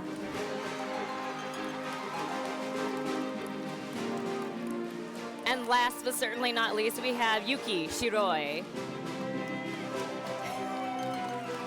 Ooh, what an entrance. All right, so now I'm going to ask both of our teams, how are you feeling at this moment? Overall, we're actually feeling quite great. It's actually a total blessing for us to be here. And honestly, we wouldn't be here with the hard work of Julian Tomes handling the logistics, Shannon putting in a lot of work to get us together. And of course, definitely would not be here without the support of everyone that's been cheering us on throughout the entire time, throughout preliminaries, quarterfinals. So honestly, we are feeling fantastic. We're here to have a great time. Doesn't matter win or lose, we're here and we're having an awesome time together. Awesome, well said. Give it up, everybody. And now I have to come over here and ask you, how are you feeling right now? We're feeling good. We just go out there, play our heart outs. Yeah, awesome. Well said. Thank you so much. And I think with that, let's have both of our teams go to their battle stations. And I guess I'm going to leave it to... Oh, all right. Here we go. Maps. Okay. All right. So I think we're going to go ahead and actually, can I have Brian and Frosty come up with us real quick? Oh, yeah, if that's okay? Yeah, absolutely. Yeah. So I just wanted to ask the both of you, what are you expecting from both of these teams right now? I mean, we're expecting a lot. I think the most interesting part, these guys are on different data centers, right, Brian? Oh, yeah, absolutely. Team Gnosis is representing Dynamis, and Team Wolfus will be representing Primal. How about that, a Dynamis team, guys? Yeah. Well, hold on. Dynamis, which was the other one? Primal. Wolfus is Primal. All right, who's voting for Primal? Okay. What about Dynamis? Okay, you guys got to be a little bit louder. Yeah, okay. Let's try that one more time. Who's here for Primal? Okay. And who's here to represent Dynamis? Let me hear it. Ooh. I feel like Dynamis was like a tinge higher, just like slightly, ever so slightly. Yeah. But yeah, I want to actually, you know what? I want to know what you two think right now. I'm going to actually break neutrality right here, and I'm going to ask you both. Who do you like right now? Ooh, that's mean. All right, well, I will say... It's a competition, man.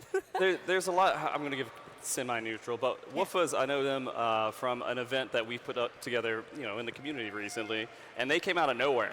They absolutely just came out of nowhere. No one really knew who they were, or at least I did. I mean, to some people. But they came and just destroyed all of these veteran teams, absolutely dominated them and won that tournament. And so they're kind of a newer team to the PvP scene. But we're seeing that also with our other team, Team Gnosis. Yeah. So there's absolutely a possibility that they will be an underdog in this match and come back and take the win. Yeah. Ooh, how about you, Brian? I'm biased. I love Gnosis. That's what I'm talking about. Yeah, I've seen this team grow. They started as new players, and look at them here today. That's just amazing to me. So I'm rooting for the underdogs for sure here. Yeah. Awesome. Well, that leaves me for Woofas. So yeah, let's go Woofas. All right. So now I think I'm going to go ahead and ask you both to back to your stations, if that's okay. Yep. And yeah, I want to hear it one more time, everybody. Who is here for Gnosis? And who is here for Wolfus?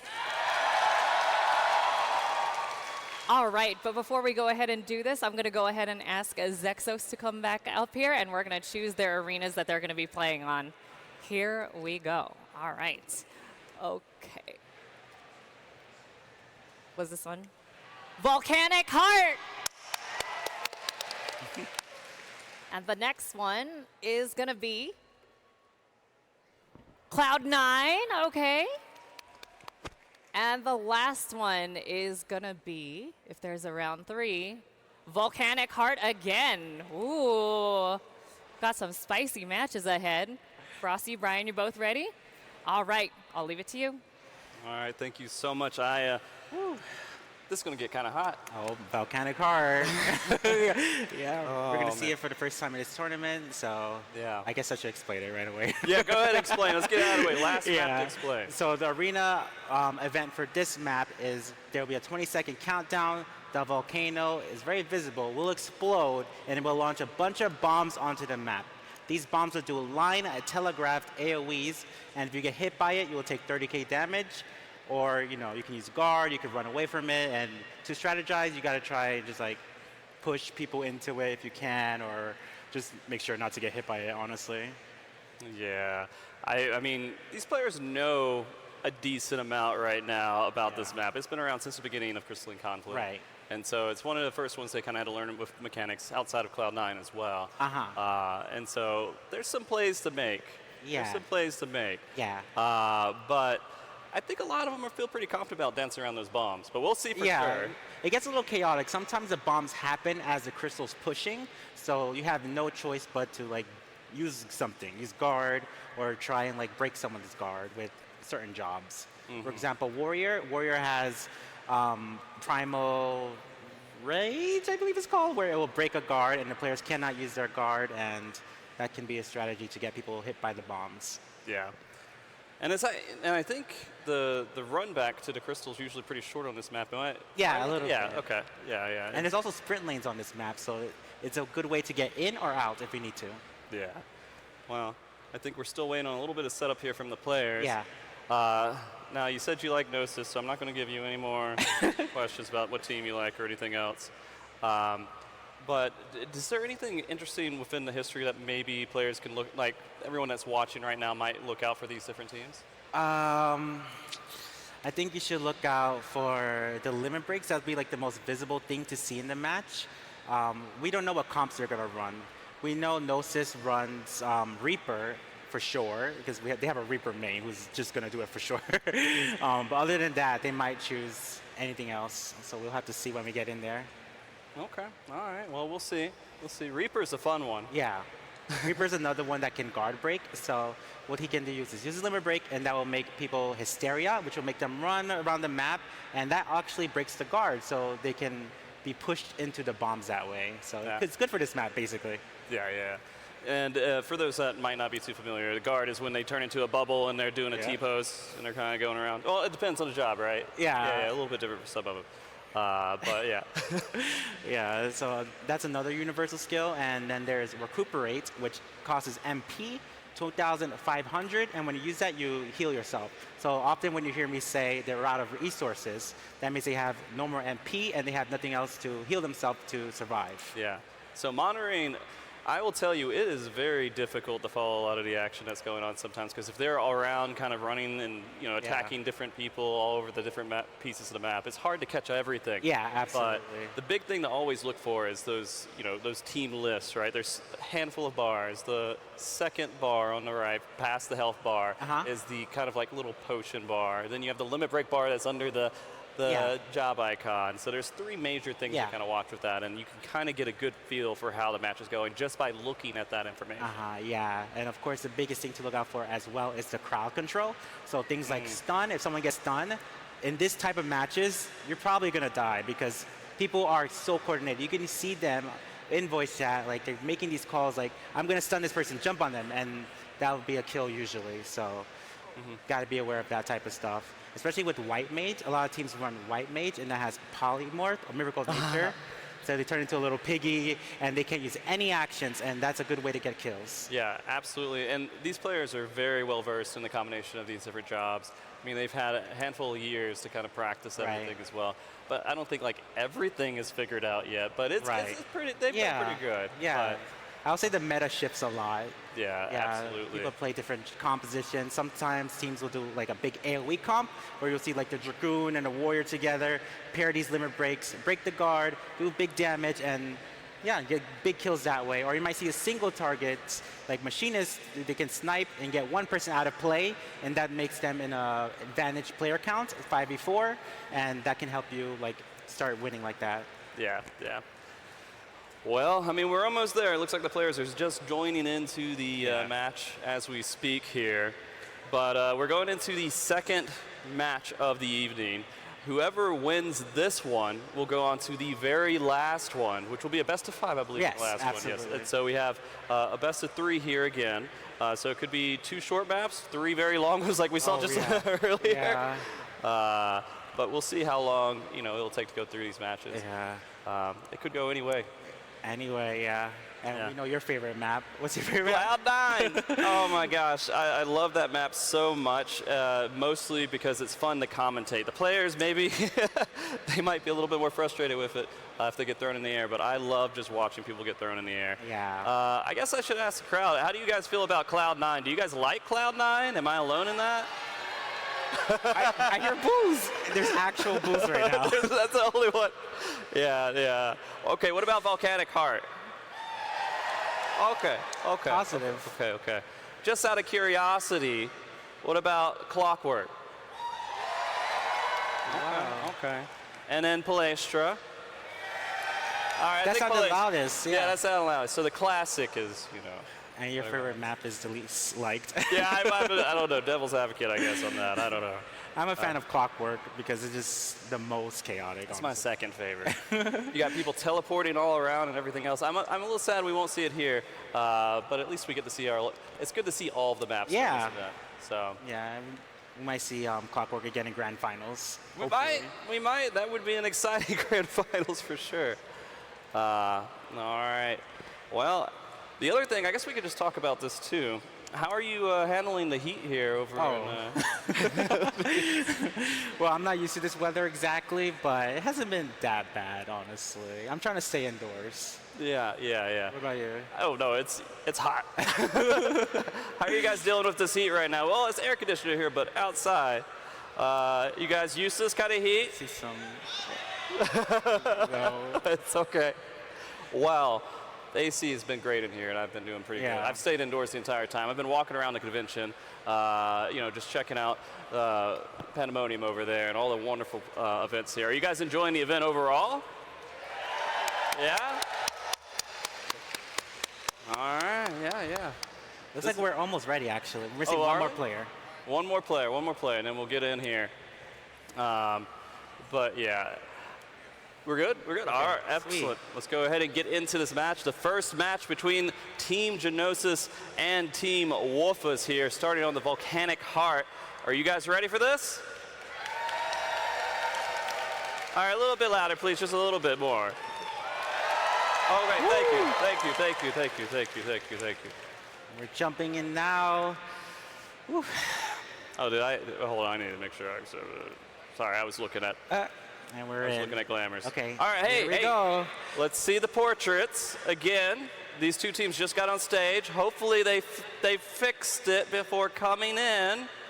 They had time. Oh! Here we go. Team Genosis killing it out of the gate. I told you that's my favorite team. Oh! 2 out of 5. Oh no. Let's see these comps here, though. Oh, these are actually a little bit more interesting here. Can you go into these comps and kind of what makes them unique? Absolutely. So on Team Gnosis, we see Warrior, White Mage, Astro, Reaper, and Summoner.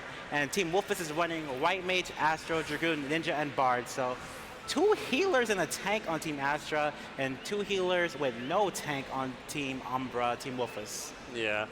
We're going to see how that plays out for them, but we are just 5 seconds from this. They look eager to jump in and start this match off, and we're about to go. Let's get it going, guys. Let's hear some noise for them. Yeah, we see the Astro pulling their balance card, so they have a damage boost ready. Looks like DX and Amadeus might be the first targets here. Oh my God, Reaper goes down. Big damage to start. Looks like they're gonna get a follow-up on Shannon. No, Shannon going down immediately after. My Lord. And then looks like they're gonna try and retreat, but it's all up to Wolfus if they're gonna pursue here. Yeah, this is, they have to kind of retreat. Whoa, DX going down as well. And the timing of that's not great too, because it's going to take a little bit to get back and to a full team again. Yeah, two Wolfus having a comfortable lead right now. You can see them pushing into their base. They're being so aggressive. Wow. Wow. Yep, and they're having their Astrologen push the crystals. The crystals are already at 50%. Yeah. Team Wolfus is just doing insane work right now. We can see Amadeus coming back to stop that crystal push and just delay that advance. They already got it over to that 50%. They haven't passed the checkpoint yet, but it's looking a little rough. It's looking really rough for Gnosis. Looks like Amadeus might go down again here. He's trying to run. Reaper is really good at surviving and kiting, but it's only a matter of time before you might go down. Shannon goes down in exchange. Oh yeah, back at the crystal here. It looks like Amadeus going down as well. Yeah, Team Gnosis has to make the decision to just like hold back. Don't jump in right away. Fully regroup and then go in. Unless. Yeah, it looks like they did come down though, so they are going to go in there and try to take advantage of this 5 versus 3. They're still being pushed. It's at 88% right now. He's walking into it. It's almost there. 99%. Oh my goodness, Wolfus taking that first round. So strong of a play there. Absolutely just dominating. Wow. Very dominant. Yeah, that was extremely strong play by Team Wolfus. The interesting thing, of course, you could see they got outnumbered and they just sent their team over near that spawn area. Yeah. And just tried to make sure, like, if they jumped down, they were just going to take them out as quick as they could. Sure. Oh, okay, hold on, sorry. Here we go. Let's get the party going. Everybody's showing up. Everybody's here to show their support for PvP. I didn't actually know that was on the screen back there. Sorry. We can't see what's happening over there. We're going to give these teams some time. Actually, it looks like they're ready. Let's go ahead. They're going straight in. So the next map will be Cloud9, which we have seen before. All right. Let's do this, guys. We might be in the last match between these two teams on the best map. We got Cloud9. All right, let's see if they fixed. Let's see if they fixed it. All right, we know this is good. Yeah, good job, Gnosis. Absolutely killed the portraits here. Yeah. Let's see if Wolfus fixed their portraits. Oh, they even took one off. they got to go to the elephant, though. Yeah. Does that reward them any points? No. You gotta make sure to save your portrait, guys. All right, so this is about the same comp they had before for both teams, right? Yes, it looks like. Okay. Just a quick reminder, Cliff Notes. What exactly should everyone be looking out for on this map? Oh, so yeah, there will be a turbulence event if it happens, and there will be a 20-second countdown. The sky will turn gray, and if they don't use guard, they'll be flown into the air and take 30k damage. So just gotta be looking out for that timer. Be ready to click guard. Oh, here we go, everybody. This could be it. Ooh. They are running extremely fast here to the Crystal Point. Team Gnosis, you got this. It does look like they're kind of just trying to control that point, holding back a little bit, but going for the back line, going for DX. Going in. Wow! Immediate knockdown. They're gonna kill Dome. They're gonna kill it to Yosada.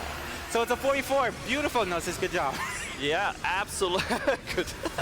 We can see Amadeus taking some damage here. Oh, but Julian going down, unfortunately. Shannon's getting super low. Shannon goes down as well. They did manage to get a kill there, but Team Wolfus is very dominant still right now. Yeah. We can see them pushing the crystal very confidently in there as they do have to retreat, or they will have a stagger effect with their players coming back to respawn. Yeah. Like we saw last time, Team Gnosis didn't have a chance to really fully regroup. They were just going in, but this time they're being more patient, and we have the turbulence event coming up in 15 seconds. That is a fast golden elephant.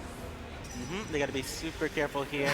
They might go in before it. Turbulence is happening though here, guys. Right as this engagement's coming up in 5 seconds. 5, 4, 3, 2, 1. Already getting killed inside. It doesn't look like anyone's too low. A lot of guards. Some kills could happen as they hit the ground here. A lot of damage, but no kills until now. Oh, wait. Ellie goes down. Actually, Team Gnosis looking maybe okay. Yeah, they got some kills. They're in the lead right now. 5v3. Team Gnosis getting another kill.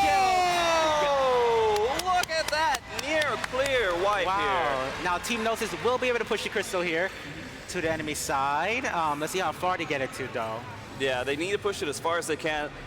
We do see that Wolf has already got to the 50%. They haven't passed the checkpoint yet. Right. But we do have Gnosis going up there almost at the 50% as well. We might see them try to jump in.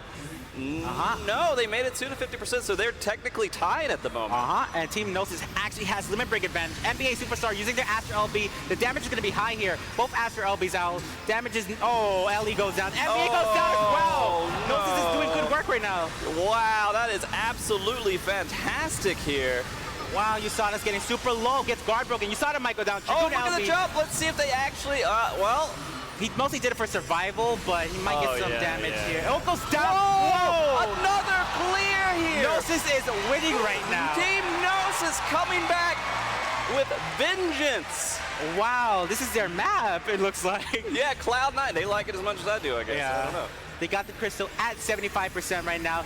Team Wolfus might not be able to fully regroup, unfortunately. Yeah, they're trying to go into their base right now and take 90%. advantage of being down there. 95%. Oh my gosh, are they actually going? Oh, okay, they the stopped. Reaper LB might come out. They're pushing up the point. It's at 99.2. Oh, it's so close. Oh my gosh. They just need to knock them off for one more second, and Team Gnosis could win this and make it 1-1. It is so close. There's so many colors happening on the screen, though. It's hard to even see the players. Yeah, Amadeus getting super low. Looks like... Okay. Whoa! Ice goes down! Only Jung. Jung has no more MP. If Jung goes down, Team Gnosis could actually take it here. Yeah, well, it does look like they're holding the base here, the crystal here for just a moment. Yeah. It is a rough situation, honestly, to be in. Because they now have to push the crystal all the way to the other side. Yeah. Wolfus has spawn advantage right now, so basically their spawn is just right near the crystal, so they can make it. Yeah, Gnosis could just keep spotting and going to that point. As long as they can prevent them from the 99.2%, they'll be okay. We do have Turbulence coming in 5 seconds, though, so we are going to... There's no engagement happening. No one should really die. Yeah. We did see a death from Julian, actually, off on the side. Oh, yeah. Looks like 2 players get the Chocobo Feather here, Amadeus and also the White Mage. It is still a scary situation, however, with the tornadoes out on the map.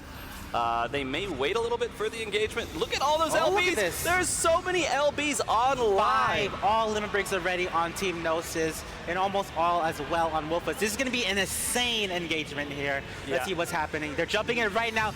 Astro LB going out on both sides. Oh my Looks like Julian might be the target here. Julian gets super low, but they get USADA down. And Ice.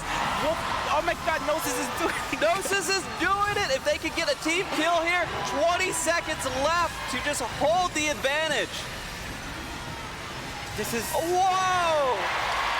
Look at that! I'm literally speechless right now. This is absolutely amazing.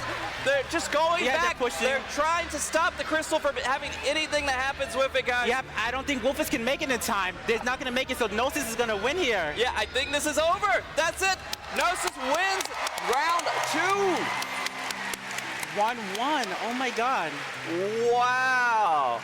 18 kills to 7 as well, so they were actually dominant. They're very dominant within that map.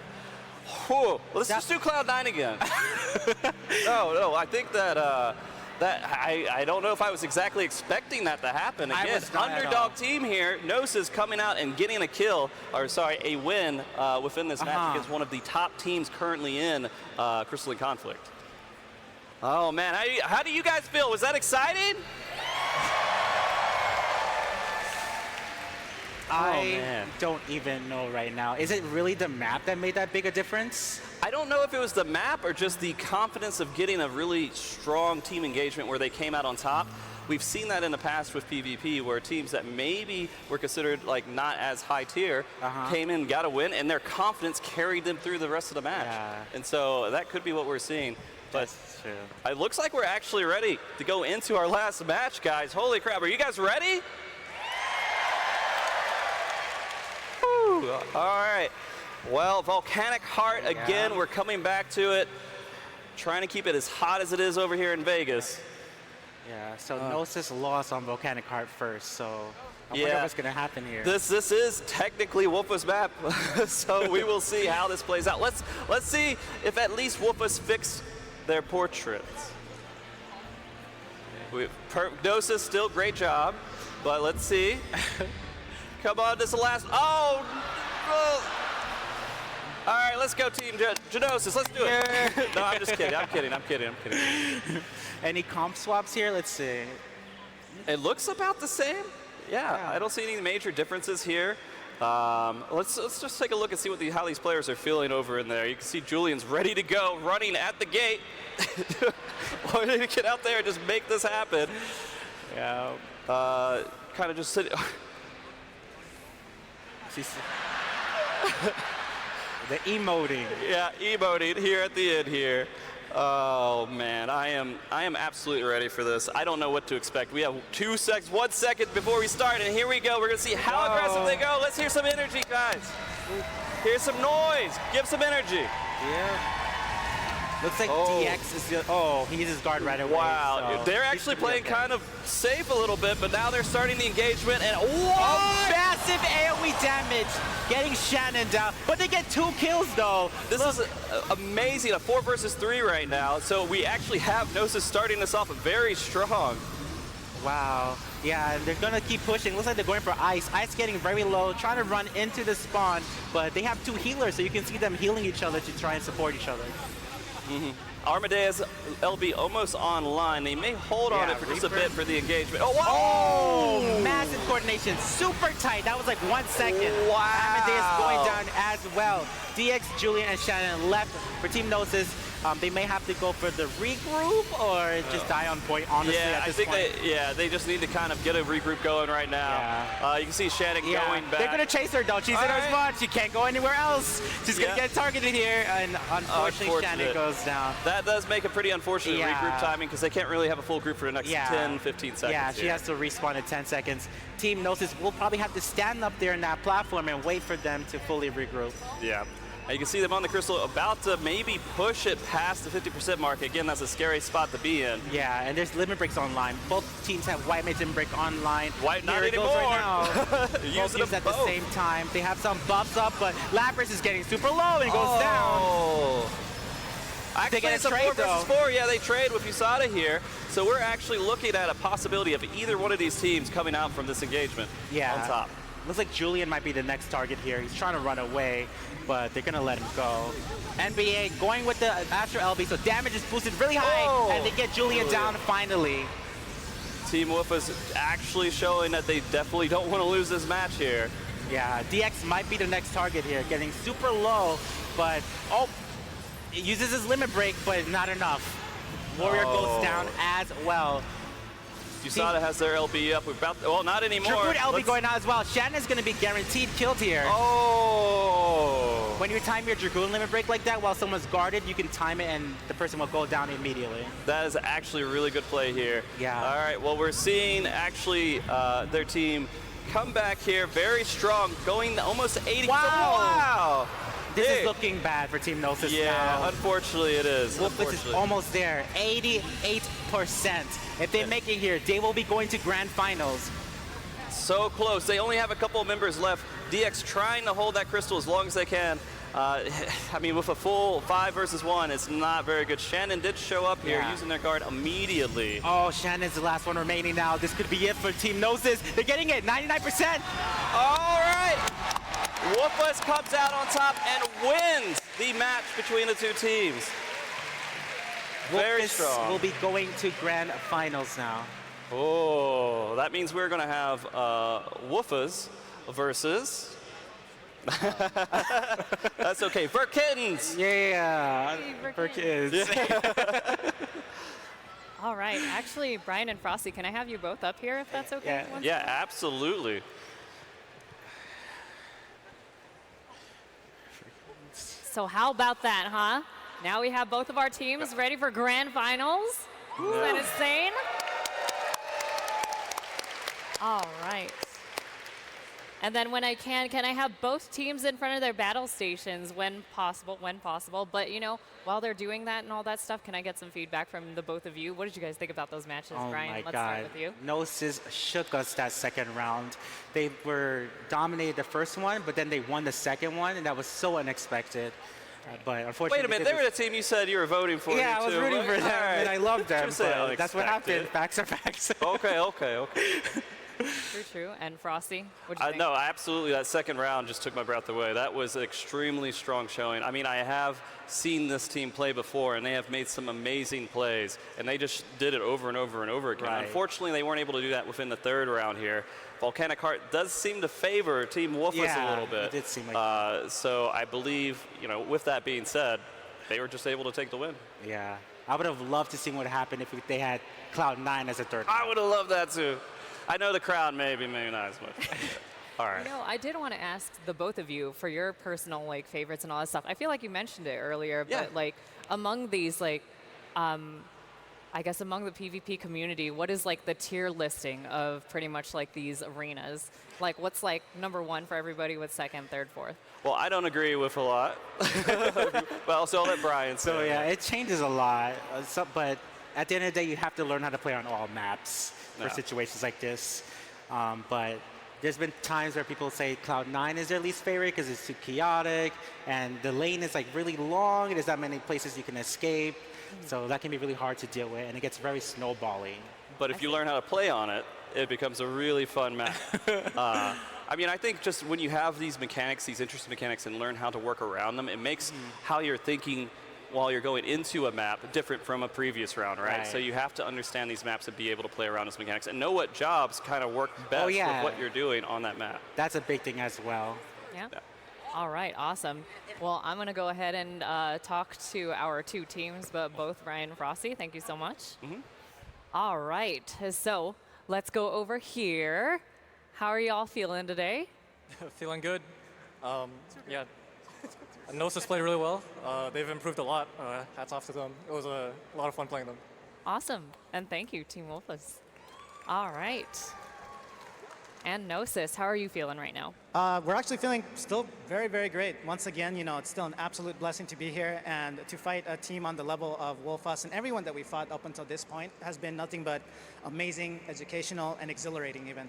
I have to say, without a shadow of a doubt, that I am so proud of the rest of the team on how they performed. And all in all, we look forward to more events like this, and we hope that everyone who hasn't done PvP, join us. Yes, indeed.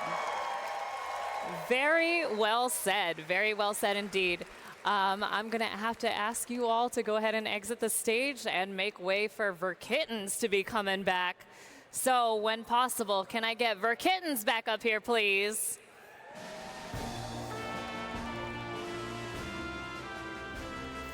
Awesome. Oh my goodness. God, what a bunch of matches today, huh? I'm like, you know what I like about the competitive scene so much? The thing that I like most about the competitive scene is that a lot of things can change. Like, you know how everything was like a best of 3 all this time? How would you feel? How would you feel if I said that the grand finals will be a best of 5 instead?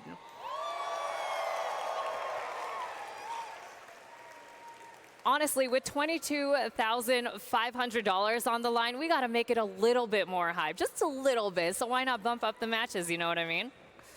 All right, so, all right. Oh, Verkittens is here, so I am going to go over to you. Tiny Sausage, I'm getting it right this time. Thank you, yes. Hello, everyone. So how are you feeling? What are you going to try to bring along with your team in this grand finals match? We're just trying to keep the energy high, you know? Is everyone having a good time? And we want to match that energy, you know? Gnosis put up an amazing fight. They've improved a lot, like Wolfus was saying. And we're just happy to be up here playing with the best of the best, you know? So, yeah. Awesome. Yeah, very well said. Thank you so much. All right. So if I could actually have both teams back to their battle stations, and now I'm going to actually ask both Brian and Frosty to come up, because we got to talk about this grand finals match. Really, truly. Yeah. Yeah, this is an interesting one. Yep, and now I'm going to ask again. I'm going to break the neutrality. Oh, Wolfus. So- I want Wolfus, yeah. That's fine. Okay, so without any hesitation. Okay, why Wolfus? Wolfus, again, mostly because they are one of the newer teams that kind of came in and shook up the scene a little bit with just players that maybe not be known as well or not known as well and come out on top. And I just want to see if they actually can come out on top against, again, Verkins is a pretty veteran team. Yeah. I would think so. Now, Brian, I do want to ask, if you don't mind, do we have another data center battle here? Oh, yeah. Verkins is a Crystal majority team. Yeah. So Crystal versus Primal here in the grand finals. Okay, so we did it before, so I'm going to try to do this again. Okay. What was it again? It was Crystal, right? Yeah. And a Primal. Yeah. So let me hear it one more time for Primals if you rep in that data center. All right, and now let's hear it for Crystal. Wow! Do we want to give them a second chance? Yeah, you know what? Primal, do you think you could make up for that one? Who's here for Primal? Okay. Okay. I wanted to make sure that We can try Crystal one more time. You want to try it one more time? Crystal? All right. Crystal? I mean, Crystal's got it. I mean, we gave him a second chance. Crystal definitely Yeah, did I saw it. like a few people standing up. Yeah, I feel like Crystal is like role players, honestly. Role players? Well, I mean, like, I'd ask you, how have you been feeling about these matches back there? Has it been just as intense? Oh, okay. So I'm like in the backstage, right? Yeah. And so I'm looking at the monitor, making sure of all the matches and all that stuff. The things that get me the most hype are when it's overtime or close to overtime, and then people start trickling in. Because I feel like that's when everything is like a make or break situation, right? If like limit breaks are up, what do you call it? Who's coming in? Who's trickling in? How defensive are they getting? How offensive is the other team getting? How offensive is the defensive person in there? It's a whole lot of factors. Yes. And I feel like that's when the adrenaline, Because that's a meter in the game. I want to see, I always like those adrenaline rushes personally. It is such a delicate balance to do that just right, and you have to get an early lead to really even be able to do it for some cases, because if you have to push all the way into their base, it's a long way to run if you're trickling in, right? Yeah, and the comps make such a big deal. Some jobs get limit breaks so much faster than others, like Reaper and White Mage. So if you have that on your team, you can actually have like a really good start. Cool, awesome. Honestly, I want to hear like more about these like tiers and all that stuff. So we went through the tiers of like the arenas and all that, but in your opinion, what would you say are like probably the top jobs to choose right now in PvP? Yeah, well, from this tournament, we can see we've seen a lot of White Mages. I think every team had a White Mage so far. All right. Almost, yeah. Yeah, Astro we saw a lot. What else do you guys remember seeing a lot? I think that's the best way to like. I mean, like the ones that come to mind are obviously Yeah, the those- best ones, yeah, right? So, yeah. all right, okay. So, like for you two, I'm gonna start with you, Brian. Yeah. What do you personally like to play? Oh, I'm a Sage main in PvE and PvP. Okay. Yeah. Where are all my other mains at out there? Can I hear some noise? For You share the Sage? Sage? All right, okay. And how about you, Frosty? I love Sage. It's my favorite. I'm not going to say PvP, though, but PvE is my favorite. I love Party Finder. You guys are the best to party with, just to let you know that. But in PvP, Summoner is my favorite. Oh, wow, okay. Let me hear it for the summoner mains in PvP out there. That's quite a lot. Oh, my goodness. All right, well, that's awesome. But I feel like those two are pretty, like, they stay back a lot most of the time, Yeah. right? So, Well, would you say? I like you jump in a little bit here. and Yeah, there, they have a but gap close. Summoner has a gap close where you have to jump in to deal damage once in a while. So It's just fun to use the Titan clap and just. Yeah. Close the book on them. Yeah, kinda? close the book on him. That's the goal. That's, yeah. that's actually pretty cool. Yeah. I'm Yeah. gonna start saying that if I ever get a chance to like commentate one of these matches. I'm expecting to hear it from you if you Oh, ever get a chance to say it. Okay, I'm gonna be expectations watching are out, bad. and I'll be like, he said it in the backstage. Okay. What about you? What's your favorite job? Me? Oh my God. Are you going to say Everybody monk? in the audience, can I hear some noise for all the monk mains out Yeah. there? Yeah. I mean, I feel like the reason why I like Monk so much is because just like a fighting game, which I enjoy. All right, shout outs to fighting games. All right. Yeah. There's actually a lot of combo setup that I feel like for Monk. So it's just like there's things to buff up your speed, your power, and your defense. Yeah. Right? So there's a lot of things that can like essentially melt somebody down. Yeah. Especially if I have limit break. Oh, Ooh. yeah. Oh my gosh. That's just like a grapple from a fighting game. Yeah, exactly. It's so fun to just throw Yeah. them and hit the ground just as hard as possible, and then they just die. It's great. Yeah, it's so good. And I know Brian over here likes to play some fighting games too, if I'm not mistaken. Yeah. All right. And so I'm going to ask you both to go ahead and return back to your stations. So now, ladies and gentlemen, one more time, if you like Wolfus, let me hear some noise.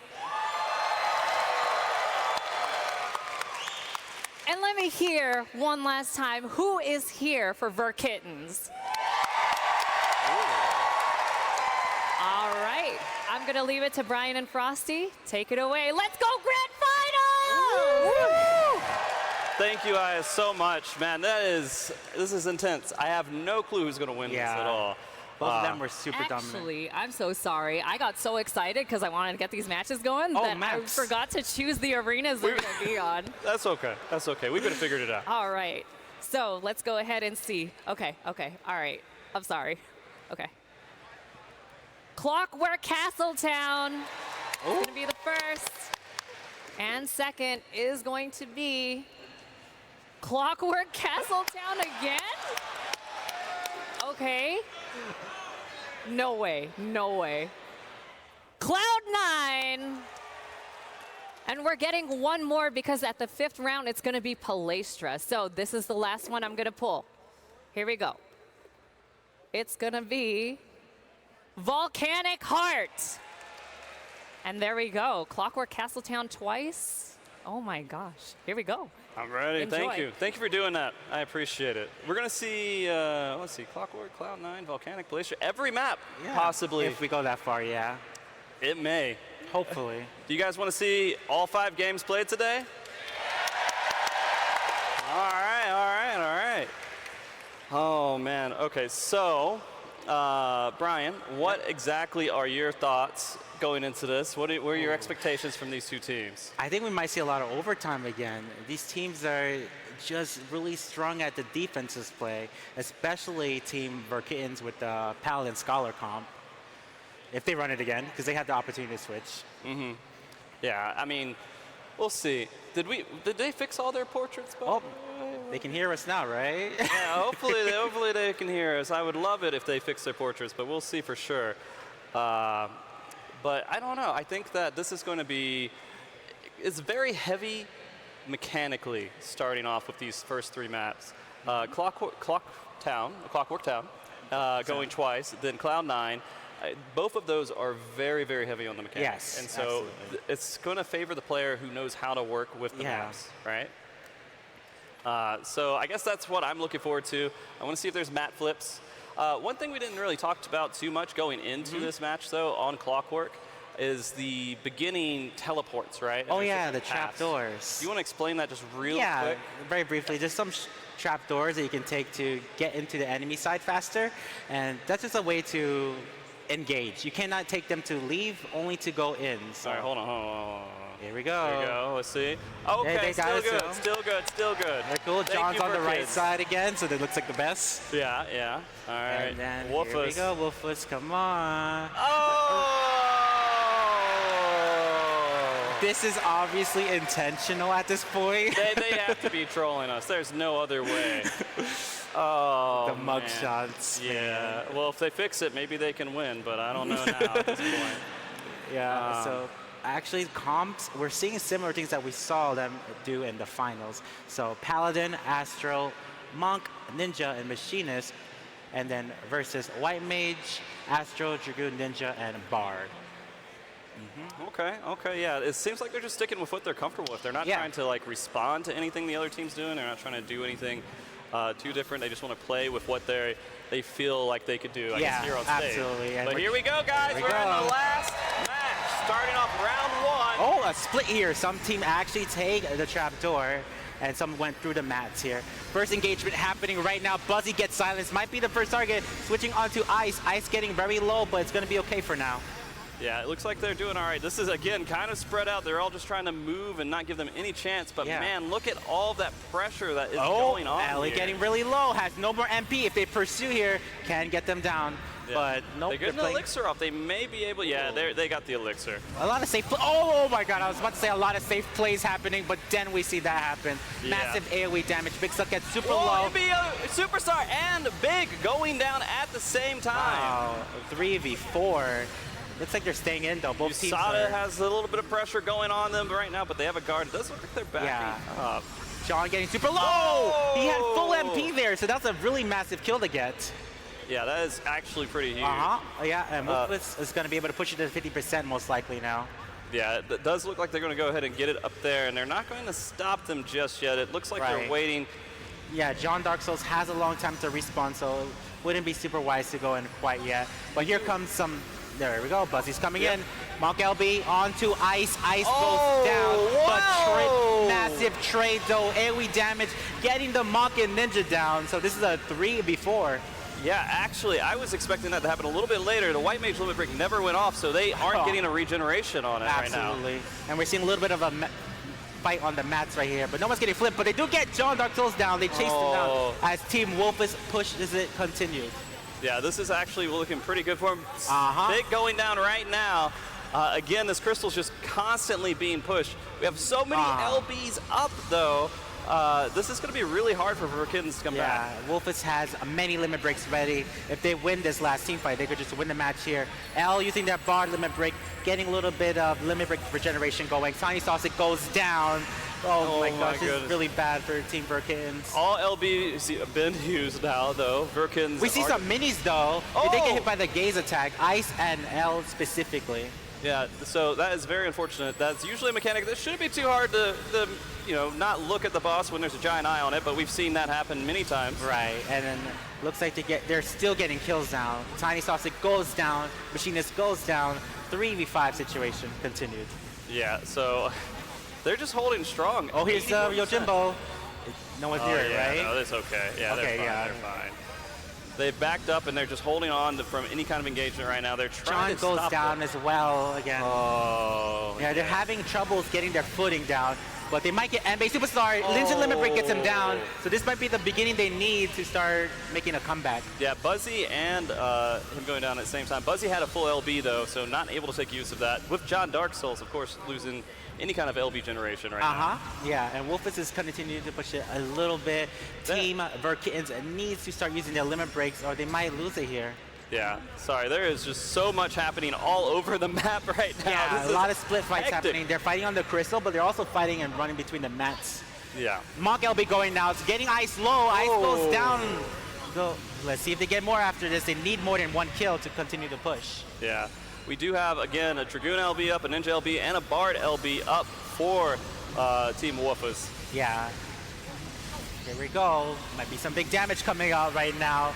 Looks like they're going for the Dragoon limit break. Is it going to get anything out of here? Buzzy gets low, but no, Junk goes down in exchange. Wow, okay, unfortunate. Very unfortunate. Yeah, something we didn't notice is Mountain is running Astro instead of Scholar this time. Oh, that's a... Well, not everyone is playing with white mages, I guess, right? Right, yeah. Here we go. Are they going to use some limit breaks here? Astra LB coming out, team. Astra has a lot of damage boost going on. They got to use it to their advantage. They got to keep pushing. Yeah, I mean, I feel like there's so many little side skirmishes happening. Wait, both LBs being used by the healers here. Taking out Buzzy. Tiny getting a little low, but they're using a potion. Yeah. It looks like they're safe at the moment. Yeah, Paladin saving the Ninja right now. But what's going to happen next? Are they going to continue to push the crystal, or are they going to just keep chasing the back line? Because there's only 30 seconds left on the clock. Yeah, I mean, they have to do something here. It is not looking good for Verkins at the moment. Yeah. Only 15 seconds left on the clock. Verkins needs to start jumping on the point soon or getting close to it, because if they're not on the point, Team Wolfus will win this round. The crystal's actually going back right now because no one's on the point. Uh-oh, they have to get on the point. 5 seconds left. Buzzy looks like he might take it. Oh, he makes it just in time as we head into overtime. But if he goes down, they're not gonna win. Yeah. John on it. Oh, almost coming off. Wow, a lot of mitigation right now. John gets down. Oh. Gotta stay on. Dragoon LB, they gotta get on. Sorry. Oh. That was super close once Look again. Look at that. 50%. John getting super low. Might go down here. He has limit break ready. There's the limit break. Perfect limit break. So this pal is going to be okay right now. Ninja LB going out. USADA goes down. Burkitten's coming back here. Oh, L goes down. Wait a minute. They can take it here. They just got to push it to 85%. They just got to keep the pressure up. Keep getting these kills and take it to 85%, and they will win this round. They just, yeah, absolutely. It's going to be a hard road. They have to go towards the enemy base, and this is kind of what we were talking about with the triple. Oh, here we go. It's only NBA left. He uses Asher LB just to get some mitigation out, but 83%, so 84%. Massive comeback. Taking round one. Wow, that was like a complete flip. Massive comeback for Verkittens. Very nice job. 14 kills to 11. Yeah, extremely impressive play. I wasn't expecting that at all. I was like, okay, well, it's almost over, almost in overtime, and then they just completely dominated the team matches. Yeah, Buzzy was able to make it on the point and stall, and then it just worked from there. Yeah. Oh, well, you guys thought we were done with Clockwork. No, we're not. We're going to come back to it here in just a second. We're going to make sure our teams are okay. It looks like our teams are okay, so we're just going to jump back into it. You guys want to just get back into it? Yeah. All right. Queuing back in. Whew. So many players out there, by the way, hanging out, doing a rave. All right. Guys, I don't even know if I want to talk about it. I don't think they're going to fix it, guys. I don't think they're listening to us. Wolfus is rebellious. Yeah. All right, so let's give a hand to Perkins for doing something with the portraits. All right, all right, all right. Come on, Wolfus. Come on, please, please. Will they shock us? Oh, no. Oh, you know, that would be cool if they actually did shock us. I would hope for it, right? But that's all right. That's all right. I think the biggest plays that happened this match, our last match, was the Ninja LBs. Oh, yeah, those Ninja. Explain that real quick for players that might not understand. So, Ninja LB, if you use it on a target who's under 50% HP, you will execute them and like instantly get them downed. You can also chain it. So, once you get one person killed with the Ninja LB, you could do another person within a window of time. Mm-hmm. So, in times like this with Light Party, you can be like, this person's under 50, switch, and then get the kill, then switch to another person and like just chain it. And that's what happened last match. And that's how Verkittens took it. Let's see if they can do it again. We are starting this off. This is round 2 on Clockwork Castletown. Immediately going towards the crystal so fast. Oh, we see massive AoE damage, but they get big suck down right away. Wow, yeah, that was a really good kill here for Team Wolfus. There we go, 4v5. Are they going to do anything after that? They look like they want to go for the Bard, but having a difficult time. A lot of heals. Team Wolfus has 2 healers, so they're supporting each other really well. They're trying to hold that crystal just a little bit here. It looks like we're in a mass, but I don't think they're going to stay on it. Also might get flipped here. No, they make it out. It's all right. It's okay. It looks like the crystal's slowly being pushed by Team Wolfus. It's at 29% right now. 30, here we go. They're not going to let them get it to 50%, are they? It's just going. No way. They are waiting for a regroup here. They actually get it to 50%. That's a big lead for no reason that I could see. Well, I mean, maybe they're just waiting on that White Mage LB, which did just go out here. They did get actually 3 players, I believe, but they seem to be okay, handling it pretty well. Yeah, is there going to be any kills here? It looks like John's getting used super low, switching targets a lot. Ooh, no flips. No. Well, may still get him. Oh, they got NBA down in the background over here. Wow. Buzzy getting super low. Buzzy goes down, so we're in a 4v4. Yo, Jimbo coming out. They got to run away from it. Are they going to get hit? They're going to get hit here. No. Oh, they guarded. Okay, they got it. Yeah, they mitigated with guard, so they were able to survive. But that was super close. Yeah, very, very, very. Oh! Al's getting super low. What a kill with the Dragoon limit break. Yeah, L getting, looks like there might be the next target. Ninja LB going out onto L, but doesn't get the execute because they were not under 50%. Oh, getting Tiny down with the Ninja LB as well. Perfect punish into Tiny because the Ninja LB was a fail. John also going down, and it looks like Team Wolfus will get it past 50% here most likely. Yeah, holding on pretty strong here. Verkins, again, has to do a lot of work, but we've already seen them do a lot of work within the previous match. Right, and they have White Mage and Astro LB together. That's a powerful combo. Astro buffs damage, and White Mage is a long laser attack, so combining those together can be a kill.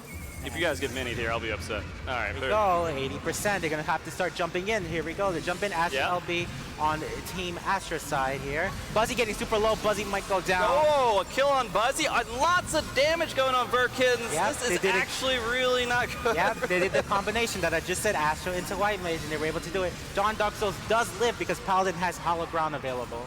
He is using the Dragoon Limit Break, but I think that was more of just kind of, I don't know, just to hang back a little bit and not take damage. Right. He's John going down. Dark Souls goes down as well. Yeah.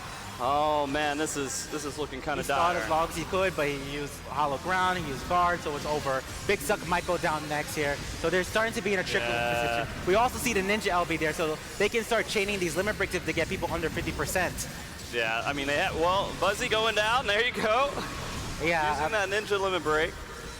Yeah, looks like they get iced down though, so this could be a chance to maybe make a comeback here for Team Verkins. Yeah, I mean, they have to make a comeback. It's at 84.4%, Yeah. which is kind of actually familiar to the last match. Yeah, they did get iced down here. Buzzy going down as well, but I mean, it still could go anyway here. They're being very careful. Again, this is the last match of the night.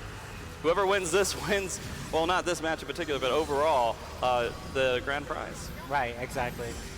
John Dark Souls super low on resources. He's getting low, but will he live here? He's only being targeted by one person. No, he's all right. Yeah, he's fine. We checked in on him. Oh, what a great limit break, taking down almost, wait, no. Oh, he gets guarded. A beautiful guardian by John Dark Souls, keeping the machinists alive. So they're going to be able to... Oh, John getting punished, though. Is he going to go down this time? They're chasing him right now. They have the Dragoon limit break and taking John down. Man, well, Ellie going down at the exact same time as well. Again, we're in another 4 versus 4 situation. Yeah, Dragoon LB coming out, though. They got to be careful. They did get Mountain Boots really low. So low, going onto the mats, trying to take him down.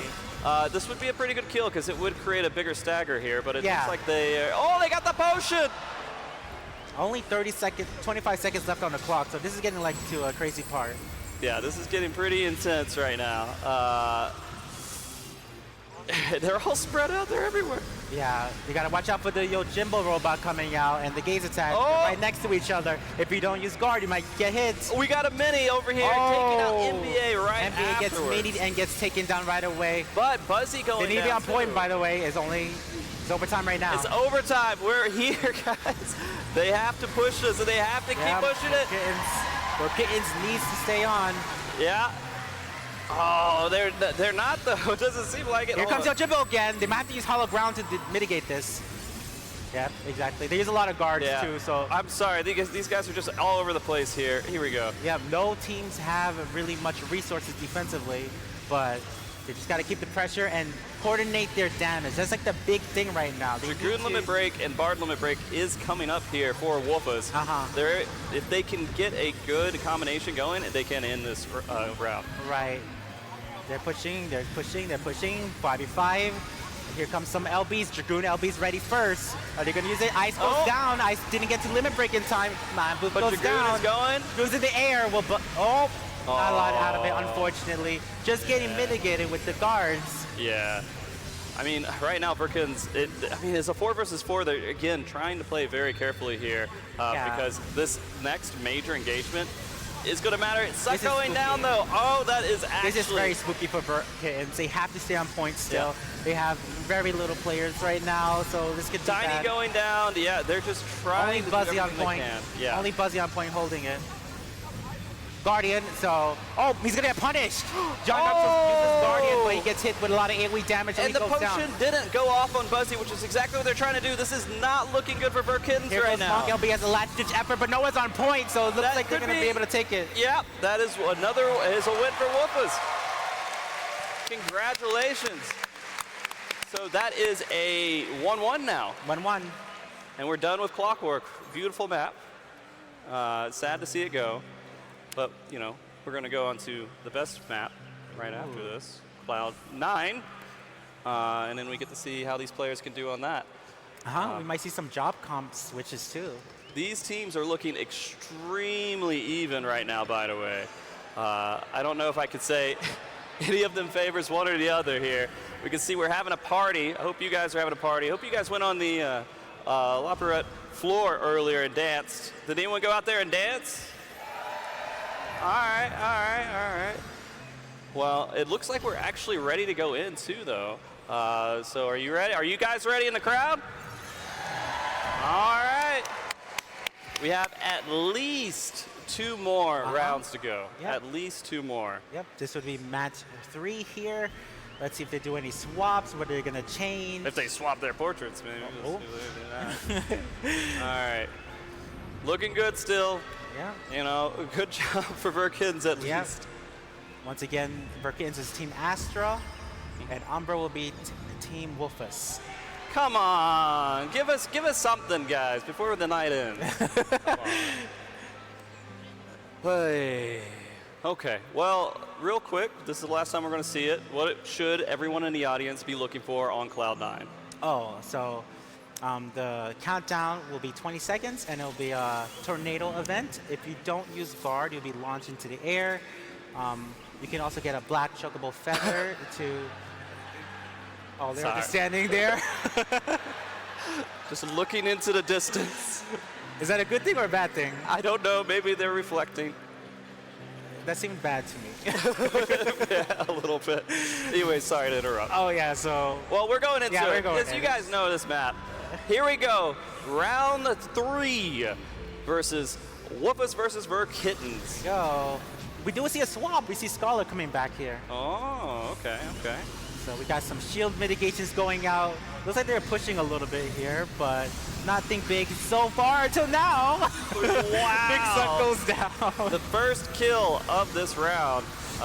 It looks like they're still holding on pretty well. John taking a lot of damage, however. Yep, they're trying to get L down, but still has... Oh, denied the potion. Whoa. Wow. Looks like Wolfus is pushing the crystal a tiny bit. Buzzy getting super low. Is he going to be okay here? They might just be stalling. They got a kill? Well, I mean, they want to stall a little bit here. It is a little bit risky. They are going to be able to get the 50% unless someone just runs down here, which I would not advise at the moment. Yeah, Verkins is just fully regrouping. Team Wolfus will be able to push it to 50% here. And Limit Breaks Online is mostly on Wolfus' favor. They have White Mage Limit Break ready. So...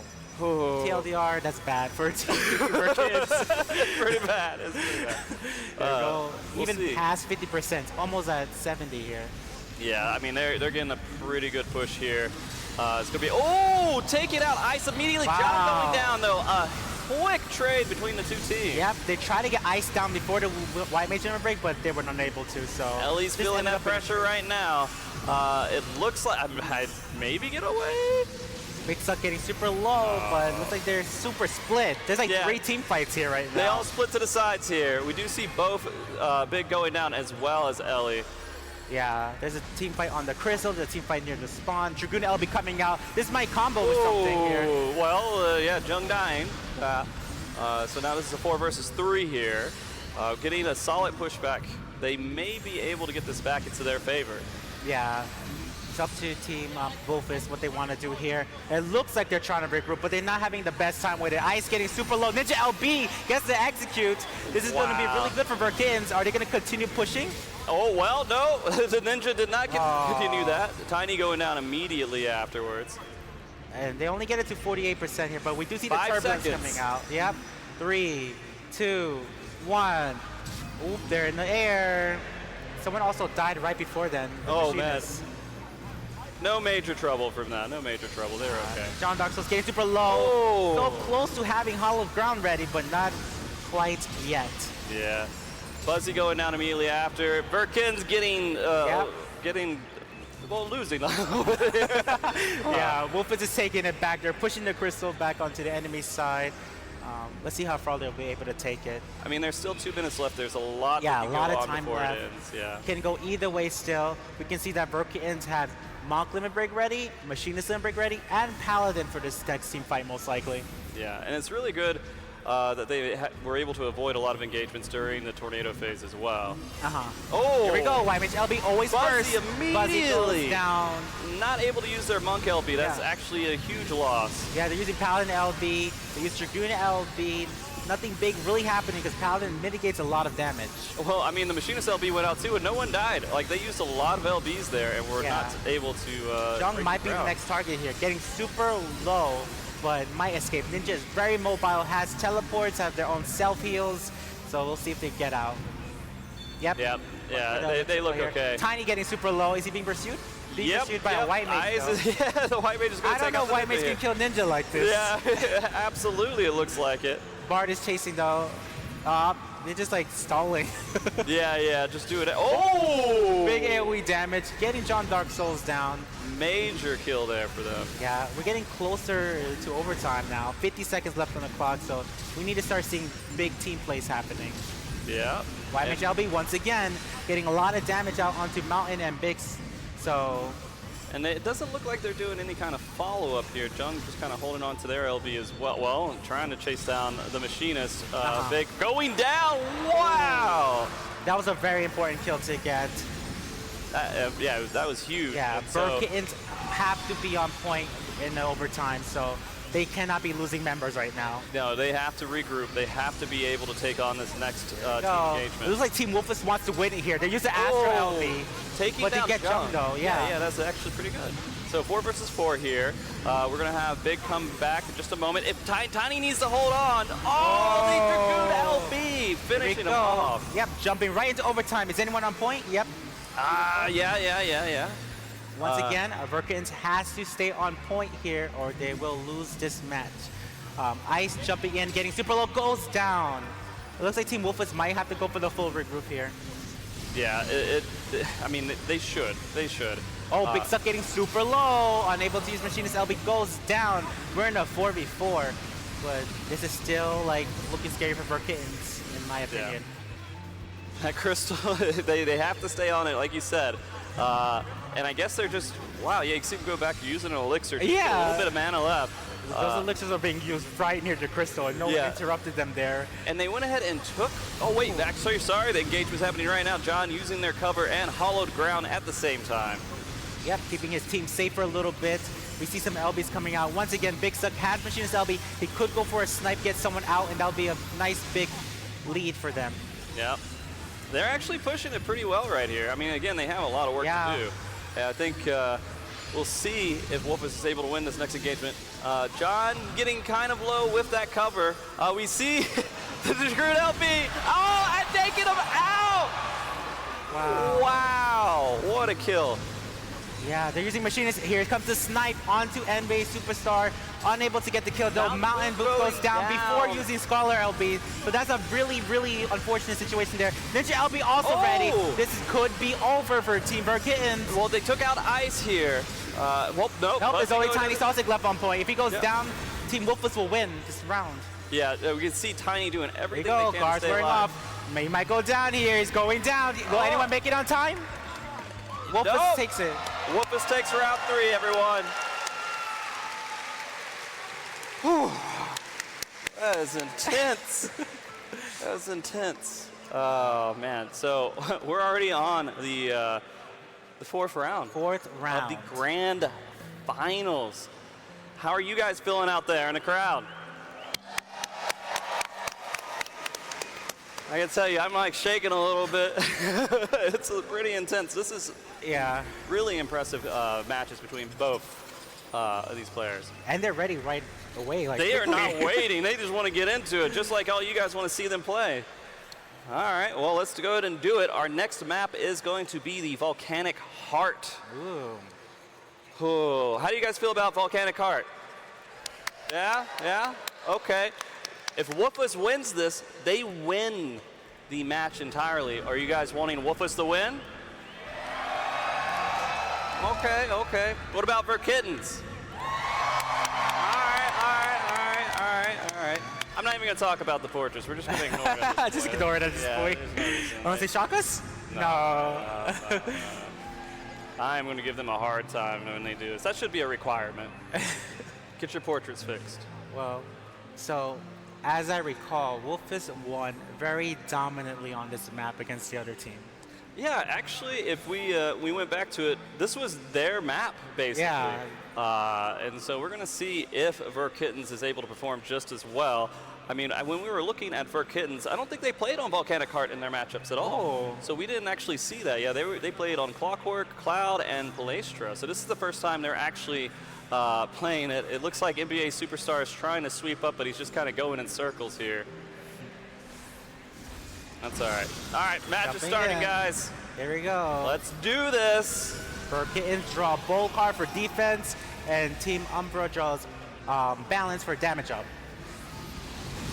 Oh my god! Within 10 seconds, and Astro goes down. Massive coordination. John also going down. Oh my gosh, Wolfa's coming out really strong on Volcanic Heart. They need to push the Crystal though. They want one person at least pushing.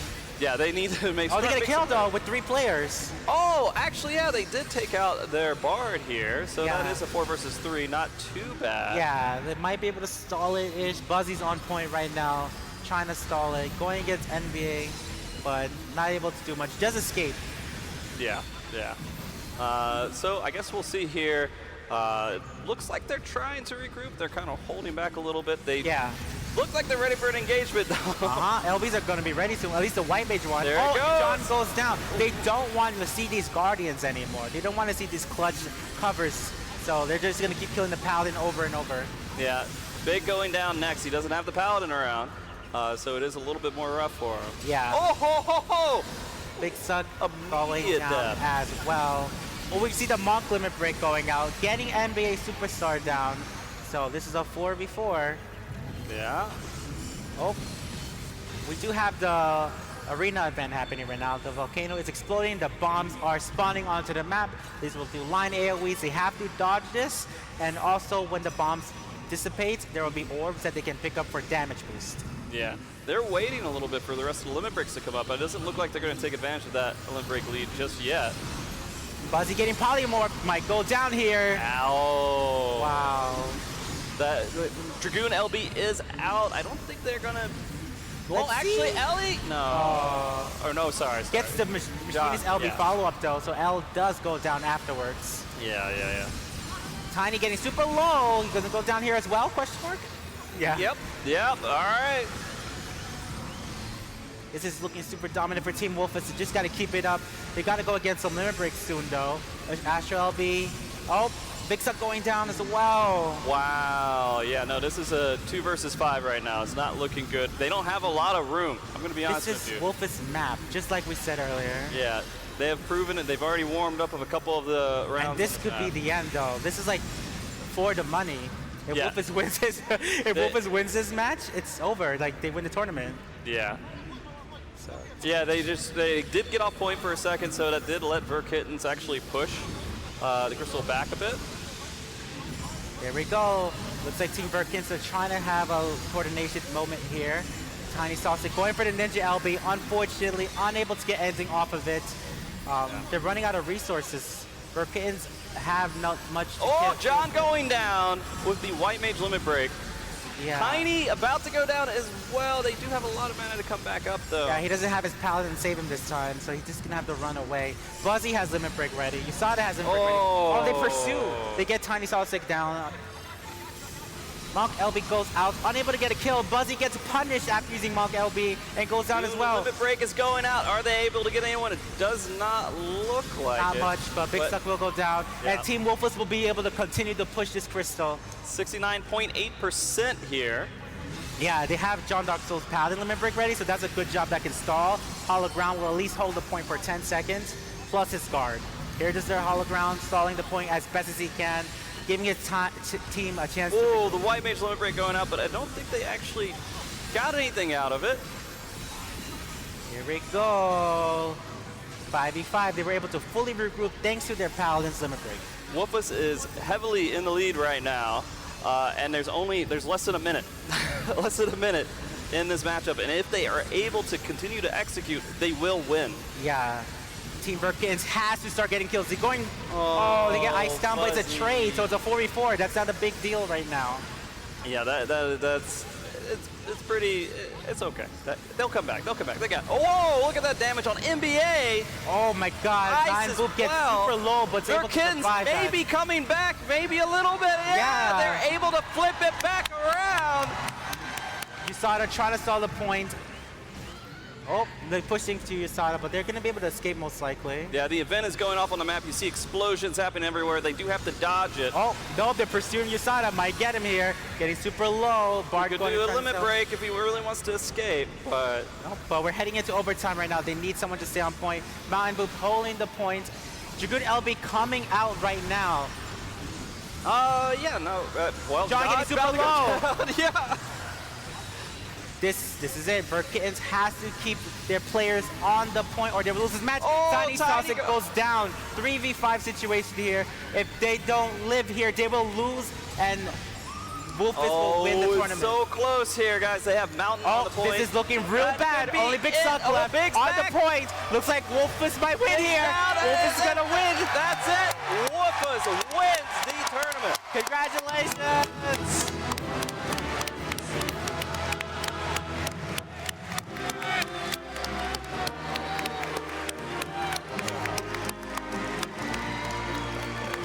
Primal Data Center takes it. There you go, Primal. I want to hear some cheers from you guys. That was hype, wasn't that? My goodness, what a grand finals. Can I have both teams in front of their battle stations, please?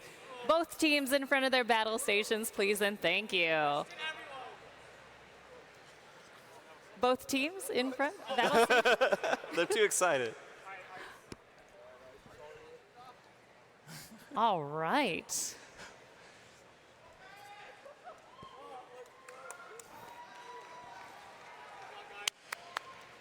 Yo, give it up one more time for both of these teams. One more time. All right, so Verkittens, Tiny Sausage, how you doing? And once more, how you feeling? Still shaking.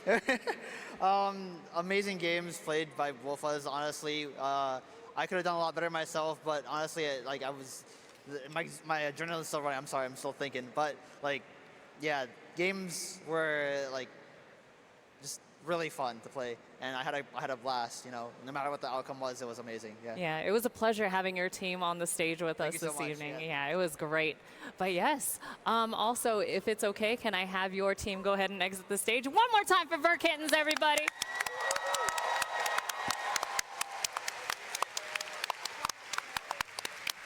All right, and actually before that, Brian and Frosty, can I have the both of you come up?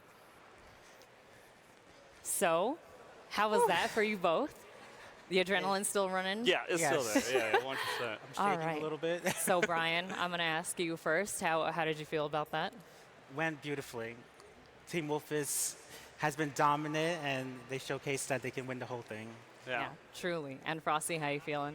I'm really upset with Wolfus not fixing their portrait. Still? Yeah, not a single. They actually went back and took portraits away. What if that's the tech, though? What if that's like a mindset thing? You know The what boring tech? Maybe, I guess, I don't know. They played wonderfully, and they deserve the win for sure. Verkins also played amazing.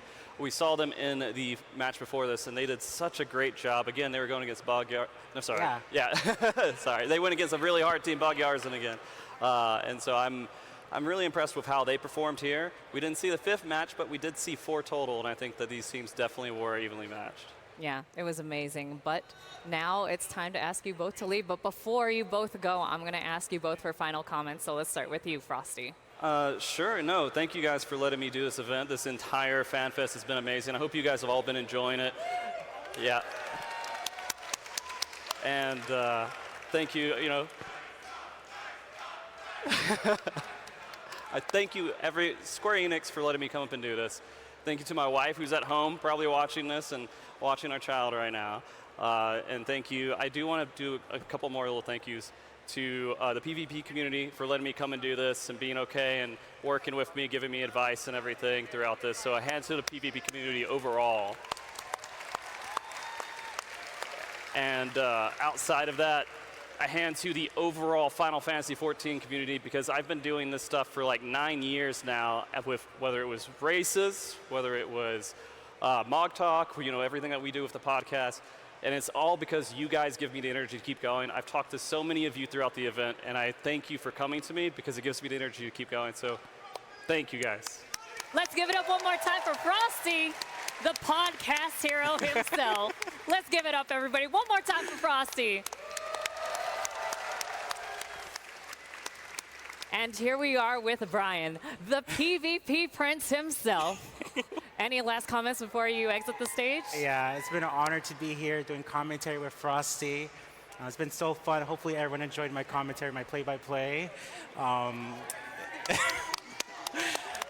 Yeah, shout out to all the teams that played, especially the ones in preliminaries, because it took a lot of courage to like come out and do that. And yeah, big congratulations to Team Wolfus. And yeah, super excited and super happy to have done this. Awesome. Well, I'm going to both ask you guys to leave the stage, but really, truly give these two a big round of applause once again.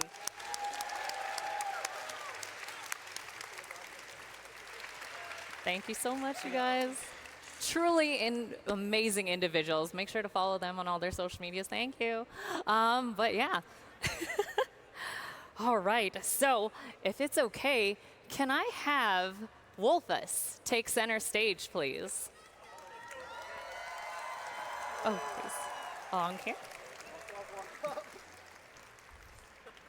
All right. So I'm assuming I'm going to be interviewing you for some words. Okay. Awesome. So how are you feeling? How's your team feeling? How's it feel to win?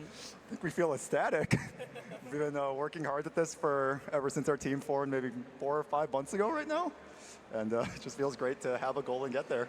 Awesome. Thank you so much for those kind words. And you know who else has some words for you? Yoshi P, are you there by any chance?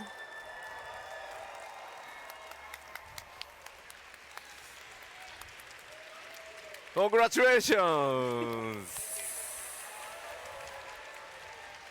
ちょっとインタビューしてもいい？ Oh, can we interview you guys really quickly? Yeah, of course. もちろん。ターゲッターって誰がやってたんですか？ Who was doing the targeting mostly, like targeter? What job?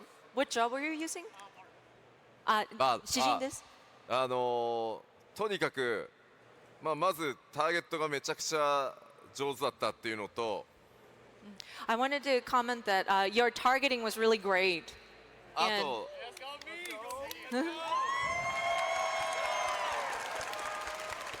あとなんといってもナイトがガーディアン吐いた直後に必ず落としに行くっていう意識合わせが素晴らしかった。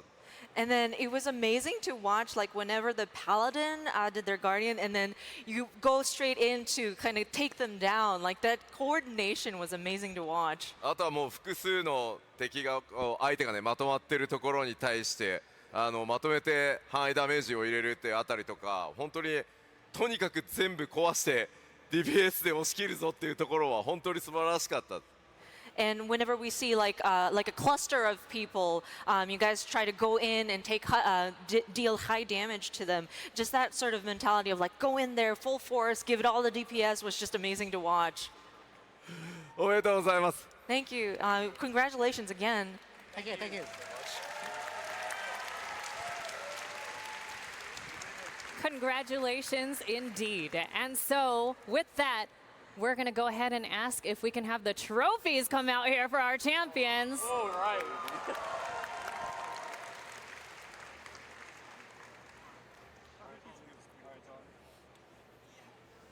All right. Look at that, everybody. Captain, who's captain? Who's the captain of this team? Oh, this guy. Hey, what? Yeah, good job. We each get one. Oh, we all get one. 遅い Come, よ。 come, come. Too slow. Quickly.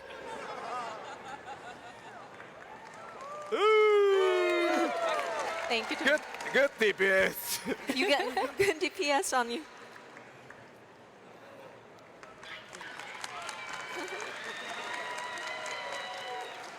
Yeah. Good job, guys. Congratulations. そう、向き、指紋がさ。Oh no, your fingerprints. Oh no, oh no. おめでとうございます。Alright, congratulations once again.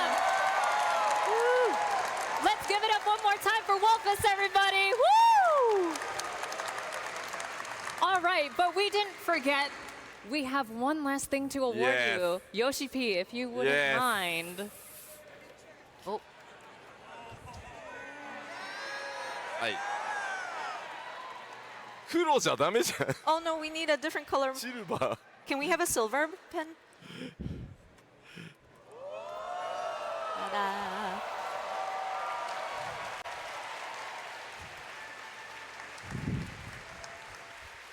Oh, you got it? Oh no.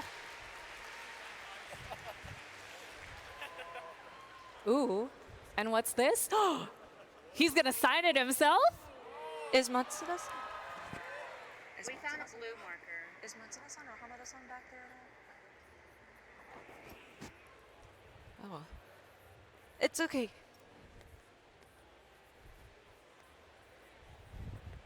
Ooh.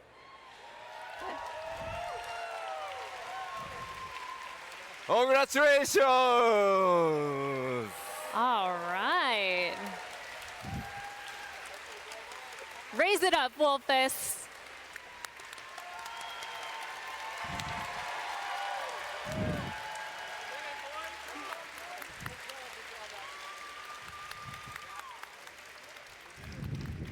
That is amazing. And if we could have any final words from you, Yoshi P, that would be fantastic. じゃあ最後に一言お願いします。まあ全試合そのあたりで見てたんですけど、本当にどの試合もまあギリギリ逆転あり、耐えての勝利あり、そして最後はね、全てをこう破壊してクリスタルを運んでいく、まあ連携、いろんなね、要素が見えて本当に楽しかったです。So each match, I was actually up there, kind of sitting on the floor watching the matches go on, and each game was just so intense. You had those who pushed to the limits. Some of them we had a turnaround, and then there were some where they were just enduring. And we have Wolfus here going in and destroying everything to carry over that crystal, and just the coordination that y'all had. It was so amazing to watch each match. 待った顔見えるようにちょっと下げていいよ。We want to see your faces too, so there we go. いやでも本当に素晴らしい試合ばっかりでしたし、本当に皆さんこれだけのプレーを見せられるだけクリスタルコンフリクトをプレーしてもらってて、それもまたとても嬉しかったです。And each match was amazing, like I mentioned, and it's just seeing these skilled players just display all of their tactics and their moves and skills on the stage goes to show how much you guys are playing Crystalline Conflict and just how good you are at this. And so thank you so much for a great show also. 改めてノースアメリカのナンバーワンおめでとうございます。Once again, congratulations, you are the best in North America.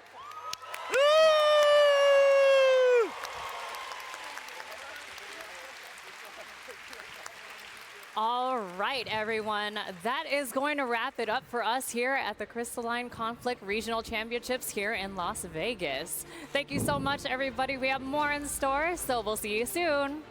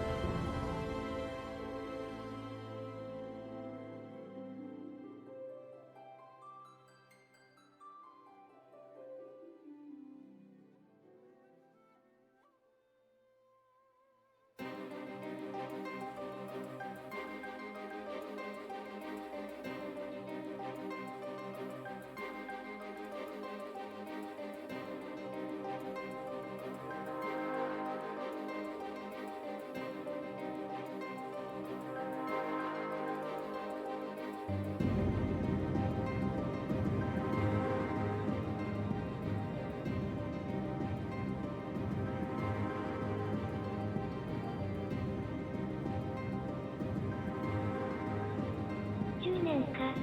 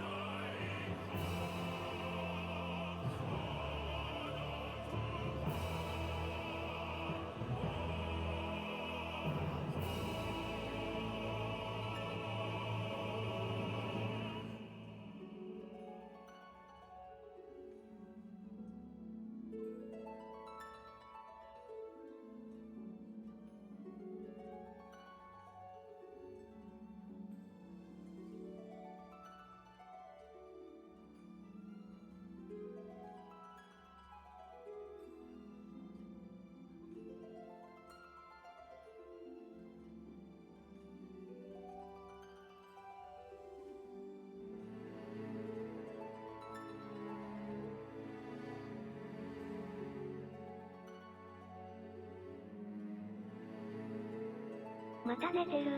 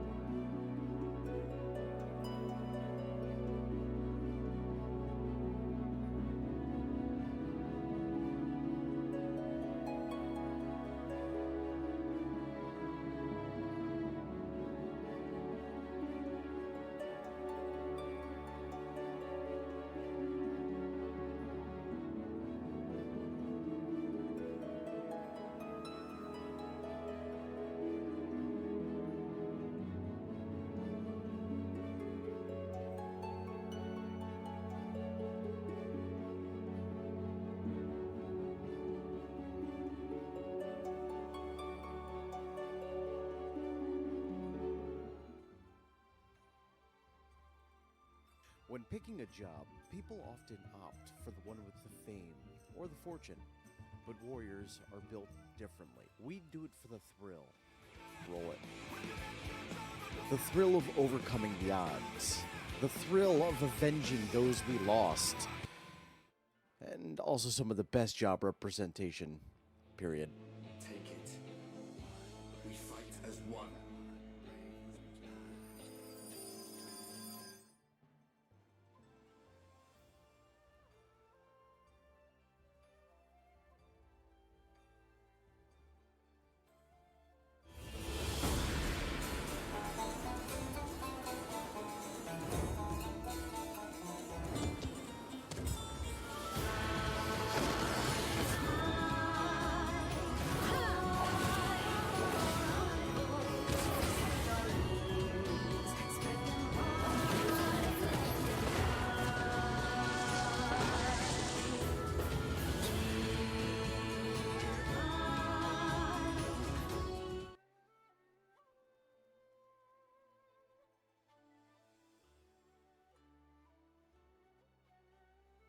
Do you like healing? Healing! Interested about the elementals? Don't invoke their wrath! Or protecting the woods itself? For the 12th one! Then you should become a conjurer.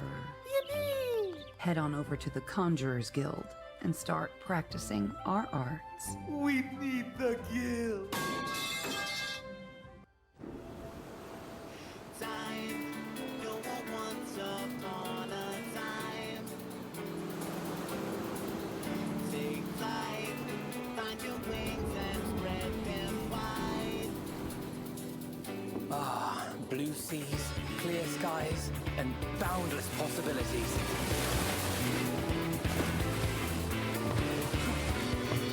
I dare say our destination will soon be in sight.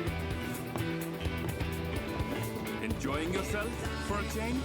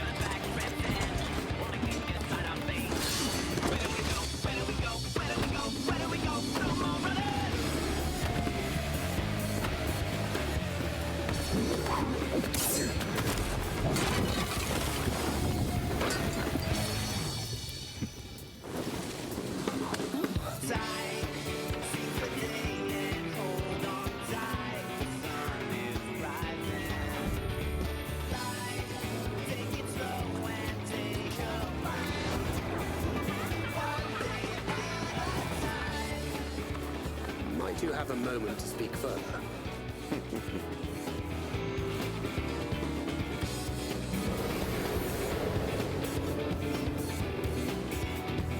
At last, we have come to the land you call the New World. My home. Put out.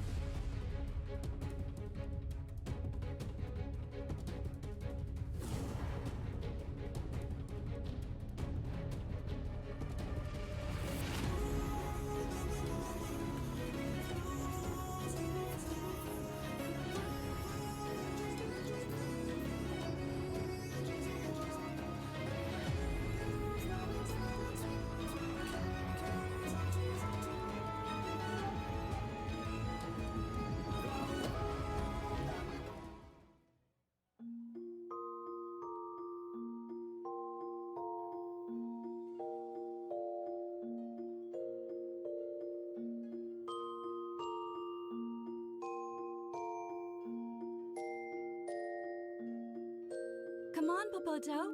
Let's show everyone some Eorzean ether aerobics. First, let's get a good stretch. Raise your arms up high for a nice shoulder stretch.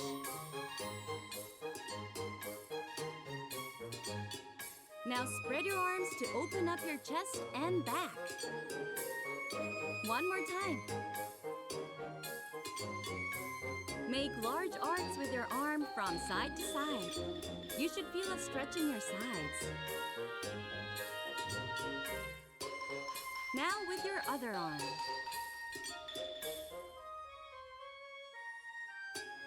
Point towards a faraway destination. Ragnarok, engage. Kneel down, extend your arms and spread your hands like you're showing off a friend's outfit. Switch legs and show off the other side.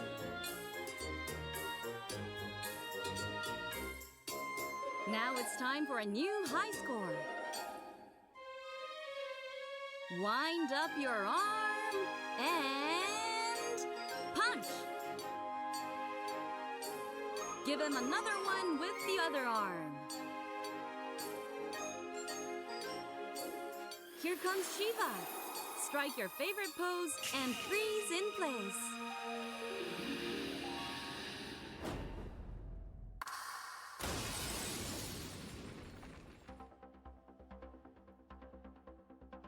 Let's pick up the pace with the Yol dance. Flap your elbows and do little hops from leg to leg.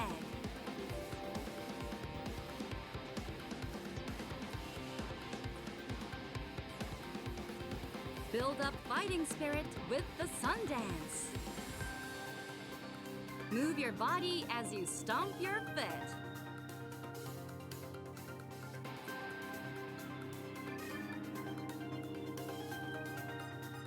Now for some squats. Can you keep up with Popoto? Susano's here. Prevent his blade from striking the party. Plant your legs and push back. One more time. Stand firm and push back. You've done well, but can you keep up with the Mandervilles? Swing your arms as you rock your body back and forth. A full body exercise is the key to staying gentlemanly.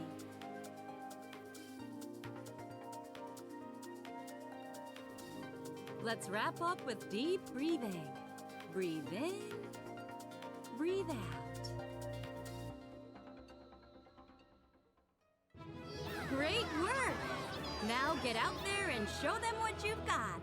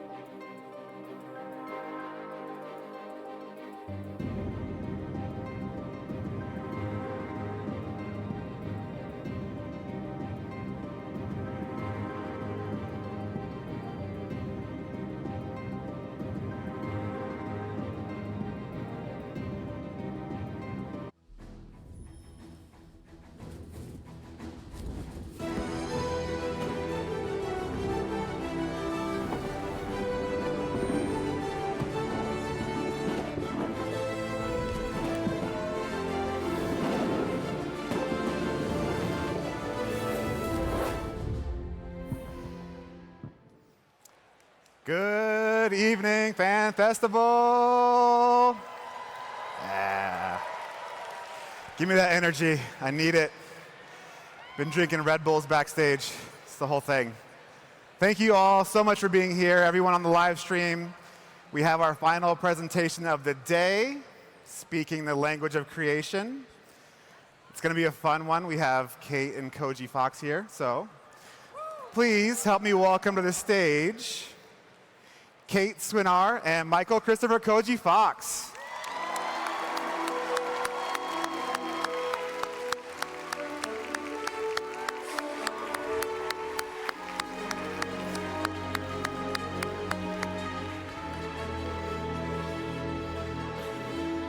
All right, guys.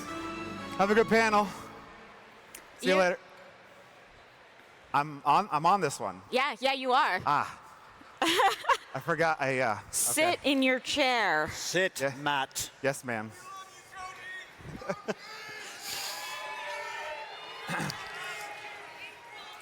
All right, we are ready to get started. Okay, so hello, I am Kate Swinner. I am the English localization lead on FF14. Yeah!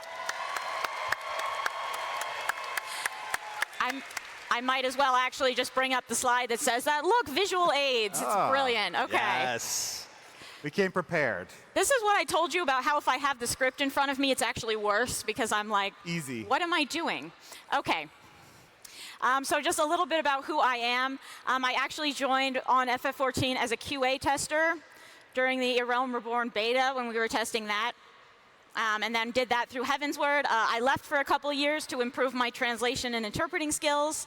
And then I came back as a part of the translation team on 4.x. Since about like the middle of Shadowbringers, I have taken over Koji's former role as like giant lore nerd on the English side.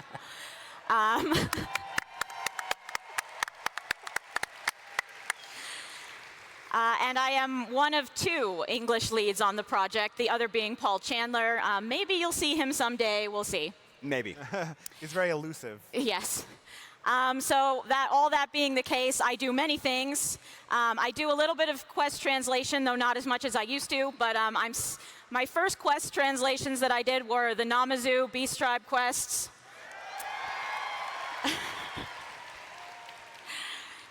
And now that I'm doing a little bit less of the more prominent translation work, I've also gone back to my roots and started doing more tribal quests. So I've recently done the Omicrons and the Loporits. Yeah. These days, as lead, I do a lot of editing on other people's quests. So for instance, recently, like Pandemonium, Mount Rokon. I also, for the main scenario, I primarily do voice recording, script supervision.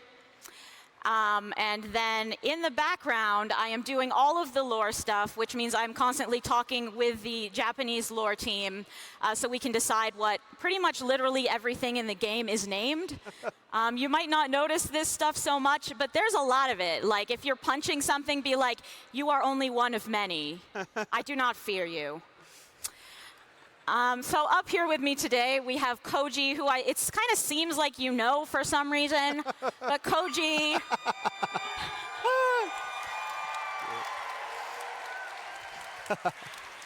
Is there anything you want to tell these people about yourself? Well, I mean, there's a lot of new people. This is their first fan fest. I've been, talking to a lot of people, and they're like, this is my first fan fest. I started playing a year ago. So for those of you who do not know who I am, my name is Koji Fox. It all kind of began around here. 1.0, 2.0, 3.0, 4.0. Just trying to put in as many bad puns as possible. Succeeded. Yeah. And then around right before 5.0 was released, Yoshi P came to me and was like, I got something for you. I need you to kind of slide over. And I got the opportunity to work on another game. And pretty much nothing's changed.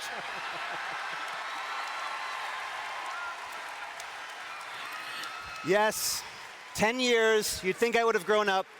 No. They should have never given you a mature title. No.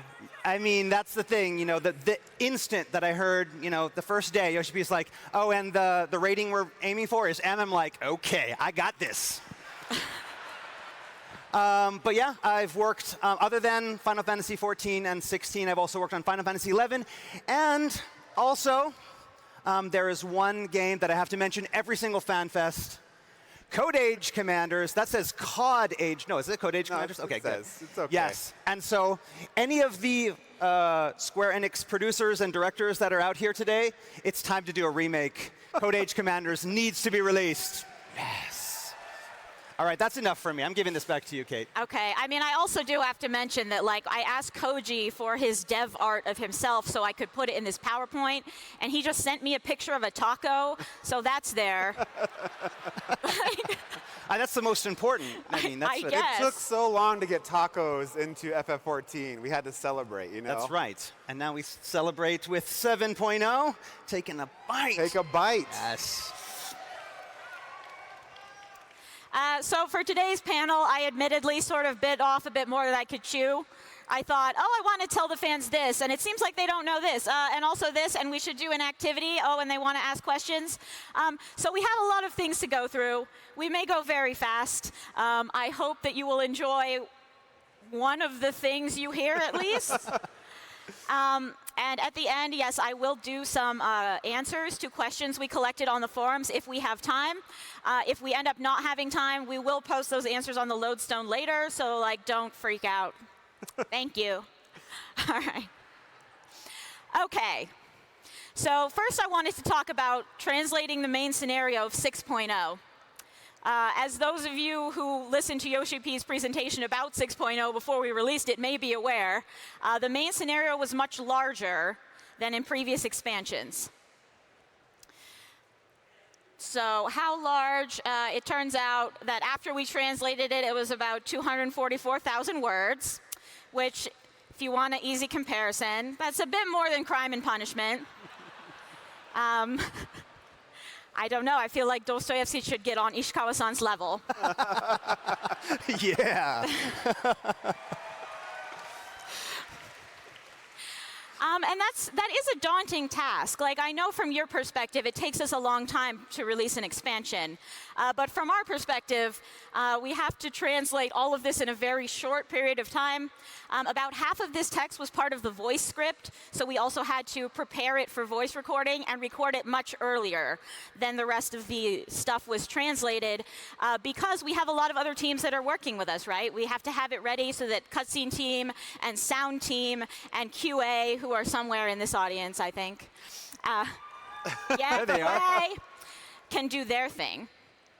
So it ends up being, when we translate the voice script, which is mostly what I will just talk about today, because otherwise we'll be here till we die. When we translate the voice script, it usually takes about 3 months for an expansion. That's about the amount of time we have to prepare all of that. In Endwalker, we did end up taking a little bit over 4, maybe 4.5, because, whoa, that was big. How long did it take Dostoevsky to write Crime and Punishment? I don't know. Probably more than 4 months. Probably more, yeah. Yeah, well. We win. Well, Ishikawa-san had to write it first. Like, how was she alive? Yeah, one thing I notice is a lot of people seem to be under the impression that either Koji or now I do all of the main scenario translation by ourselves. And I'm here to tell you, if we did that, we would be dead. Yes. With Endwalker, we also had a little bit of added pressure. Of course, we always want to do the best that we can with translation to make you guys, to communicate the story to you guys and give you guys the best experience possible. But with Endwalker, of course, it was this conclusion to this epic tale, and we were freaking out. Like, all of the devs were like, okay, this has to be perfect, this has to be perfect. So we also had this extra consideration of, we cannot let there be any quality issues here. We cannot let there be any translation issues that will affect your overall understanding of the story. And furthermore, you know, I'm talking a lot about main scenario, but we always have to be aware that there is other text in the game. In fact, the main scenario is about, like, at best, like, maybe a third of the amount of text in an expansion. And if you forget that,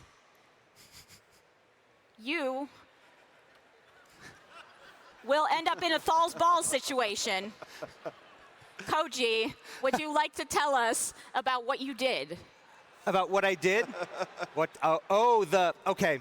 So, yeah.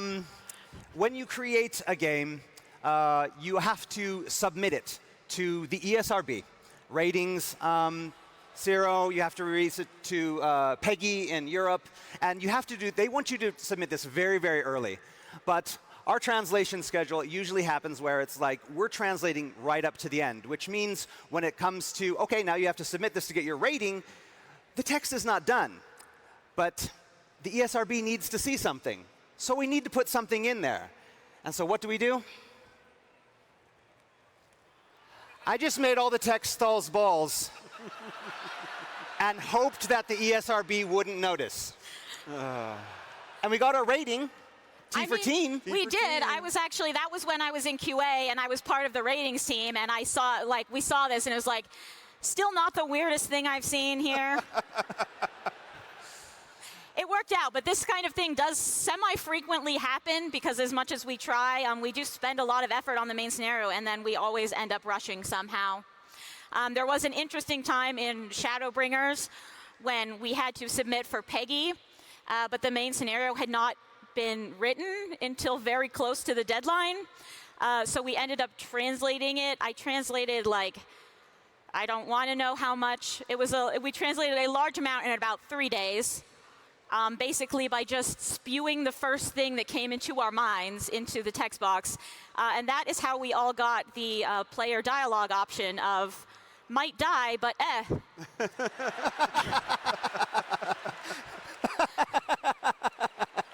Like, I wrote that, like, stream of consciousness, and then I was going back through later to edit it and, you know, make everything actually make sense. And I was like, no, you know what? Yeah. That's perfect. Yeah. That's perfect. So, we do have a question here that is sort of related, and I tried to weave in a few player questions so we could at least get to a few of them. So this is related to basically the volume of text that we handle in some ways. So one player asked, I've noticed that some of the more stylized English localization choices, like some of our very old speak sort of you must needs type of stuff, have been sort of trimmed down and made a little bit more accessible. And I think that was a choice that came about around Stormblood, Koji? Yeah, it was kind of like, you know, we had big aspirations when we first started out. And we wanted to make it something that was very language heavy. We wanted to just go all out. We wanted to do something different that no other MMOs are wanting to do. And I mean, you know, now that I look back at it, maybe we kind of went just a little bit overboard on some of those, especially Limsa Lominsa, pirate speak, and also Urianje. But the thing is, back then, again, there was less text. And so, you know, a character, Urianje, back in the 1.x times, it's just this crazy guy, you know, wearing a placard saying, the end is nigh. And it's like, okay, he's not going to have many lines. He's going to be gone. Yeah, we can go all out on this guy. Yeah, sure, we're going to go super, you know, difficult language, thinking that he's literally going to be gone at the end of 1.x. And lo, Urianje is now all over the fucking place. Look at him now in the trailer holding a pineapple. I know. Did anyone expect that? It was like, meteor is coming, the world is ending. Pineapple, yeah. So, but the thing is that as we get more and more Urianje quests, we kind of realize that there's no way that we can sustain this. Because again, we want to put our all into it. We want to make it perfect, but there's just so much of it, and there's so much other text as well that we had to figure out, okay, what are we going to do? We want to keep that essence of Urianje, but we want to be able to actually go home and sleep at night. So we decided to, again, kind of switch things to make them a little bit more accessible. I think there's still a lot of the original Urianje there, but... I mean, he himself, it's fine. I mean, it's not fine sometimes when it's like 11 p.m. and I have to think about Elizabethan English, but... You know, he himself is fine. It's just if everyone talks like that, we have sort of a concern that you're going to get tired reading it. That too. Writing it certainly takes longer. It's less efficient. And it's a bit harder to quality check as well. So we kind of did that to streamline the process so we could sustain the quality going forward. And also an additional note from my time in QA, I distinctly remember, since you mentioned Limsa, I distinctly remember I had that 14 Nom Nom comic that where like the Lalafell is talking to Badera and he's talking in like weird pirate speak and she goes, "Are you having a stroke?" Like, I had that pinned to my desk for at least a year. Yes. Okay, so let's talk about what the translation process actually entails. I'm not sure we've ever talked about this before. We sometimes talk about little bits and pieces, like I did with Ishikawa-san's panel yesterday. But I wanted to talk a little bit about how the process works and how we get through all of it in this amount of time and how we try our very best to keep everything high quality so you guys can enjoy it. So first, at the beginning of an expansion, we have to decide who is doing what. And our team is actually bigger than you probably expect. So as I mentioned, we have 2 leads. We also have maybe 2 editors, except we had 1 in Endwalker because Koji stole Morgan for his little side project called FF14. I'm sorry. Thanks a lot. Everything bad that happens to me is your fault. We also have a team of core translators that have been on the game for a really long time, like think the entire time. And we do have some newer folks that we've then brought in to train up to do that. And then during expansions, we often borrow other translators from the company who know what they're doing as translators, but are maybe not as familiar with literally 10 years worth of 14 lore. So when we're talking about translating the scenario, we usually rely on our core translators. Because as you will see, the leads are doing a lot of other stuff other than main scenario, so it actually is not us that is translating a lot of the main scenario. And I think it was largely like that in your time as well. Yeah, again, it's with each expansion, you decide who's going to do what, and you try to follow that. And there's always going to have to be people coming in to help, but you can't expect them to know all of that knowledge. And so it falls on the leads and the people that have been there the longest to basically check that stuff that comes in and make sure everything is at that straight line. So it's a lot more work for the leads. Yes, yes it is. So yeah, all right. So once we've decided who's doing what, we're going to read the plot summaries that the dev team kindly provides to us. They are usually quite long.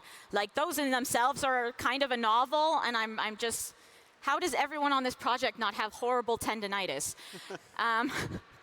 So once we get those, we then all come together as a team, not just the English team, but the other localization teams for French and German, to discuss these plots. And we try to pull out things that we particularly want to focus on, we're particularly worried about. We discuss things like, what are we going to call stuff? So some of the things we were really focused on in Endwalker were like, for instance, of course, this is the end of the Heidelin and Zodiac plot.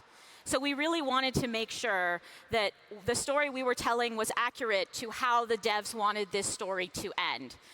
So this means that we did end up with a lot of questions for Ishikawa-san about, like, how do you want Heidelin to be portrayed? You know, we've had this shocking reveal in a previous patch that she's sort of a primal. And now we have Zodiac showing up, so we wanted to know exactly how she should come across to the player.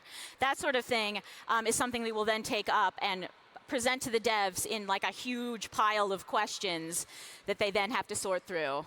And then we will talk about things like voice casting. Like obviously in 6.0, a big thing was Thavnair. Like, how are we going to portray this? Can we get the right actors? Who are from the right backgrounds, because obviously we don't want to have a Simpsons Apu situation when we're trying to portray someone speaking with an accent.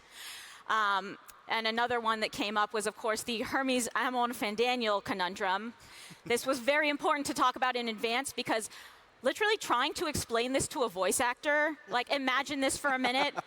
Be like, first you were a guy like a million billion years ago, but not a normal human, like a super special human with super special depression.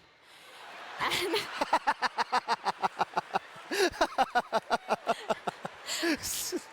That's the official term. Yes. Yeah. And then in this next scene, you're like a guy who was like actually some Asian guy, but then he got body snatched, and now he's sort of an immortal guy who's trying to end the world. Don't worry about it. Be wacky. It's great. And then you have this other third guy who's like wearing a very fancy hat and like neck ruff. And you just look at that and I guess try to figure out what to do with it. It was complicated. So first we tried to all discuss it and figure out what's going on so we can then correctly portray that when we're explaining it to the voice actors. And finally, this is when we decide what kind of terminology we're using. So this is when we decided, okay, it's going to be the beasts of the final days because that's the theme the devs really want to play on. But for the really big ones, the first one that shows up in every area and freaks everyone out, this is when we decided to call it blasphemies because they first appear in Razat Han. And the Hanish have this sort of concept of, okay, this is some very corrupt version of our divinities, so we've called them blasphemies, and then that catches on everywhere, and then we have a consistent term that hopefully you were able to follow. I know it does get a little bit confusing. Woo, confusion! Confusion! So then we get on to the proper translation bit, and this is the part that people tend to ask us about, right? Yeah. People always want to know, like, what is your translation philosophy?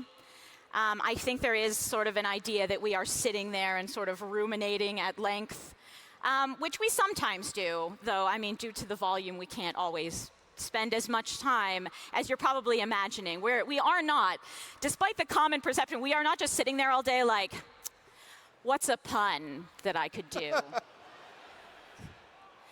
No, those puns just come out. Like, if you see a pun, that was some person's first thought. So, like, it is a mess up here. But on the more serious subject of the main scenario voice script, which is, again, the most prominent and important stuff in the game, I try to think about translation as something where you are looking at the text in multiple levels. And so the important part is not necessarily the words, I mean it is, but you're also thinking about how the words have a function within the text, right? No word just exists in a vacuum. There's a way we tend to use it as part of our culture. There's a way it's functioning in the scene to create things like imagery. And it's creating, when you put all the words together, they are creating an emotional experience. And you have to understand what that experience is going to be for the Japanese audience and what it's meant to be before you can even start to think about how would this be communicated in English. I mean, often people think the translation is more a process of you just have this sentence full of words and you take one at a time and you replace them with the closest thing you can find. But that's really not the case, because if you were to do that, you would lose all these other levels. You would lose, their actual meaning in terms of how they're functioning in the overall work. So when we look at these things, we want to be looking at, this is where this entire expansion is going to take us. And then we're going to translate accordingly. Of course, when you have this many levels of things, like you have your words, you have your imagery, you have your scenes, you have your character arcs, and then you have your overall story arcs, and then you have your like tiny little nuances, there is always something that is going to be different between languages. And you have to, I know that can be a little bit difficult to accept, like, oh, I'm never going to experience this the same way as the Japanese audience. But on the other hand, you're never going to experience it the same way as the person sitting next to you, right? We all bring our own stuff to the work that we are experiencing. And so, yeah, in that case, you sort of have to decide for yourself, like, what your balance is going to be. And I try to pick out, these are the most important things. These are the things we cannot afford to lose in this story, in this scene, and in terms of what language is being used in the Japanese. And then from there, I sort of build out into something that I think will give you the same emotional experience that the Japanese audience is having. So if I'm crying while I'm translating, which is a frequent occurrence, I want to make sure that the end product will also make you cry.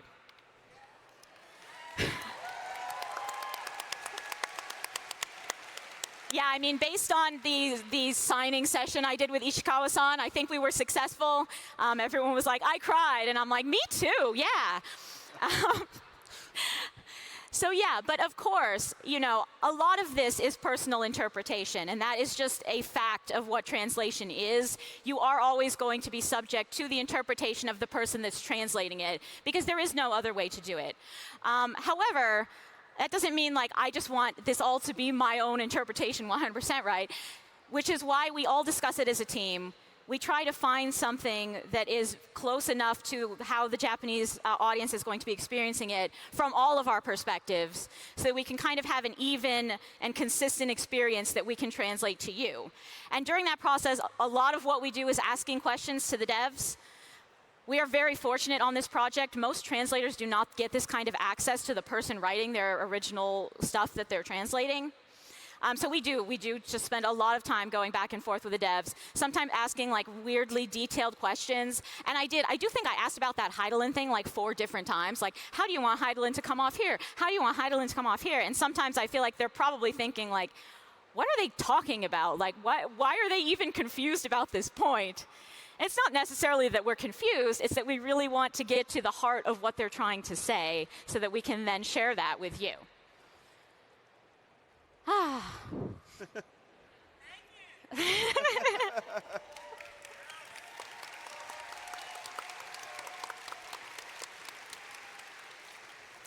So I'll just briefly go over the rest of the steps. So, once you've found your balance, you've come up with something that you think will communicate what is trying to be said in the writer's heart, right? Then we get to the point where we're trying to ensure consistency because, again, these are very big stories and we cannot have one person translating the entire thing. That would be nice for consistency, but we cannot do it. So once we're done with our own sections, we will self-check. We will make sure that the lines, of course, fit the time sinks of the cutscenes because otherwise we would be in a whole big problem. We want to make sure it fits the motion so nothing looks too out of place, and that it sounds good so that when we take it to record, it will sound fine and not totally like, I just wrote this and no one ever speaks like this, but now it's being spoken aloud and it's really noticeable. And then we'll have another translator cross-check it against the Japanese to make sure everything is accurate and everything is working. And then we will have an editor come in and edit it. And that person usually does not look so much at the Japanese. They read it through as a player would and try to understand, like, this is the experience we're getting from it. Is anything super confusing? Does anything sound terrible? And they usually, like, punch up the wording a bit. Or a lot, in some cases. In some cases. Our editors are very, very good. For instance, I know Ishikawa-san mentioned the Tales from the Shadows era Curtain Falls yesterday. And Emmett Selk's soliloquy at the end there that is all in iambic pentameter. I wrote it a little bit poetically to begin with, and then I gave it to our editor, and I was like, can you make this into iambic pentameter? And he did. So that's the level they are on. Yes. Yeah. So Morgan Rushton and John Crow, everybody. Yes. And of course, throughout this whole process, which looks something like this, each color is a different person. So we have it broken up into different translators, cross-checkers, and editors. And throughout this whole process, the Japanese team is also doing something similar. So they are checking. It's like they will write it, and then, for instance, the lore team will check it, and then maybe Ishikawa-san, of course, in 6.0, she was the one writing, but another writer will check it, and then Yoshi P will check it. So these checks are going on as we are translating, and so every day is just terror about when the revisions are going to come in, and we're going to have to redo everything we've done thus far. Yes.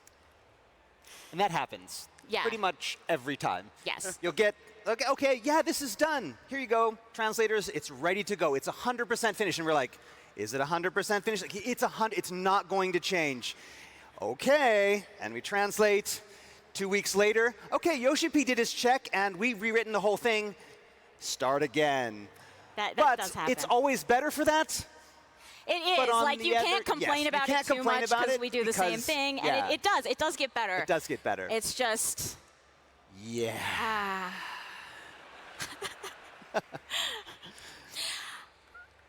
And then just to wrap up the voice recording process, that we will then prepare scripts and reference materials for the studio. We'll talk to our director. We will attend recordings to make sure that everything is accurate to the script and sometimes to rewrite lines if it turns out they don't actually fit the timings despite our best efforts.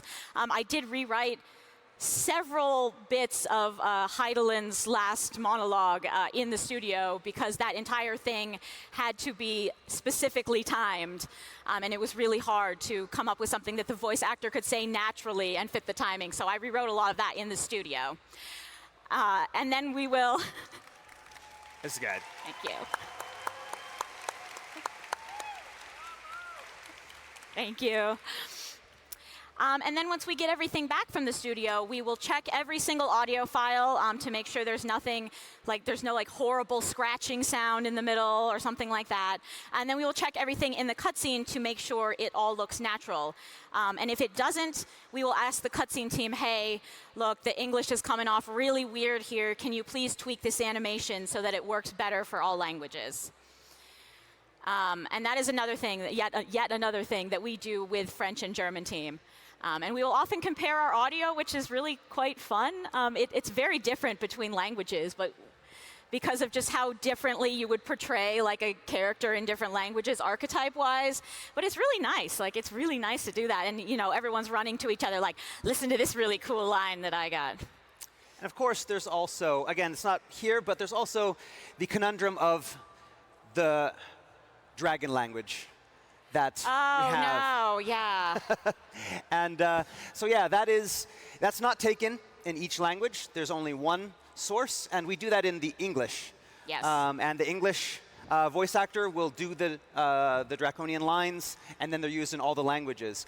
Of course, because it is a crazy language that no one in the world speaks, to get voice actors to be able to do that, we need a guide. And so a lot of times it's, yeah, I have to do a voice recording of... Literally only Koji understands dragon language. Like, we do... And so whether I'm on 14, even after 14, and I had kind of shifted over to 16, and I'm still looking at 14 stuff, but I'm doing a lot of 16 stuff.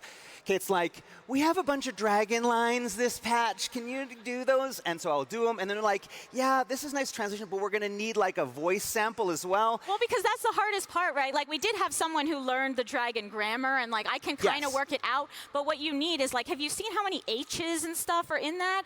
Like, so basically we have to call Koji so he can come in and like get a little voice recorder and be like, awesomeness. So and you're like, that is, I do. So we have like our floor, and you got all the devs, and then I go into a one of those meeting rooms that they have on the sides, and then it's just for like 2 hours. I'm like,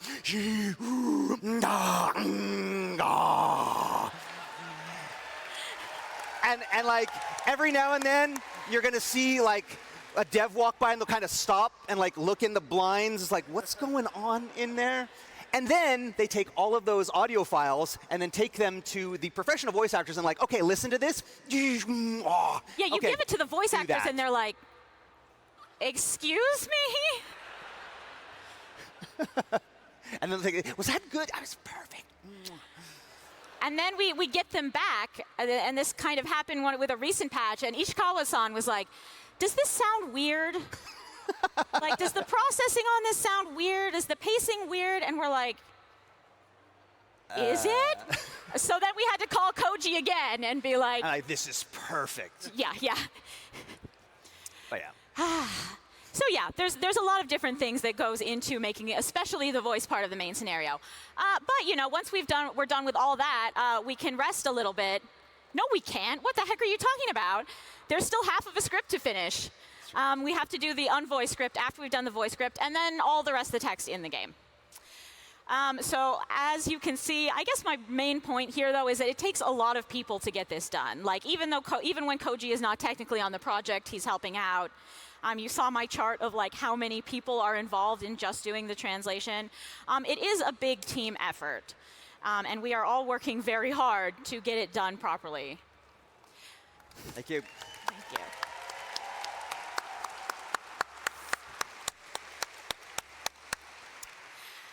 So now I'm just going to talk a little bit about the other large, massive half of my job, which is doing the lore stuff. And to kick us off, I really wanted to ask, so all of the scenario team contributes to the lore in their way, right? There are a select few people who are part of the world lore team. And those folks are the main people in charge of like figuring out, okay, what is our linguistic theme for this area? How are we going to handle this and that? What are the names going to be?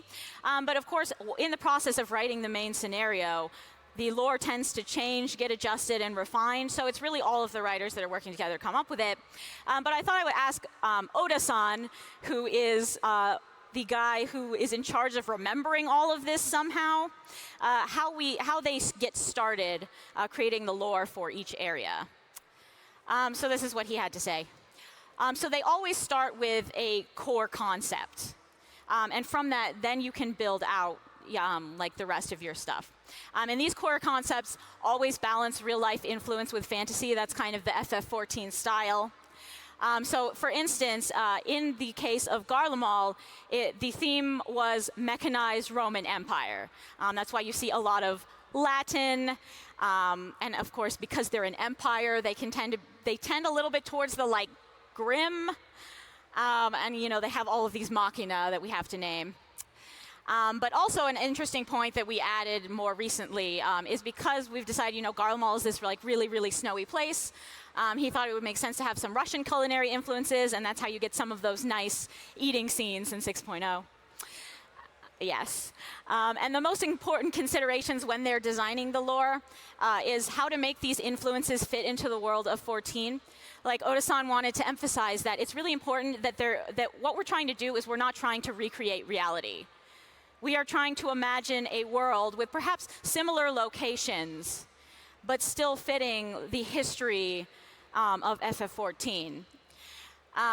But, at the same time, when we do draw on real-life cultures and languages, we want to develop an understanding and a respect for those cultures, and we want to try to demonstrate that the best we can. Yeah.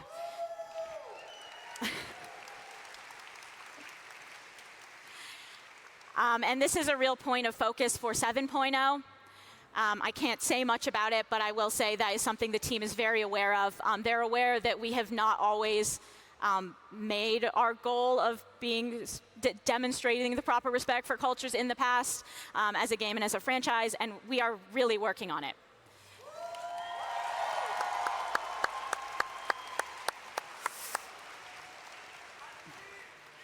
Thank you. Thank you. All right, so I'm going to go over some nitty-gritty details really fast so that we'll still have time for other stuff. So I wanted to give an example of how we use names in different locations to sort of build out this lore and this core concept of each area. So first I wanted to take a look at Thavnair. As you know, Thavnair is a multicultural society. We have the Arkasodara, we have the Aura, and we have the Hures.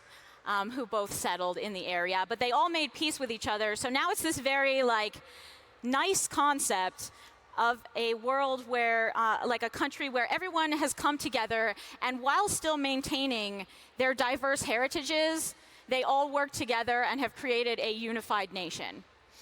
So to show that, we wanted to maintain different linguistic influence as well, to show that, no, those cultures are still there. Even though Thavnair is a melting pot, it wasn't that one culture overwrote all the others.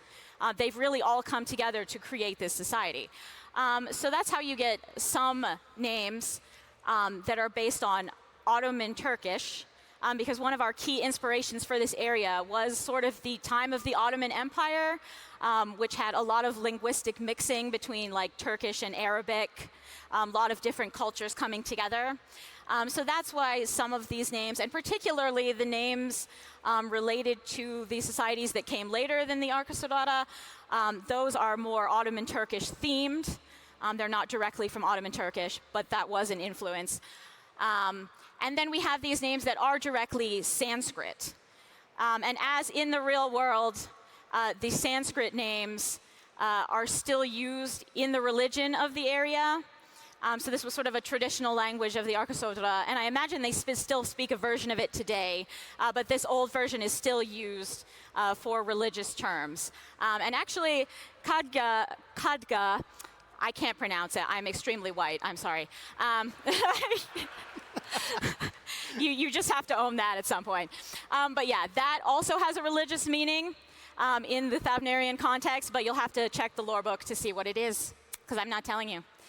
And of course, Thavnair is a society that has had a lot of trade, and they've had a lot of people coming through, so they all speak the common tongue. So they're very comfortable mixing their own more heritage languages with the common tongue, which is AKA English.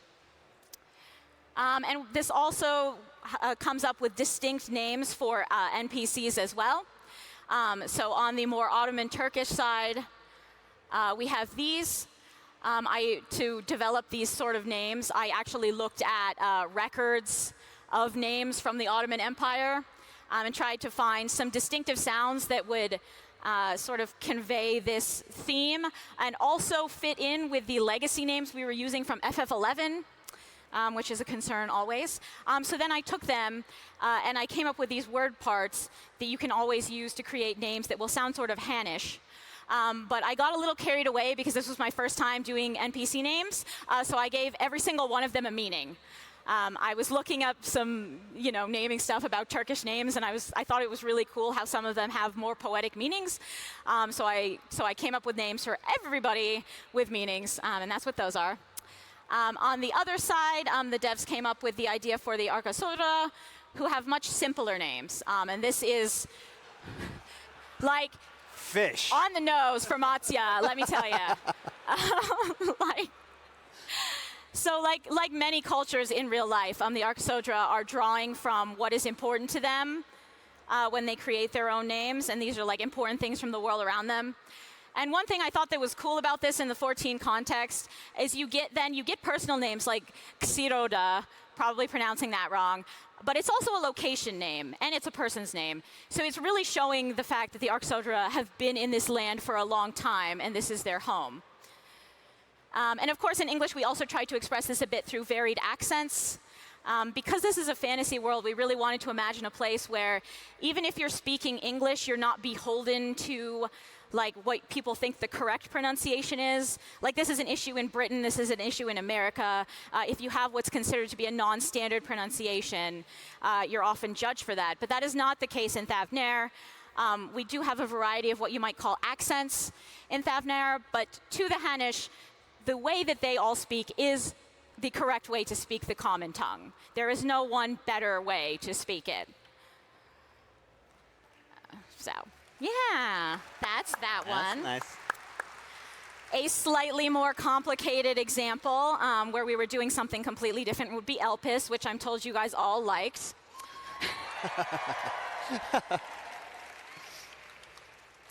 And these ones are, of course, in ancient Greek. But they are made up. Usually when I use ancient Greek, I try to stick to like attested words and phrases. But in this case, Elpis is a place of creation. It's a place where the ancients probably wanted to get a little poetic. And in the depths of imagining, the ancients are also interested in this sort of like drama, sort of theatrical stuff from, like, as you might imagine, from ancient Greece. So a lot of these names are more poetic. I'll just show you them. They're really complicated. But yeah, like one idea that we'll call her S-san from the scenario team came up with. She requested to be a spy today. Okay. Yes. But the idea that she came up with is that each of Elpis's like 4 main regions would be themed after a wind, but also after something from theater. Okay. Like a different theatrical, emotional experience.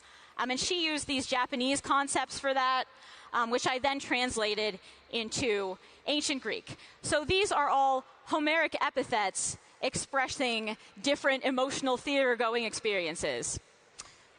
And I didn't think any of you would get that, but I hoped it would at least sound fancy and like, ooh, the ancients were like really on top of their stuff. That's a good idea. Of course, there are also some more normal names because we always give you something so that you don't get totally lost. But of course, Elpis was not the only place that had Greek. Charlian also has Greek. Yeah. And why did you do that to me? Do you know how much Greek I know now? I mean, you could think of it as a kind of growing experience. I planted the seed that grew into... I'm really sorry. I'm sorry. Again, it was one of those things where it's just like, oh, yeah, Ishgard. We have this little place. Yeah, Charlian. Some goblins are living there now. It'd be fun to use ancient Greek. Yeah, we're never going to use this again. You're starting to see a theme here, aren't you?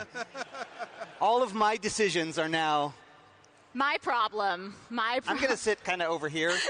Matt, so. I'll protect you. So when we decided to go to Old Charlian, I thought I needed to make this distinct from Elpis in some way, right? So just a little bit of an example here is the Charlians are some way more casual about their Greek use. Like in Elpis, it's all very, like, if a name has ancient Greek in it, it is fully ancient Greek. Like, that is what's happening because that was their language. Charlian are more scholars, right? So they are sort of very into Greek, but it's not necessarily their native way of speaking. And much like in the real world, they have developed a sort of Roman-style, Latin-style alphabet by which to express this, but they're not always super consistent about it. Like if you look at some of the spellings in Labyrinthos, you know, sometimes there's a C, sometimes there's a K, and I'm 100% sure that the scholars who came up with those respective names are still fighting to this day about how things should be spelled.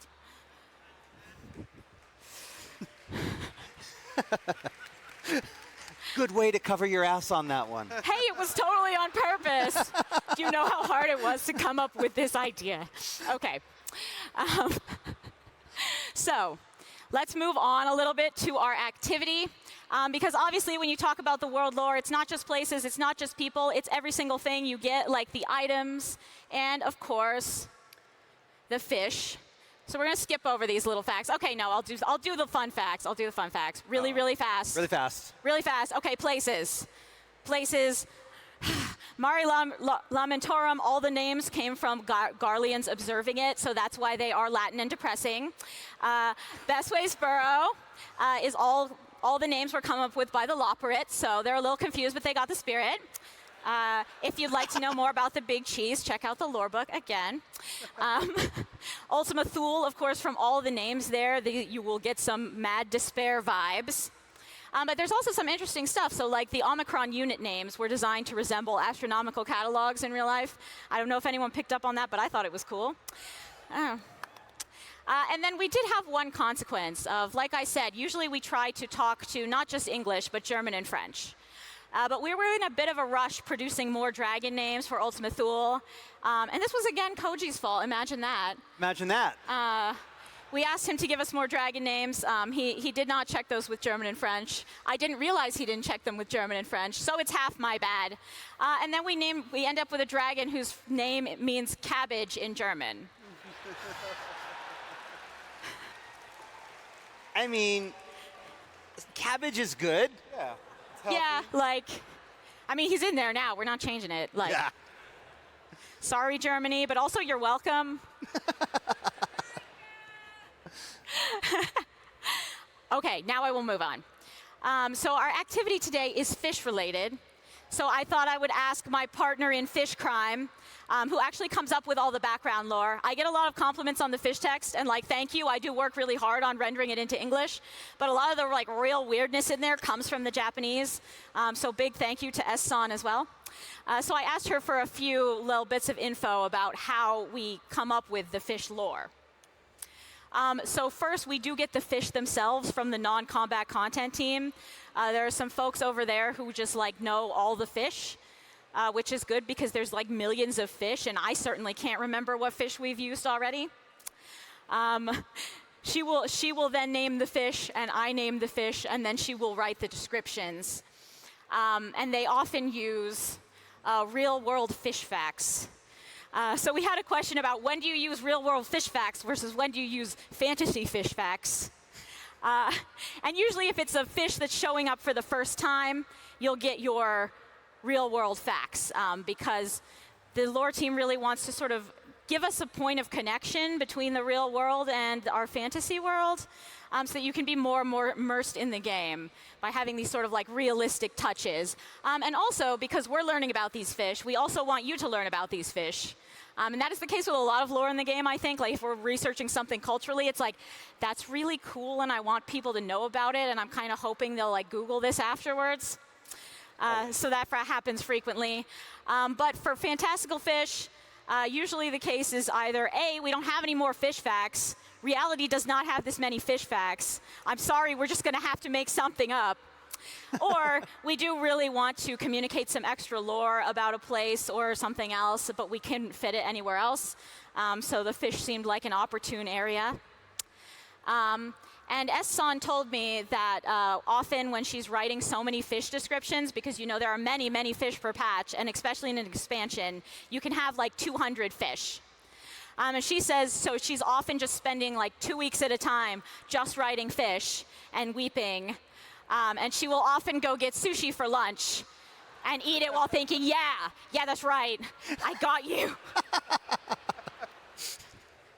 And at the bottom, you can see some of S-san's favorite fish here. I highly agree with the Greater Serpent of Ronka. And I also agree with all the fish in Ultima Thule. Like, those rule. Like, they're so weird. Okay, activity. Okay, we are going to describe a fish. This is what happened last time. So yeah, for those of you, remember the last Physical Fan Fest, we decided to just make a fish here up on stage. And this is what happened. We kind of went overboard. But we're going to do that again. And I think we're going to go overboard again, aren't we?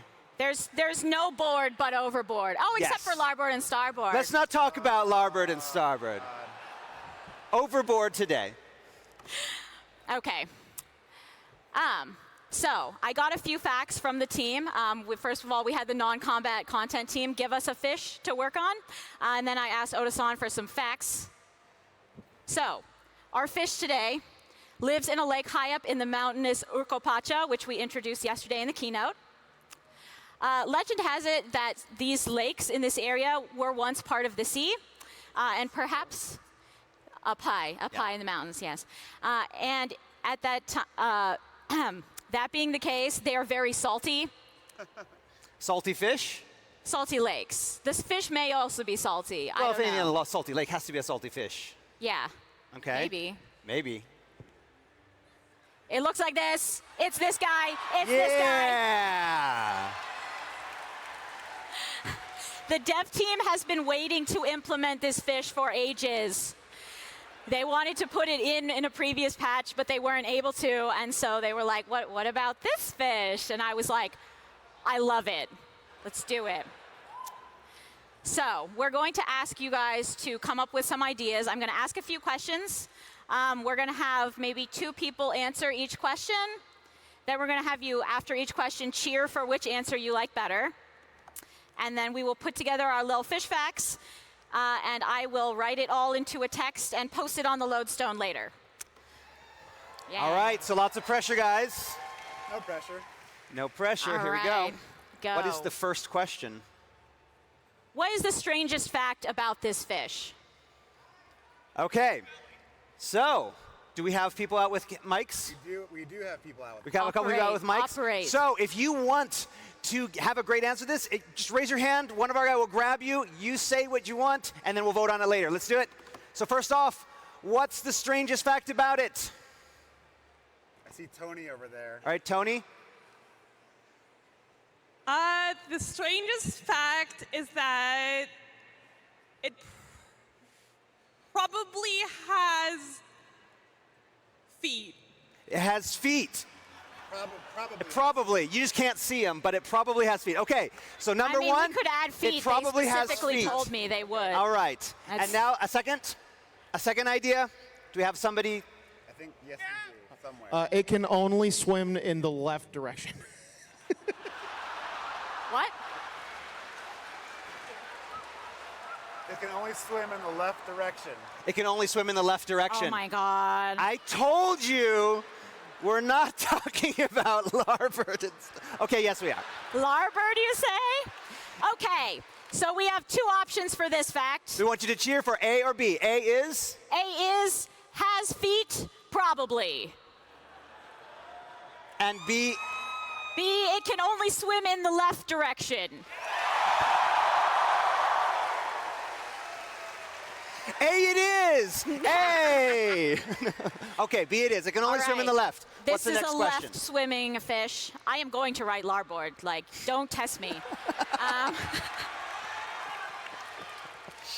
Okay, next up. So what would a local person say about it? Hands up. And I want to review a little bit of facts from the keynote. We know that in Urkopacha, we have a very small race, the Pelu Pelu, who are very into trading and making beverages and riding alpacas.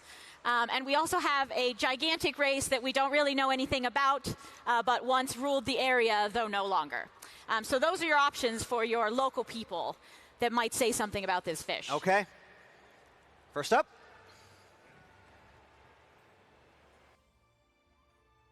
It tastes like peanut butter. All right, I feel like that is a Pelu Pelu advertisement. Yes. Option A, it tastes like peanut butter. Option B, what do you got next? I was going to say they believe it's the top of its food chain. I mean, that is an apex predator. Look at it. And so what you're saying is if it's at the top, then it means it eats Lalafels. No, bad.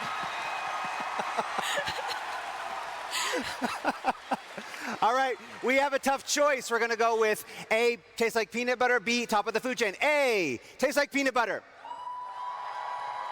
B, top of the food chain. All right. And there we have it. All right, third question. All right, our next one. Name that fish. Oh boy. We'll give you 10 seconds. Have to, yeah, think about it for a minute. Think about our facts so far. So what we know, it lives in a All right, 10 salty seconds. lake. Let's go. No, I'm reviewing. Salty lake, Orcopacha, can only swim in the left direction, top of the food chain. All right, what do we got? Pudgy carp. Pudgy carp. Pudgy carp. Koji carp? Pudgy. What? Oh, pudgy. Pudgy carp. Pudgy carp. Pudgy carp. And option B? Panko butter. Panko butter? What? What? It's like panko cracker, but it with butter. Oh, God. I still did not get the first half. I got butter. I only heard butter. Oh, my God. Panko butter. Is it like a butterfish? Oh, panko! Panko butter. We're living in Japan, and the A is pronounced slightly differently, and we are very confused. You want 2 names? Or we want 3 names? We want to get Let's a third get like name? 4 names. 2 4 more, names, because this is the okay. most important part. It is the most important part.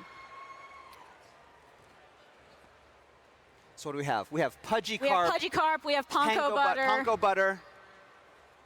How about the all right? The all right, all right, all right. We may have to shorten that in Japanese. I think if you wrote that in katakana, it might explode the game. All right. All right, fourth up. Derp swimmer. Derp swimmer. Derp swimmer. Much like this is our protagonist of the seas. Okay. Okay, we now have 4 choices. We're going to go A, B, C, D. A being Pudgy carp. Pudgy carp. B being. Let's just do them one at a time. Okay. Pudgy carp, panko butter, all right, and derp swimmer. All right, here we go. A, pudgy carp. All right. B, panko butter. Okay. C, all right. And D, derp swimmer. Derp swimmer. That's going to be tough. Should we tie it do a tiebreaker between all right, and derp swimmer? Yeah, we're going to have to. We should just meld them together. Like, Oh, all right, yeah. derp swimmer, all right. Oh, man. Okay, what I will do. I hate you. They always cause problems on these Okay. panels. All right, yes, Koji always causes problems. I will say, I think the all right one will actually be easier to put into Japanese. Uh-huh. So let's do this. Let's make all right the name. And then derp swimmer can be a nickname. And that will also go into the explanation along with your lovely left swimming facts. Yes. We did it. Thank You you did so it. much. Okay. So I did have eyes bigger than my stomach, and I'm not going to be able to answer people's questions.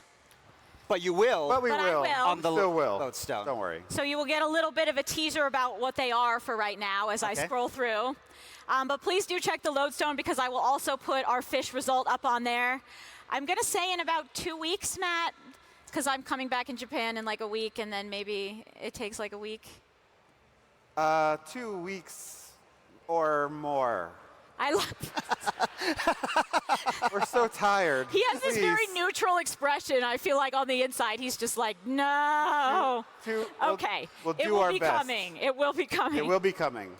All right, so here's some of the questions I'm going to answer. I had a question about the song lyrics for Memphina, which I wrote and enjoyed.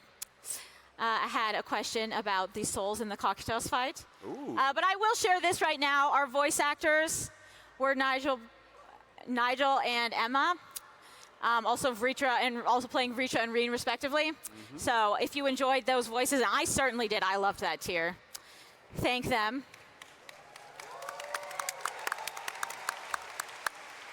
Oh yeah, we have a question about the Ryan's migration pattern over time, so you'll get that. We will get We had that. a question about the naming of Azazla. Okay, and we will transition, we will go out with this last one. So, were there other nations and cultures present in the world unsundered outside of Amarat? Or was the entire world at the time a singular nation under the collective rulership of the Convocation of 14? And I actually got a lot of questions about the ancient world outside of Amarat and Elpis. But unfortunately, this is the only one that I could get even a partial answer to. So according to Oda-san, the Convocation of 14 represented all of mankind. And at least at the time of the Warrior of Light's visit to Elpis, the entire star was within their jurisdiction. There were a lot of other questions. I did pass all those on. I wanted to know more. Nah. I've had that same conversation with Oda-san Oh yeah, so many all the times.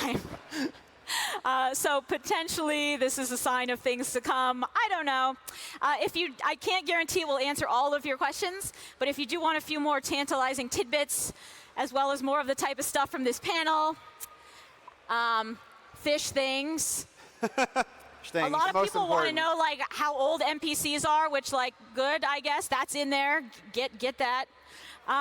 Then yeah, if you want some more lore, please pre-order Encyclopedia Eorzea 3. Yes. Thank you. Koji has not even seen Encyclopedia Eorzea 3. No, I have not yet. So read it to become superior to Koji Fox. Oh my God. Finally. Okay. And last but not least, the English team is hiring again because we keep realizing we have a lot of work to do over and over. Somehow it's always a surprise. So if you have a little Japanese skill, please do apply with us using this fancy QR code. And that is it for the panel today. I apologize that we weren't able to get through everything, but I hope you enjoyed some of it. It was fun, right? Things. Let's give it up for the Kate. Thank you. And thank you, Koji. And thank you, Matt. I'm so sorry that we're making you sit out here while you're It's like about okay. to pass out. No, it's fine. It's all fine. You can do it. I believe in you. I believe. All right. And thank you to everyone for attending today. Thank you so much. Yay. Thank you. All right. Thank you. That officially brings our Fan Festival main stage events to the closing for those on our live stream. So let's say goodbye to our live stream viewers.